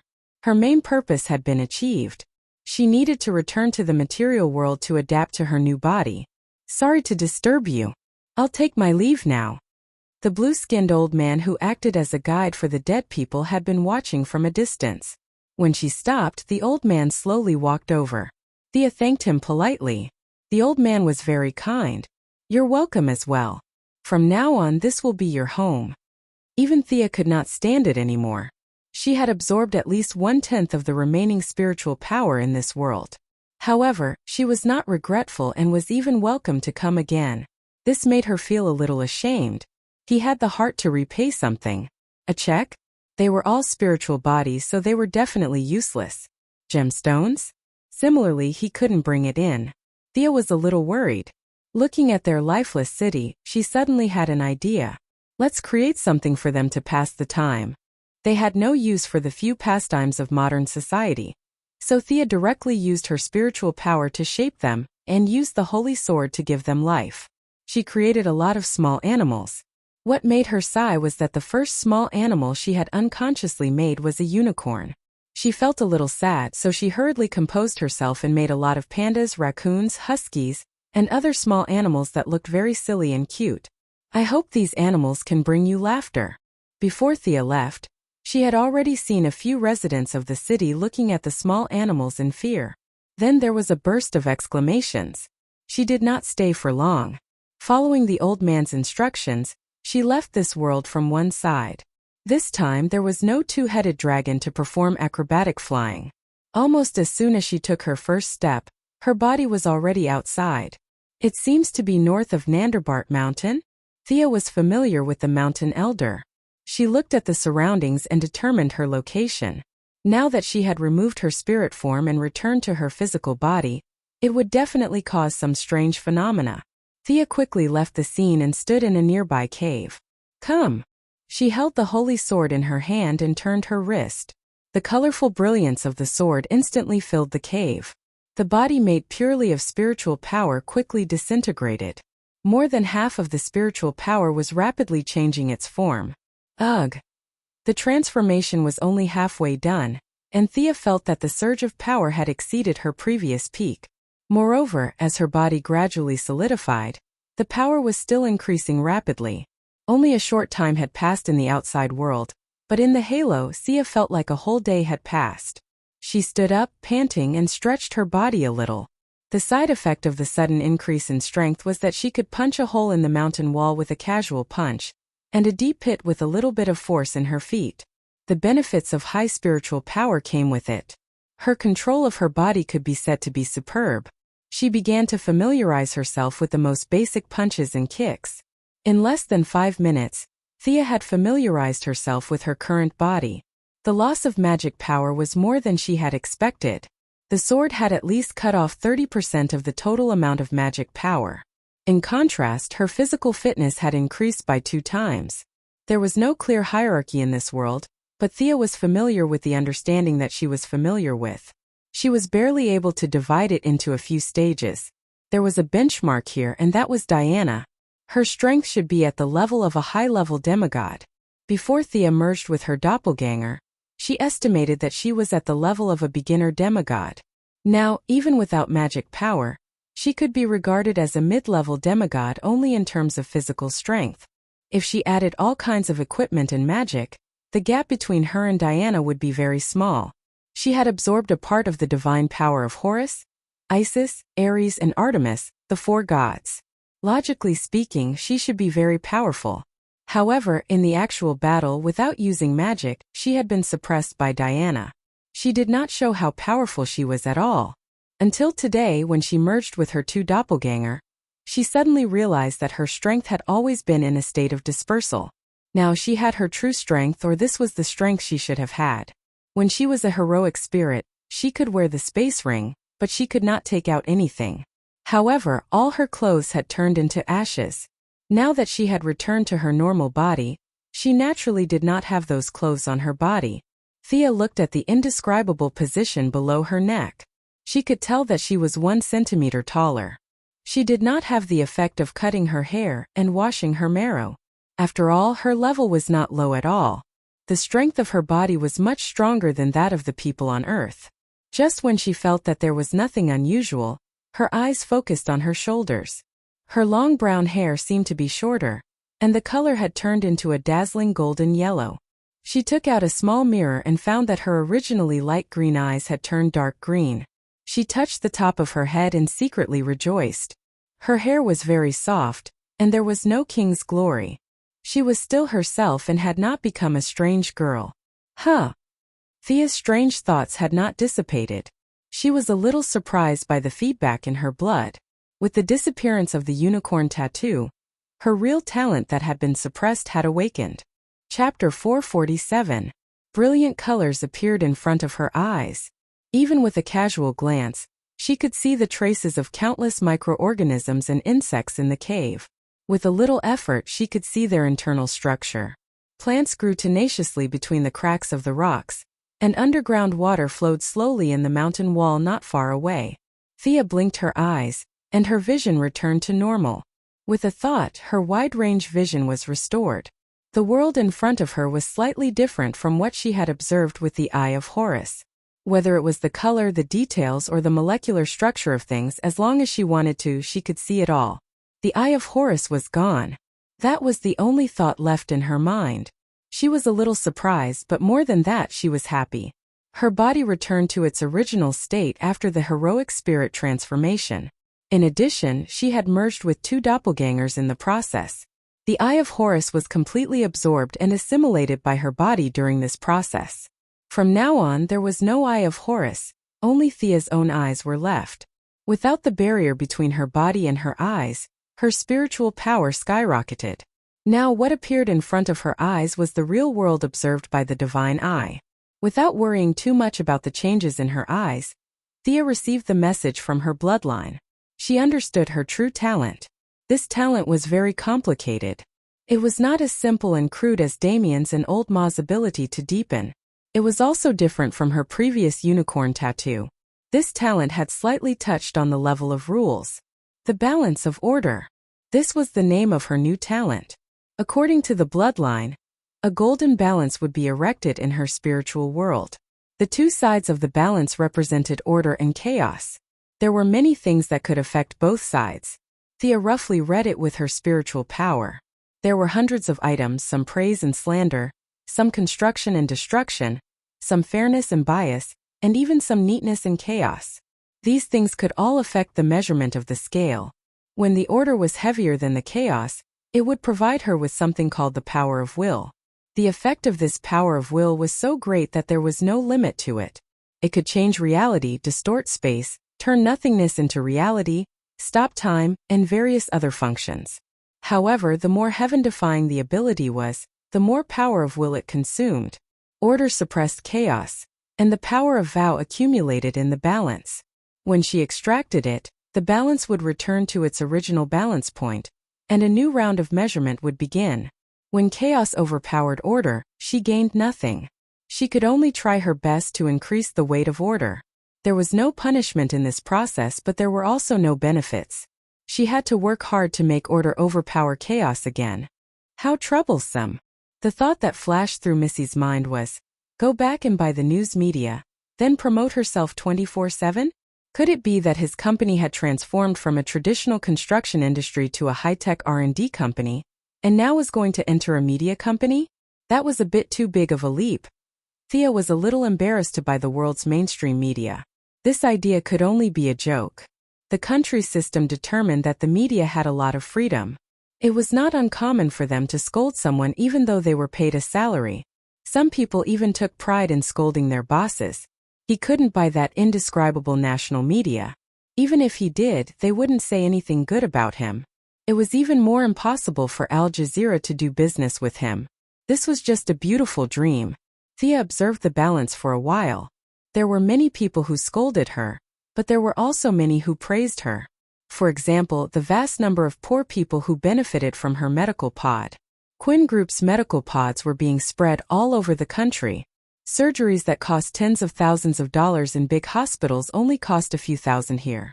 It was safe and efficient. Within half an hour, basic illnesses could be solved. This talent is really tailor-made for my personality. Thea couldn't help but sigh. She was used to making a fortune in silence. She was asked to do good deeds in public like a superhero. Today, she saved an old lady who ran a red light. Tomorrow, she would help a child find his dog. These were things that she couldn't bring herself to do. She was used to using the existing rules, maintaining the existing rules, and doing things in a planned way. She was not like a firefighter, running around the city and saving whoever she saw. To a certain extent, she and the superheroes had a conflict of ideals. Now that she had obtained this talent that emphasized order and priority, her ideals were further strengthened. She wanted to test the power of will. Unfortunately, both sides of the balance had just begun to move. There was only a little more order than chaos. The little power of will was not even as thick as a strand of hair. After calming down, she couldn't help but think about this strange talent. Although it was incomparably troublesome, its power was definitely extraordinary. She wasn't the son of God. With such a strong bloodline talent, even Merlin didn't awaken this level of talent when he was a wizard apprentice, let alone Damien and Old Ma. After eliminating a few impossibilities, The only explanation was that her true talent had always been suppressed and was constantly changing as her ability deepened. Or rather, her talent awakening had never progressed to the final step. When the unicorn tattoo was removed and this talent appeared, it was already so strong that no one could compare to it. Others awakened their talents when they were mortals, but Thea was forcibly suppressed until now. Purely from the perspective of talent, she was probably the first demigod-level wizard apprentice in history. She checked her body on the spot. Although she was in a cave, there was still light. She still retained her ability to absorb sunlight and moonlight. Otherwise, she would rather be a warrior if she had to practice 18 types of meditation techniques a day like Mr. E. She took out a set of clothes from the spatial ring. Between flying back or teleporting back, she hesitated for a second. She was afraid that it would be troublesome, so she chose to teleport. She didn't return to Star City or the metropolis. Instead, she went directly to London. Diana bought an apartment here as her residence. Have you settled your matter? Diana, who was watering the flowers, felt the spatial fluctuation and asked without turning her head. My strength has increased greatly now. Let's compete. It's still daytime. What are you thinking? Let's compete. Change your equipment and we'll find an uninhabited planet. Thea didn't allow any explanation as she pulled Diana and ran to an alien planet. Her physical strength could only be used freely in an intense battle. Diana helplessly put down the water bottle, carried her equipment, and followed Thea to an uninhabited planet. With a sword and shield in hand, fully armed was Diana's attitude toward battle. She wouldn't give up any equipment just because she underestimated her opponent. Thea knew this very well. She didn't use the power armor or buff magic. She just tied her hair into a single ponytail and didn't use the holy sword. Instead, she used the Godslayer that Diana was very familiar with. Be careful. Diana didn't take the attack head-on. She chose to dodge sideways. However, she underestimated Thea's speed. Just as she thought of dodging, Thea was already in front of her. Her competitive spirit was ignited. She also held the sword in her right hand and slashed at her. Chapter 448. The two swords were made by the god of fire and had the same origin. No one knew how many times they had clashed. However, Sia, who had always been knocked back, had only taken half a step back this time. The strong wind created by the collision of the two swords swept across the area within a radius of several miles. Your power has increased by so much? As the person who knew her best, Diana was quite clear about her strength. The two of them had sparred countless times, and she was the one who had the most right to speak. Indeed, this is the power that my body should be able to exert now. The benefits of the heroic spirit transformation were not only to train her spiritual power, but also to filter out the remnants in her body through the process of decomposition and reconstruction. The messy divine power that Thea had absorbed before came from different gods, and even different divine systems. Although it was downgraded to magic power, there were still a lot of impurities in the energy. This decomposition and reconstruction was equivalent to remaking her body from scratch. There were no more remnants of Ares or Horus, and all the power belonged to her. Relaxed, soothing, and simple could be used to describe her physical condition. Even if it was just a simple comparison of appearance, she was not inferior to Diana. Objectively speaking, she was now like a new demigod. The effect of the reconstruction was heaven-defying, and the heroic spirit transformation was only one of the countless functions of the Holy Sword, and it was also one of the inconspicuous functions. From this, one could see how extraordinary the Holy Sword was. She needed to adapt to a new body, and so did her fighting style. It was like Batman knew Wing Chun, but he did not use it usually. This boxing style was not suitable for his burly body. Thea's skyrocketing strength was now facing the same problem. Many of the moves that used to be easy to use now felt strange when she used them. It was not the problem of the moves, but that she was no longer suitable for these moves. Diana did not hold back just because her moves were sloppy. She held a shield in her left hand and a sword in her right hand. She did not practice as many martial arts as Thea, and she was very familiar with a set of boxing style and a set of sword and shield attacks. Although Sia was very familiar with her martial arts, she was still flustered. Under the strong pressure, the martial arts she had mastered were also in a state of rapid integration. It was impossible for her to defeat someone with a move without a move. However, she was able to use the best moves of various sections. Whether it was the royal court swordsmanship or the Japanese swordsmanship, any move that was suitable for her was a good move. Get in the way. Sensing that Thea's strength was not much inferior to her own, Diana threw away her shield and held her sword with both hands, attacking like a storm. It turned out that Diana's overall strength was still higher than Thea's. Her strength, endurance, reflexes, and speed were all better than Thea's. The young lady could accept this fact. After all, although her magic power had dropped by 30%, she was still a mage at her core. It would be strange if a mage like her could fight against a pure warrior like Diana with her body. Based on her usual personality, she would have unleashed all her skills and fought for victory. However, after fusing with her two doppelgangers, she had gotten rid of all distracting thoughts. Her state of mind was very calm. It was no big deal if she lost, but it would be strange if she won. Move by move, she calmed her mind and tried her best to deal with Diana's attacks. From time to time, she would even counterattack. The two of them were fighting very seriously. Diana had not engaged in this kind of pure martial arts competition for a long time. In the past, Thea used to train with her using magic and martial arts. In the middle, she would add in fear impact from time to time. It was not the path of a pure warrior, which made her very sullen.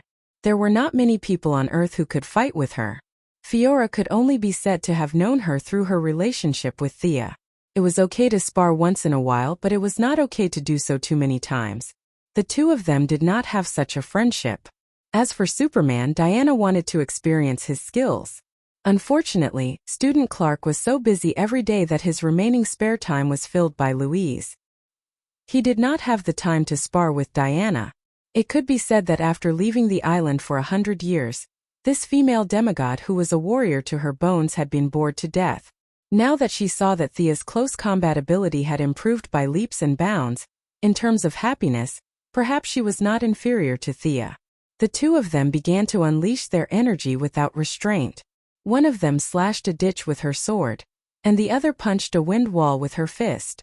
On the desertified planet, rocks were constantly blown away by the aftershocks of their fight. The planet's atmosphere was also rumbling because of the aftershocks of the fight. It was as if a typhoon had wreaked havoc within a radius of 100 miles, and in the eye of the storm were the two beautiful ladies. The two of them fought for a long time.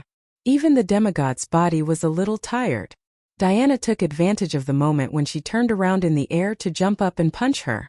Thea realized that this might be her last punch. She also mobilized all the strength in her body. She twisted her waist and bent her arms. At the same time, she drew out a weak wisp of power of will from the spiritual world. She secretly said to herself, "I can do it, I can do it." A faint golden light wrapped around her jade-white arm. This light flickered slightly and disappeared without a trace, as if it had never existed. Bang! There was a loud explosion at the point where the two of them collided. An invisible shock wave swept out in all directions with the two of them as the center. Diana fell back to the ground. Her feet plowed a deep trench in the heavily weathered ground. She retreated more than 10 meters. Thea was in mid-air. She somersaulted 7 or 8 times before coming to a stop in the air. What a strange power! Diana had fought with Thea countless times.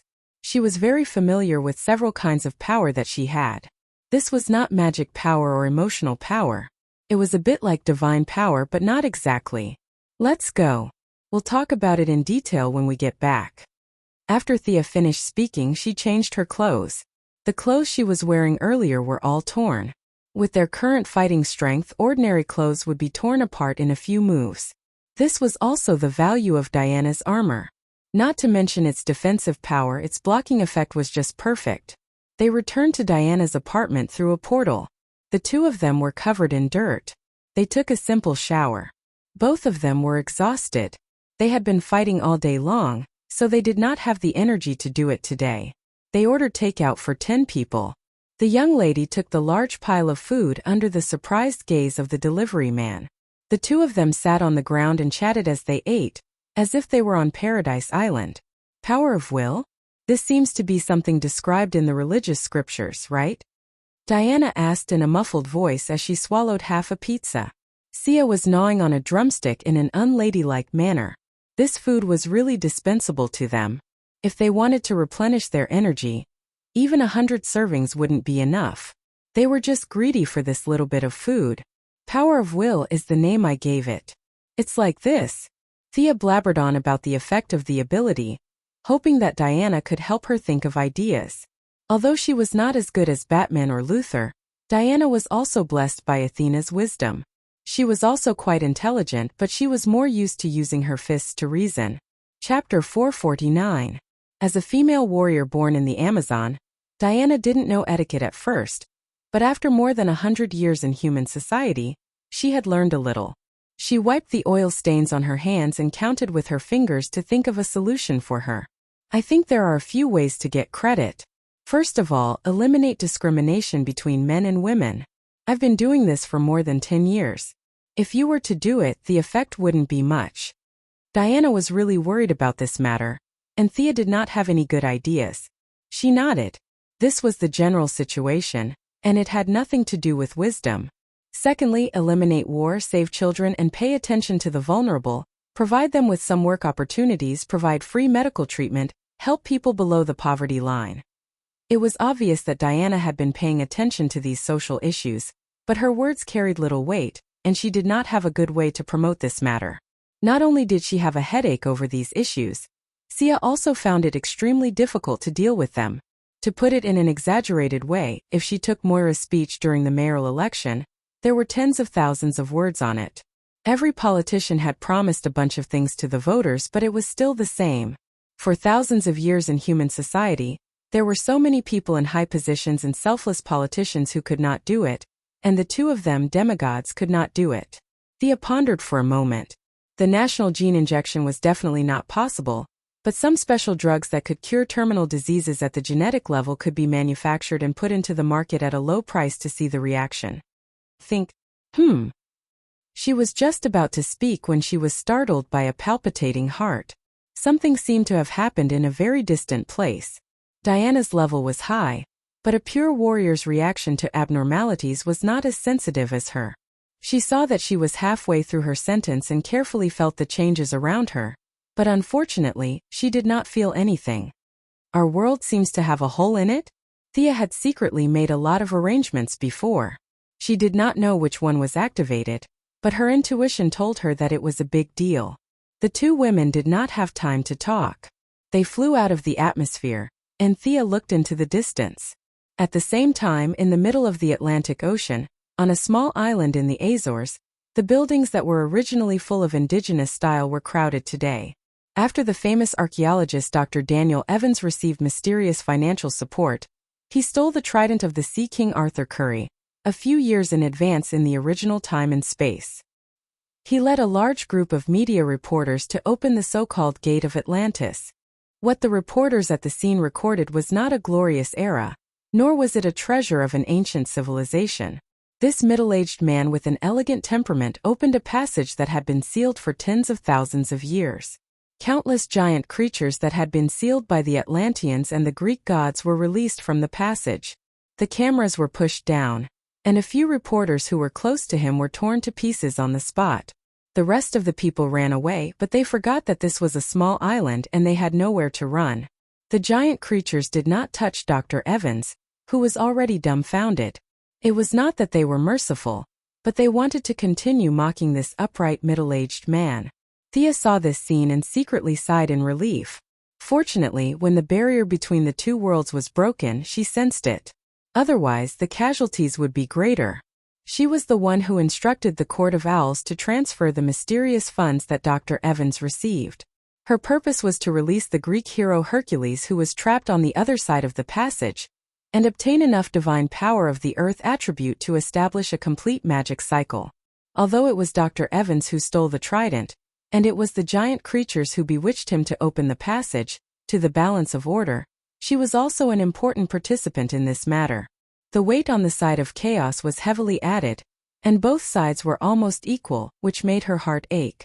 She asked Diana to put on her equipment, and she hesitated for a moment. It was not time for her to officially stand in front of all the media, so she also put on her hood, and the two women were directly teleported to the small island. From the time the doctor opened the passage to the time when Thea and Diana arrived at the scene, It was less than 30 seconds, but the situation had deteriorated to the extreme. The giant creatures seemed to be playing with toys, and dozens of humans were torn apart by them at will. The smell of blood on the scene was extremely strong. "Stop!" Thea shouted. The two of them suddenly appeared, and most of the ordinary people were already scared out of their wits. They did not notice them at all, but the giant creatures knew what was good for them. The two women were pure demigods, and they could not help but be vigilant. However, it was the young lady who shouted for them to stop. In fact, she did not have the intention to stop at all. She just felt that it was inappropriate to start fighting without saying a word. So she shouted to strengthen the momentum. These giant creatures all represented the consciousness of chaos. Killing one of them was greater than saving 100 ordinary people. At the same time, the sacred sword also transmitted a strong fighting spirit to her. Thea immediately made a decision. Today, she would use these evil descendants of the giants as the beginning of the revival of the sacred sword's glory. Thea held the sacred sword with both hands, jumped 10 meters high, and stabbed the sacred sword, which was overflowing with 7-colored light, into a red monster with wings and a bloody mouth in the middle of its body. The eyes on the monster's 2 shoulders were still confused. "Didn't you say to stop? You were the one who shouted so loudly just now, right?" However, before he could express his dissatisfaction, the sacred sword had already completely purified him. Taking advantage of the enemy's confusion, she separately beheaded 2 more winged creatures. Diana had been cooperating with her for a long time, and she did not hesitate. Like cutting a melon, she cut down a colorful monster that seemed to have the ability to turn invisible. Shameless surface demigods. Kill them. The leader of the giant creatures was a female giant creature with a snake's body and long hair. Her entire body was dark green, and she had 2 wings and 4 arms. Their population was not large to begin with. When they were sealed 10,000 years ago, there were more than 1,000 of them. Now that they had broken out of the seal, there were less than 50 of them. Unexpectedly, in the blink of an eye, 4 of them were killed by Thea and the others. This made the snake woman extremely angry. Visible ripples burst out from her blood-red eyes, and Dr. Evans, who was very close to her, was directly sent flying. Mental attack. Thea was very disdainful. This was her leftover skill. This skill was very effective against small groups of soldiers, and it was very cool to see a large number of them fall like wheat. However, it was not practical in a battle of the same level. No matter whether it was herself or Diana, both of them had extremely high mental resistance. If they focused their mental power on a single point, it might be effective, but if they spread it out in such a large area, the damage would be negligible. Realizing that the snake woman did not have much combat experience, Thea turned the footsteps that were originally aimed at her and exchanged 2 blows with a purple vine-like creature with mouths all over its body. This creature drilled in and out of the ground, and it took her some effort. She used a hard earth spell to delay the creature's drilling, and then swung her sacred sword and cut the creature into 3 pieces. She still felt that it was not safe, so she stabbed the creature twice more until it turned into ashes. Only then did she move on to the next enemy. Chapter 450. Surround them. Overwhelm them with numbers. The snake woman was obviously not good at hand-to-hand combat. She hid far away and began to command. From time to time she would send out mental attacks, sound waves, and charm spells. As a few powerful monsters gave up on killing ordinary people and returned to the island, Thea and Diana were under more and more pressure. However, they did not complain. Thea felt that this was her fault, and she had no qualms about it. Diana felt that it was her duty to destroy these guys. The 2 women relied on their skillful martial arts and divine armor to deal with dozens of enemies. Their main targets were those who could fly and those who could turn invisible. They would kill these enemies first and deal with the remaining few who had thick skin and flesh. Be careful. Thea kicked Superman's good friend, Jimmy Olsen. Today, the Daily Planet sent this camera-turned reporter. This kid was really unlucky. The death-courting experts, Louise Ryan and Clark Kent, went to investigate another big piece of news. The newspaper office didn't believe that Dr. Evans could come up with anything new, so they sent the intern reporter to the Azores. This kid was indeed one of Superman's Iron Triangle. He was very lucky. There were not many people left on the island, but he was still alive and kicking on the front line. This guy was also very careless. He did not forget his job at all. He raised his camera and took pictures. The sound of his camera not only attracted the enemy but also Thea. Seeing the enemy spit out acid rain, Thea could not watch this guy die in front of her.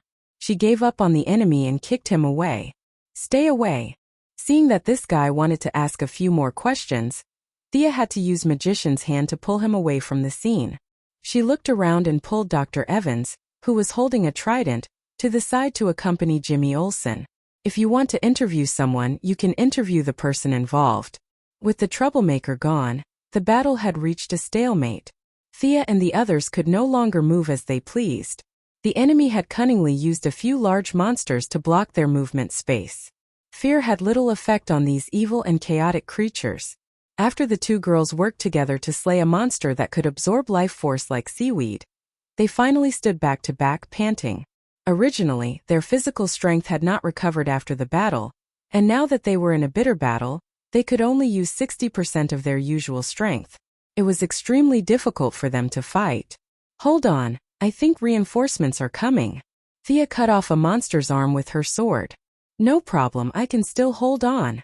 Diana used a lasso to catch a monster, pulled it in front of her and stabbed it to death. Stop! At this time, another roar came from the beach. Unfortunately, the monsters did not fall for it anymore. We may be naive, but we are not stupid. You humans have shouted for us to stop twice in less than 10 minutes. You want us to fall for it twice? How could this be? The group of people continued to besiege the two girls as if they didn't hear anything. What happened? Give me back my trident. The Sea King, Arthur Curry, who had swum for tens of thousands of miles, landed on the island like a god descending from the sky. The result of his loud shout was that no one cared about him. He was a little puzzled and happened to see Dr. Evans holding the trident. The middle-aged man also knew that he had made a terrible mistake. If the two girls had not jumped out to fight to the death, who knows what would have happened. He threw the trident back to the Sea King. Arthur, I'm sorry. You can kill me, but please help the two girls. They can't hold on any longer. The Sea King wanted to see who was being besieged, but the group of giant creatures surrounded him. He did not have the ability to fly, so he stretched his neck to look at the outside for a long time. He could only see that the fight was lively inside. From time to time, broken limbs of monsters were sent flying. He stood for a while, but no one cared about him. Arthur, come and help. He could not see, but Thea saw him with her supervision. Although he was not as good as Superman, he was still a strong general. Hearing Thea's voice, the Sea King breathed a sigh of relief. He knew the combat power of the two girls and knew that they would be fine for a while. There was no need for him to go in and save them. If they could not hold on, he would be a dead end. His combat awareness was good. He looked at the enemies on the battlefield and found that Thea and the girls were prioritizing those who could fly and run fast. He immediately understood the intention of the two girls. Thunder flashed on the trident, and he attacked a winged monster. Not long after he joined the battle, Mela, who was always by his side, also arrived. The island was not big, and it was surrounded by seawater. Her ability to control water was at its peak, and countless water and ice arrows rained down on the giant creatures. The continuous killing of the four of them was indeed extraordinary, but injuries were inevitable. Thea had taken off her hood, revealing her long golden hair. The hood could be used normally, but it blocked her vision when she was surrounded. Although she used all her power, her right hand was still injured, and she could only hold the sword with her left hand. The giant creatures were the descendants of giants in Gaia's evil consciousness. They had surprisingly high magic resistance, mental resistance, and physical attack power. They had almost no weaknesses, and Thea could not use many of her methods. She could only fight with brute force. If she had not merged with her doppelganger, which increased her physical attack power, it would have been more difficult to deal with these enemies. Diana wasn't having a good time either. She was injured by an arrow shot by an enemy that looked like a purple-skinned tree. There was a bloody hole in her sturdy thigh. The enemy's attack was extremely corrosive. Even with her demigod body, she couldn't recover from it and could only fight with a limp. If she had known, she would not have fought with Diana. Thea felt that after Merlin abandoned his sword, her luck was a little bad. If the two of them were in good condition, they would not have to fight so hard. Use the power of will. She alone had killed 7 or 8 giant creatures, and the order scale was very satisfied. After canceling out the matter of secretly supporting Dr. Evans, there was still a lot of power of will left. Recover our physical strength and injuries. Thea chanted silently. In a place where they could not see, an obscure white light shone, and the two girls' physical strength rapidly rose. However, their injuries were only half healed, and before they could fully recover, their power of will was exhausted. They threw 2 more healing gems, and more or less relieved their injuries. The snake woman had been observing the situation from the periphery. At this time she smiled sinisterly, and her sharp teeth shone with a cold light. Greeks and Atlanteans? Do you think that only the giant creatures are your enemies? Too naive. I'll let you see a real nightmare, this friend who has been with us for tens of thousands of years.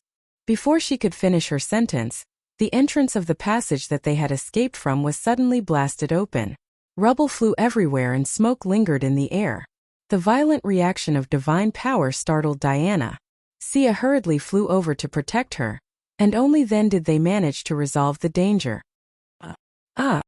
Amidst the deafening roar, a muscular figure rushed out from the tunnel. Chapter 451. In front of a group of monsters that were a few meters tall, the 3-meter-tall man who rushed out was not conspicuous, but the power that overflowed from his body was enough to attract everyone's attention. The man's head and waist were wrapped in animal skin, and his naked upper body was full of explosive muscles. 2 ferocious dragon heads were used as shoulder pads, and through the animal skin, one could see his bearded face and a pair of crazy eyes. Even if one could not see his face, one could feel the oppressive feeling in the air. Hercules. Diana was really a little surprised. This was the interesting part of Greek mythology. Other than a few old ones, the rest were all brothers and sisters. They were all created by the loving uncle Zeus. Whether it was Apollo or Ares, including Diana and Hercules in front of them, their mothers included all kinds of races and levels. There were mortals, demigods, and true gods, but there was only one father. Diana did not expect that other than Ares, she could see another living brother, who was very mechanically dealing with the attacks of the giant creatures. She looked at Thea. The Missy also pretended that she had just found out. She was 70% puzzled and 30% shocked. She was not a child of Zeus, so this expression was just right. Kill. Kill all of them. They are all traitors. Think about the despair you felt when they betrayed you and you were alone in the abyss. The snake woman did not dare to get too close to Hercules. She only used her charming voice to stir up his emotions from afar. Hercules' gaze became crazier and crazier. His chest was undulating, and the steel-like muscles all over his body were visibly bigger. Even from afar, one could hear his heavy breathing. Atlantean, I'm going to tear you apart. Hercules looked around. Just like when the Sea King first arrived, he did not see the 2 women who were surrounded by a few giant creatures that were as big as mountains of flesh. Instead, he saw the Sea King, who seemed to be very muscular and was attacking fiercely with a trident in his hand. This guy must be his enemy. Without thinking, Hercules stomped his feet violently on the ground, creating a gust of wind as he raised his huge fist at the Sea King. The Sea King had heard Diana's exclamation before, and he knew that she was a god who was famous for her strength. If she had been an ordinary person, he would have punched her back with his fiery temper. However, he chose to avoid the mighty Hercules. His plan was very good. He wanted to build up his strength in one go, weaken in the second, and exhaust in the third. Unfortunately, he underestimated the power of Hercules. If he only relied on 3 axes, this son of Zeus, the Lion of Olympus, who was not favored by Zeus, would not have lived to this day. Having fought against the giant creatures alone for 10,000 years, his physical strength was almost limitless, and his martial arts had also reached the peak. Although he was now driven crazy by the giant creature's whispers for 10,000 years, his fighting strength was not affected in the slightest. The combination of punches forced the Sea King to retreat continuously. In less than 10 moves, he grabbed the Sea King and raised him above his head, intending to tear him apart. Let him go. The 3 women, for different reasons, came to the rescue at the same time. Mira's eyes were almost red, and ice arrows as thick as an arm rained down on Hercules. Diana also threw out the lasso of truth, binding one of his arms. Thea also took out the silver moon bow, knocked Zeus' lightning arrow, and shot an arrow at Hercules' chest as fast as lightning. The Sea King, who was raised in the air, was not completely helpless.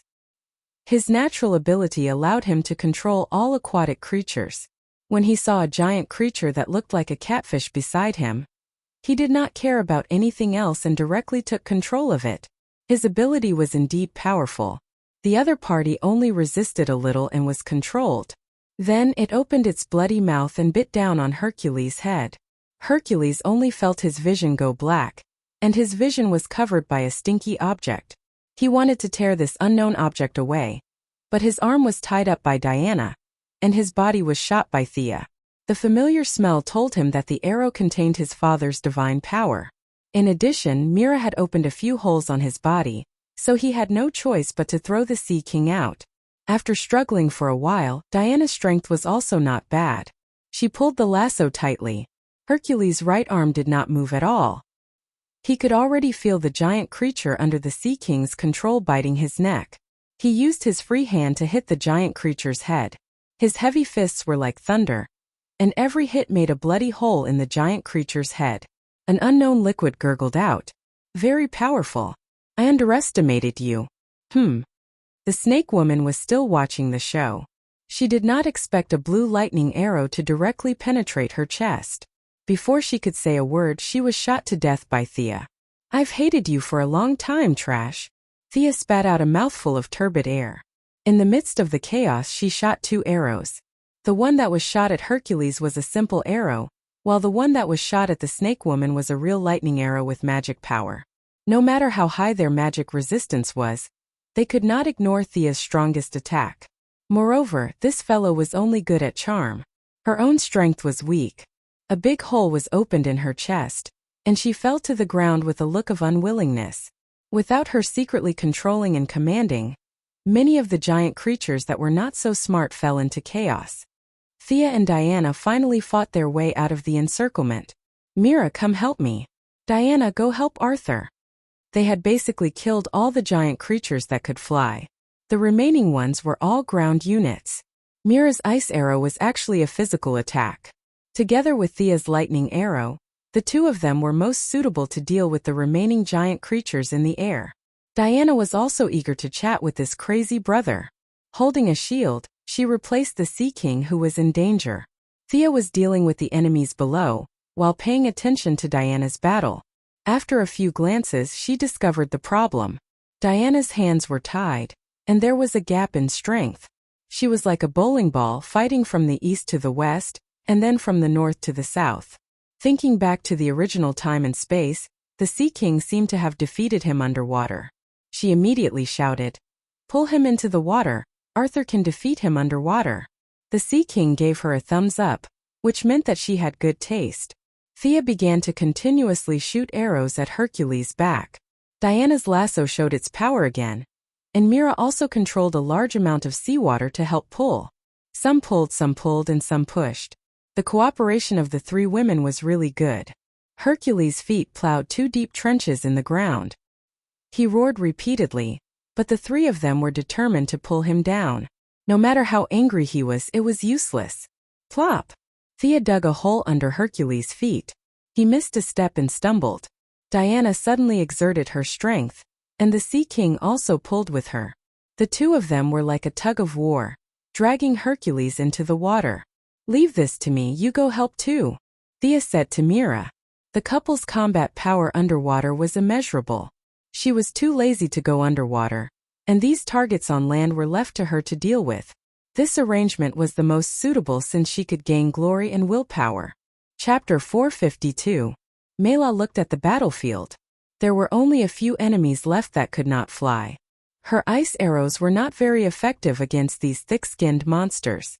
She nodded. "Be careful."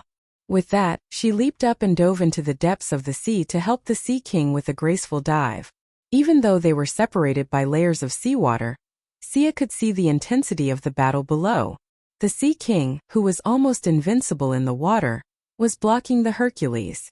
Diana could only do some supporting work, and with Mira also entering the water to fight, she was a little helpless. Diana was not worried that the Sea King couple would kill Hercules.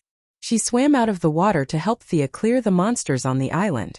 Without Hercules' interference and without the Snake Woman's control, these giant creatures that only knew how to destroy were no match for the two women who cooperated with each other skillfully. Diana used a trap, while Sonia used a holy sword. Diana used a sword and shield, while Sonia used a bow and arrow. The two of them could switch between melee and ranged attacks at any time. A monster fell to the ground every 10 seconds. The fewer there were, the less pressure the two women felt. Thea used her power of vow again to recover some of their strength and injuries. Finally, they killed all the ancient monsters. The sea in the distance was still rolling with huge waves.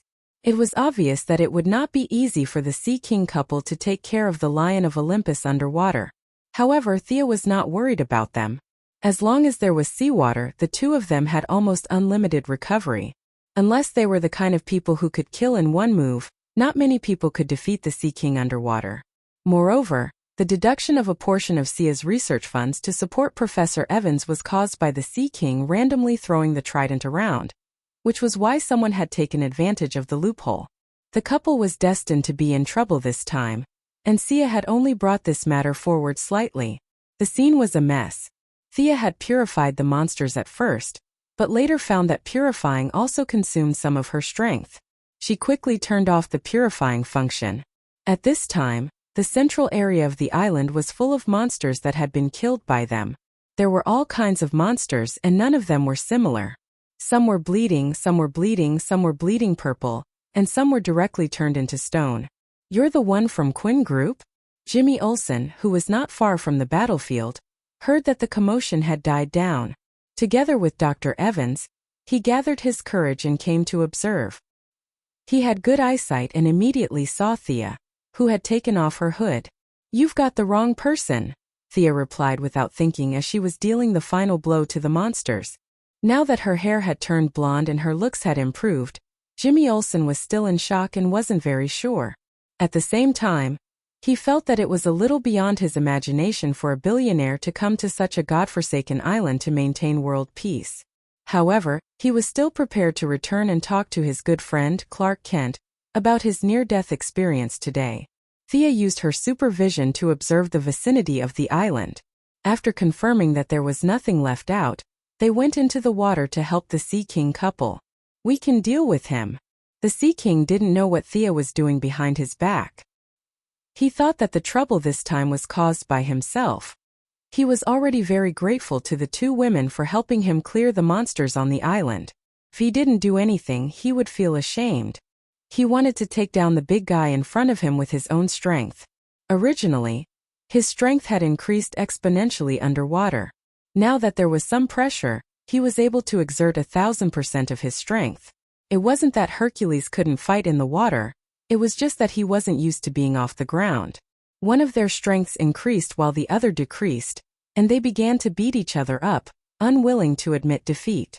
The huge current was turned into a whirlpool by the two's powerful strength. The fishes and shrimps had long fled. Mela's eyes were emitting a blue light. Her superpower was used to the extreme. From time to time, giant monsters formed from seawater would pounce on Hercules. Looking at the crazy Hercules, Diana hesitated and asked Thea, "Can he still recover his consciousness?" Thea had thought about this problem before and made several plans. Now that she saw the real person, she only felt that it was several times more complicated than she expected. Hercules's will was as hard as steel. It was difficult for such a person to be corroded, but once he lost his mind, it would be even more difficult to recover. The snake woman who was shot to death by her arrow must have been corroded by thousands of years to slowly disintegrate Hercules's mind. Even so, she drove Hercules crazy instead of becoming a puppet under her control. From this, one could see how tenacious Hercules' will was. "If we can subdue him, we can go to the Martian hunter. He is one of the strongest telepaths in the universe. Let's see if he has a way. If it doesn't work, I can try to use my power of will to see if I can change reality." Groot's telepathic ability was more about control. When he was under control, he was a normal person. When he was no longer under control, he would still go crazy. The Martian hunter was the best choice now. Diana nodded silently, and the two returned their attention to the battle. After half an hour of fighting, the Sea King and his wife defeated Hercules with difficulty. Hercules' body was harder than steel, and his recovery ability was top-notch. The Sea King's trident left wounds on his body, but Hercules recovered very quickly.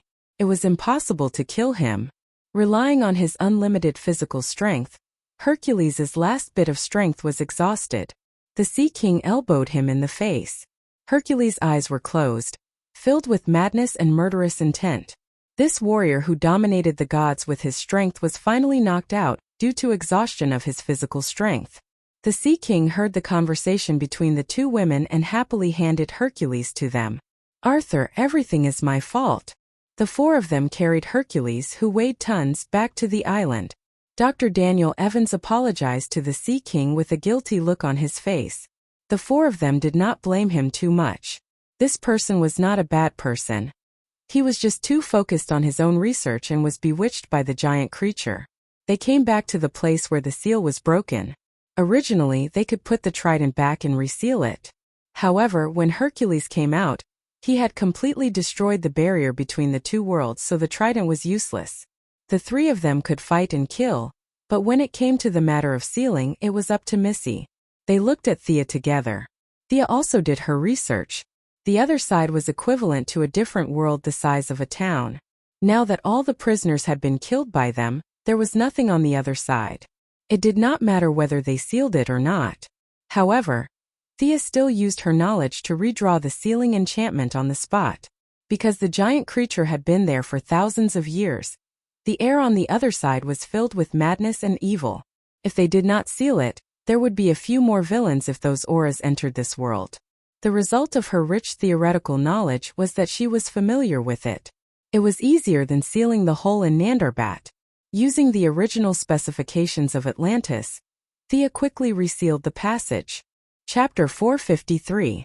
From now on, this island will be a forbidden area, and your trident will still be the key to unseal it. Under the watchful eyes of a few outsiders, Sia easily drew countless irregular lines. A purple energy lightly swept across the scene, causing the aura of madness and chaos in the air to immediately stop spreading. Diana and the others were fine, but Jamie Olsen and the other survivors were dazzled. They didn't know what was going on, but they thought it was awesome. As for the forbidden area that she mentioned, they still had lingering fears. No one was going to come to this broken island again, and whether it was forbidden or not had little to do with them. The surrounding sea was affected by their battle. The waves were still turbulent, and there were still countless whirlpools under the water. The warm-hearted Sea King called the survivors to board the ship, and they carried the ship underwater and left the sea. Thea and Diana said goodbye to the two and watched them leave with the survivors. The noisy island quieted down. Only the destruction of various energies and the flow of corrosive blood destroyed the little vegetation on the island. Lady Natasha first put a bunch of sealing spells on Hercules, and then put on a large number of high-tech confinement devices from the Heaven's Eye Society. Amanda could use these things to trap ferocious wolf Rob, so it should be effective against Hercules as well. Under layers of confinement, even if Hercules suddenly woke up, his violent counterattack would not be lethal. Thea first checked Hercules as if he was mentally ill, and then she picked the largest medical cabin and put him in. After scanning for a long time, the result was no use. The human's experience in treating mental illnesses was completely ineffective against him. This guy's brain was not damaged, but there was a problem with his soul. It could not be cured in a hurry, so she needed to go back and slowly think of a way. Thea told Diana to look after him. She still had to deal with the bodies of the giant creatures on the island. The bodies of these guys were extremely evil. If they were thrown to the hands of the Cold Flame Church, they could make at least 100 magic tools. They were all curses, chaos, and confusion. There were too many problems left in the world, so purifying them was the best choice. All the bodies were gathered together, holding a holy sword, and silently adjusting their state. Thea softly chanted the inscription, and the holy sword responded at the same time. A large amount of light gathered at the tip of the sword in an instant. Thea's own mana was rapidly transforming. This light was not the light of the illumination spell that any mage apprentice could cast. It was a spiritual light formed by the will of all living beings. It was the light of wisdom, the light of the soul. Thea had a feeling that if this light continued to upgrade endlessly, its final point might be the light that God said should have light, the first light that represented the entire world. Of course, she was only purifying the corpses of some monsters. There was no need to make such a big deal out of it.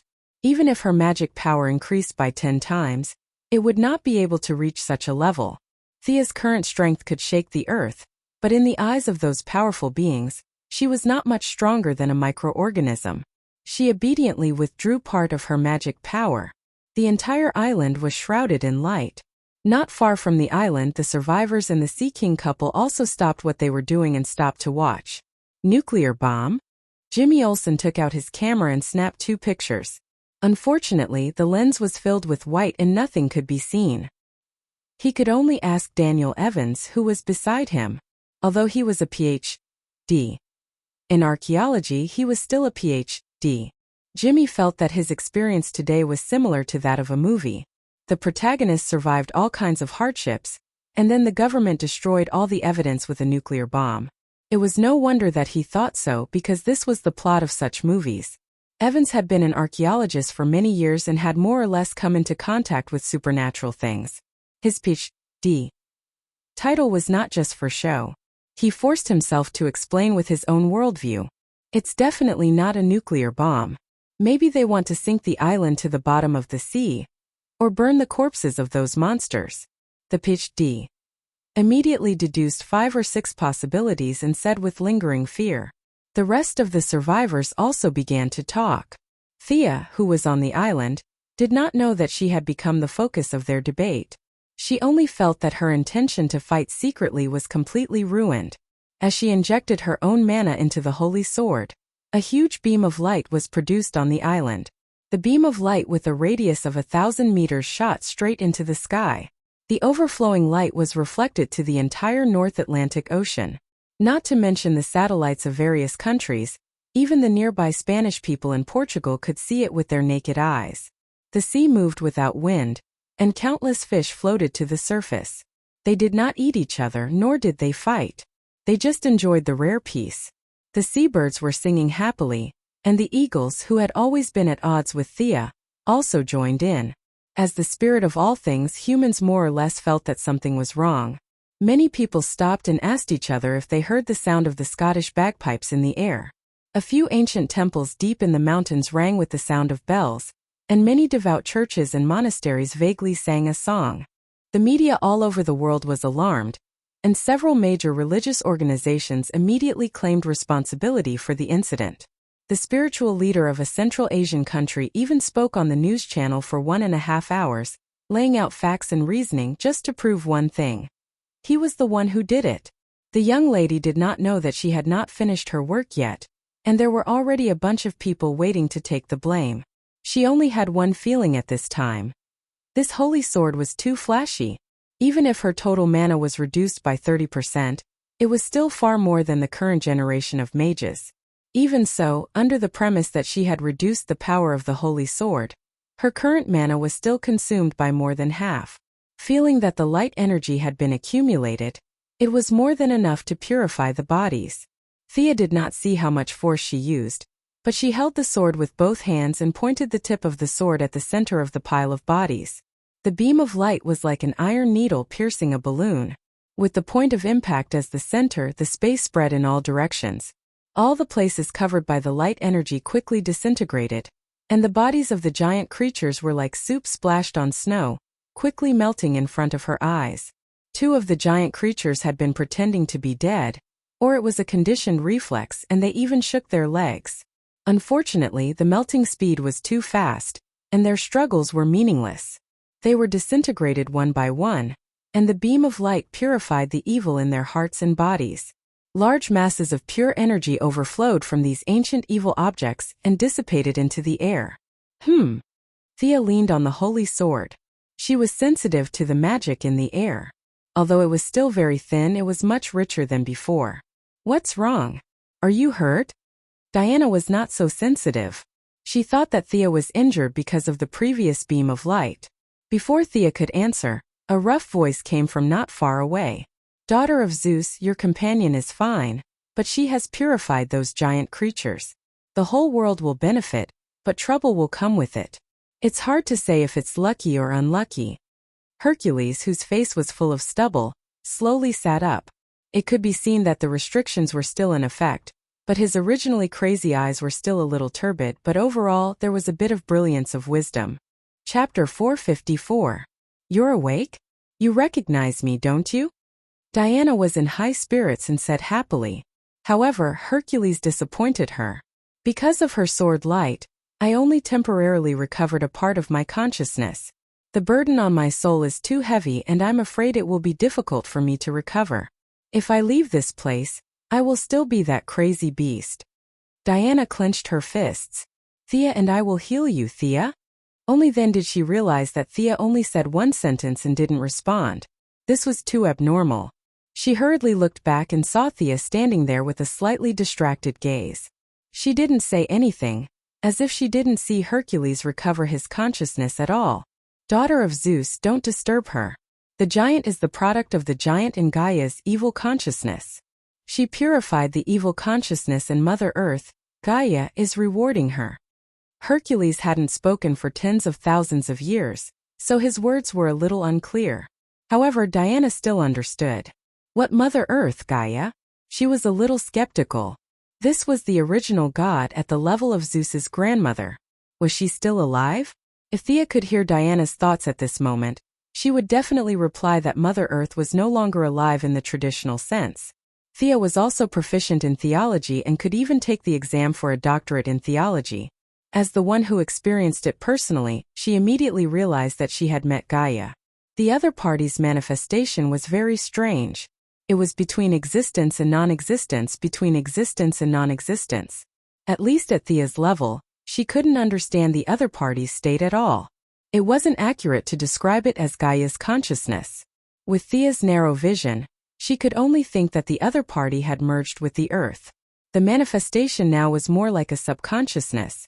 The imagined day trip to the Earth's core, the small movie of the birth of the giant, the big reveal of the ancient myths, none of these were present. The other party's consciousness was very fleeting and mechanical, as if it had completed some kind of setting. It returned a large amount of divine power to Thea, and then disappeared as if it had never been there. Missy couldn't wait to laugh 3 times. Divine power was very valuable, and such pure Earth-type divine power was even more valuable. Thea had originally planned to obtain some from Hercules, and she had even come up with several plans to do so. Now she had no intention of planting anything. This mass of divine power was extremely pure. Not only could it activate Thea's Earth attribute, but it could also activate her own mana cycle. It could even restore her to the state before her mana cycle was split. This was much better than carefully starting from Hercules. Thea was very happy, but she did not immediately absorb it. Previously, the Holy Sword had caused too much of a commotion on this island, so they needed to immediately evacuate. Are you awake? When Thea's consciousness returned to reality, she also discovered Hercules' state. Diana explained to her in a low voice, "Let's go back to my place first. I have more equipment there." Thea directly teleported Diana and Hercules back to the metropolis. As soon as they left the island, Hercules' expression began to distort. His eyes were wide open and his teeth were chattering. "Release part of your consciousness, I will knock you out." Hercules, who was in pain, nodded slightly. Thea used her strongest spiritual attack and released a spiritual storm in his spiritual world.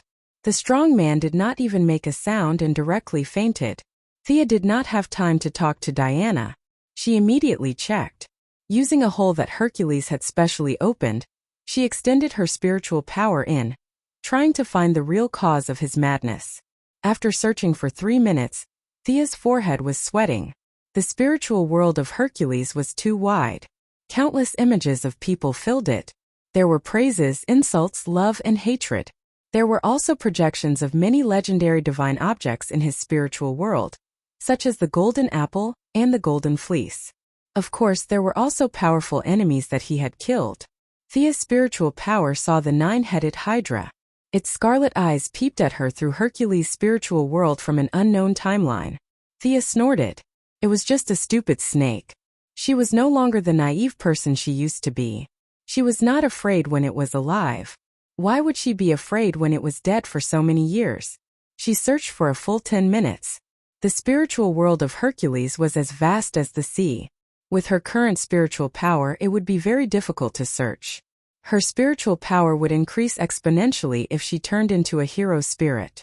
However, the Holy Sword had released such an earth-shattering attack and needed to rest. It could not provide her with enough energy to turn into a hero spirit.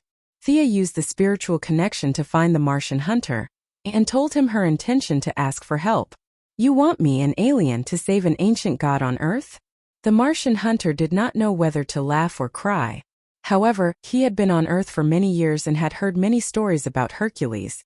In his heart, if he could save Hercules, he would definitely be a great general on the side of justice. He did not say anything and said that he would be there soon. However, Thea and Diana waited and waited. After 4 hours, the two women finally saw the Martian hunter who would be there soon. This person had found a mission in the metropolis at the last minute. After that, he had disguised himself and sneaked all the way here. I say, Uncle Ranjan, you flew here in less than 3 minutes, right? You're too careful. Thea was now familiar with him and said teasingly. The Martian hunter glared at her. You were the one who did what in the Azores, right? What were you doing there? Thea bragged about her heroic deeds as if she was showing off her achievements. She was very magnanimous at the moment. Even Gaia recognized her achievements, which meant that she had done a good job. Naturally, the Martian hunter could not find fault with her. Realizing that this was the fault of the human scholar, he could only sigh. He's so strong. When he saw Hercules' height, weight and muscles as hard as iron lying there, the invisible aura made the Martian hunter feel a little moved. Although the Martian hunter was good at telepathy, his strength was comparable to Superman's. The fact that Hercules could make him feel pressured already showed that Hercules was not ordinary. Thea explained what she had found out about the inquiry. Do you think that the giant creature still has an image in his mind? Yes, you call it the mind.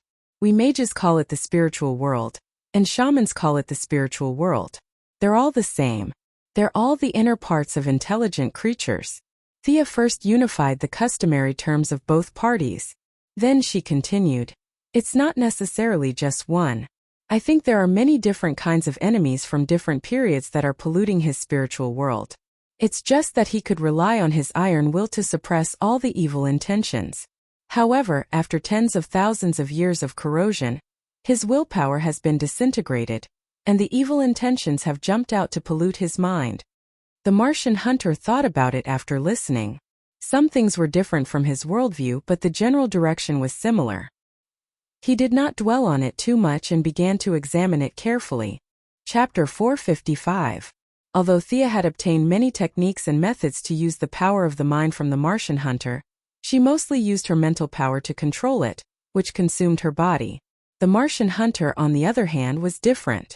This was his natural ability, just like Thea's order balance and the Sea King's control of aquatic animals. His telepathy consumed very little energy. In terms of numbers, he was much stronger than the current Thea. Even if he was not as good as the hero spirit, the difference was not big. With his natural ability and low energy consumption, his search was more efficient and faster than Thea's. There are indeed many tainted bodies of consciousness affecting his mind. What do you want to do? Uncle Ranjan, can you resolve it with your ability? It's difficult. I can try if there are only a few of them, but there are too many tainted things in his mind. Thea leaned against the wall and began to think. The other party was not her, so it was impossible for him to use the hero spirit to get rid of the impurities and preserve the essence. It was impossible for him to use any simple method. I'll do it with you. We'll use our own methods to get rid of as many tainted bodies of consciousness as possible before we can't hold on any longer. There was no good way. It was a little stupid, but the Martian hunter did not have any good ideas either. Let's do it. The Martian hunter's consciousness entered first, and Thea followed behind him. The two of them split up to search for the tainted bodies of consciousness. Thea soon saw a three-headed hellhound that looked like it had been skinned.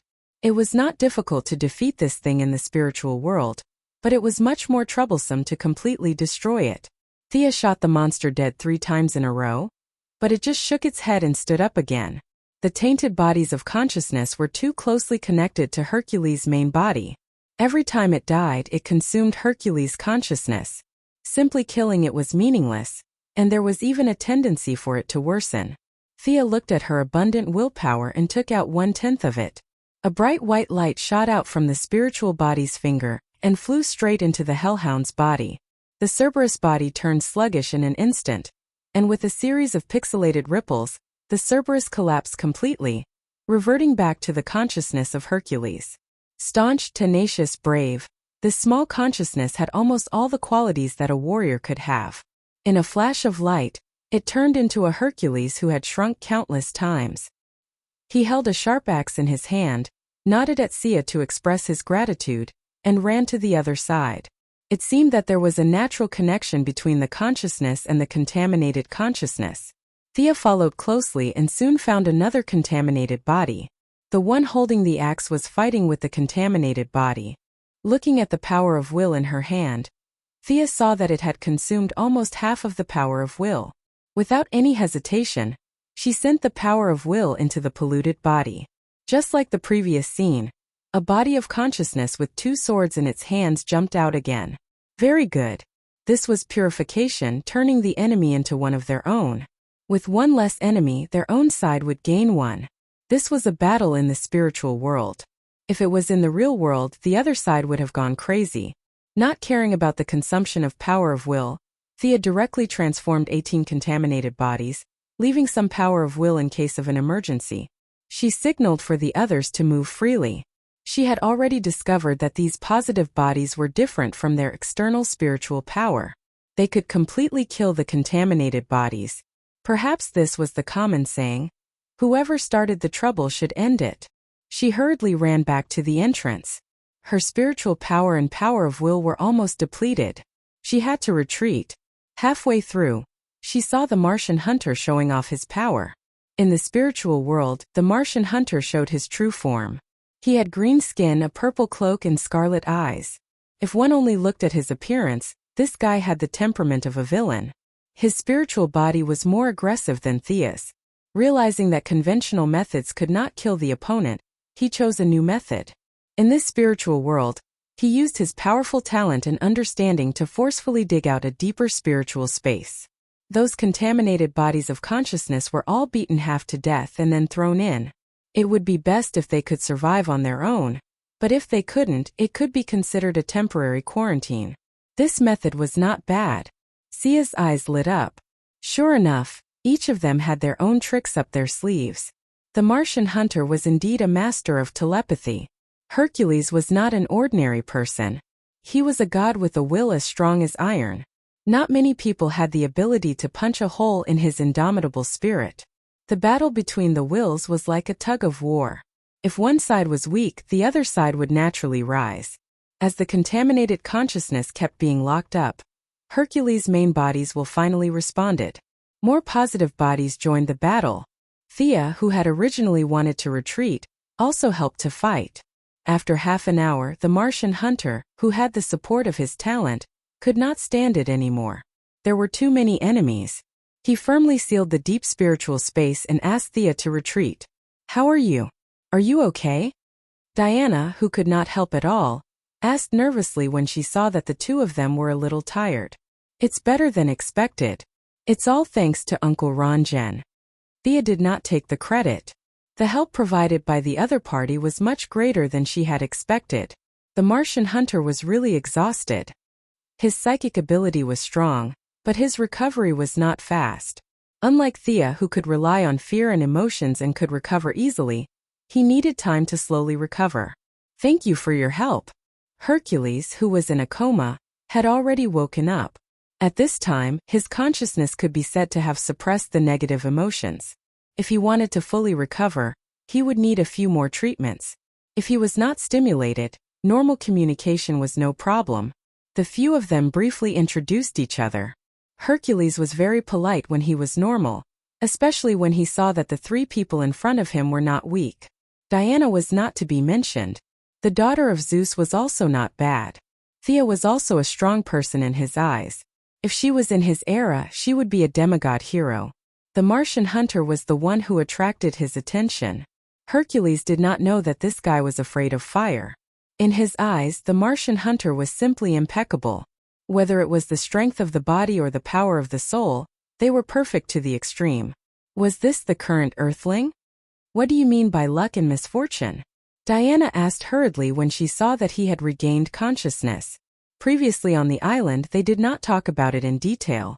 Diana had long wanted to ask. Hearing this, Thea and the Martian hunter turned their attention. Thea was busy purifying and did not know that they had a short conversation before. The giant's will has returned to Gaia. The world's barrier has become thin. This means the gods are about to return.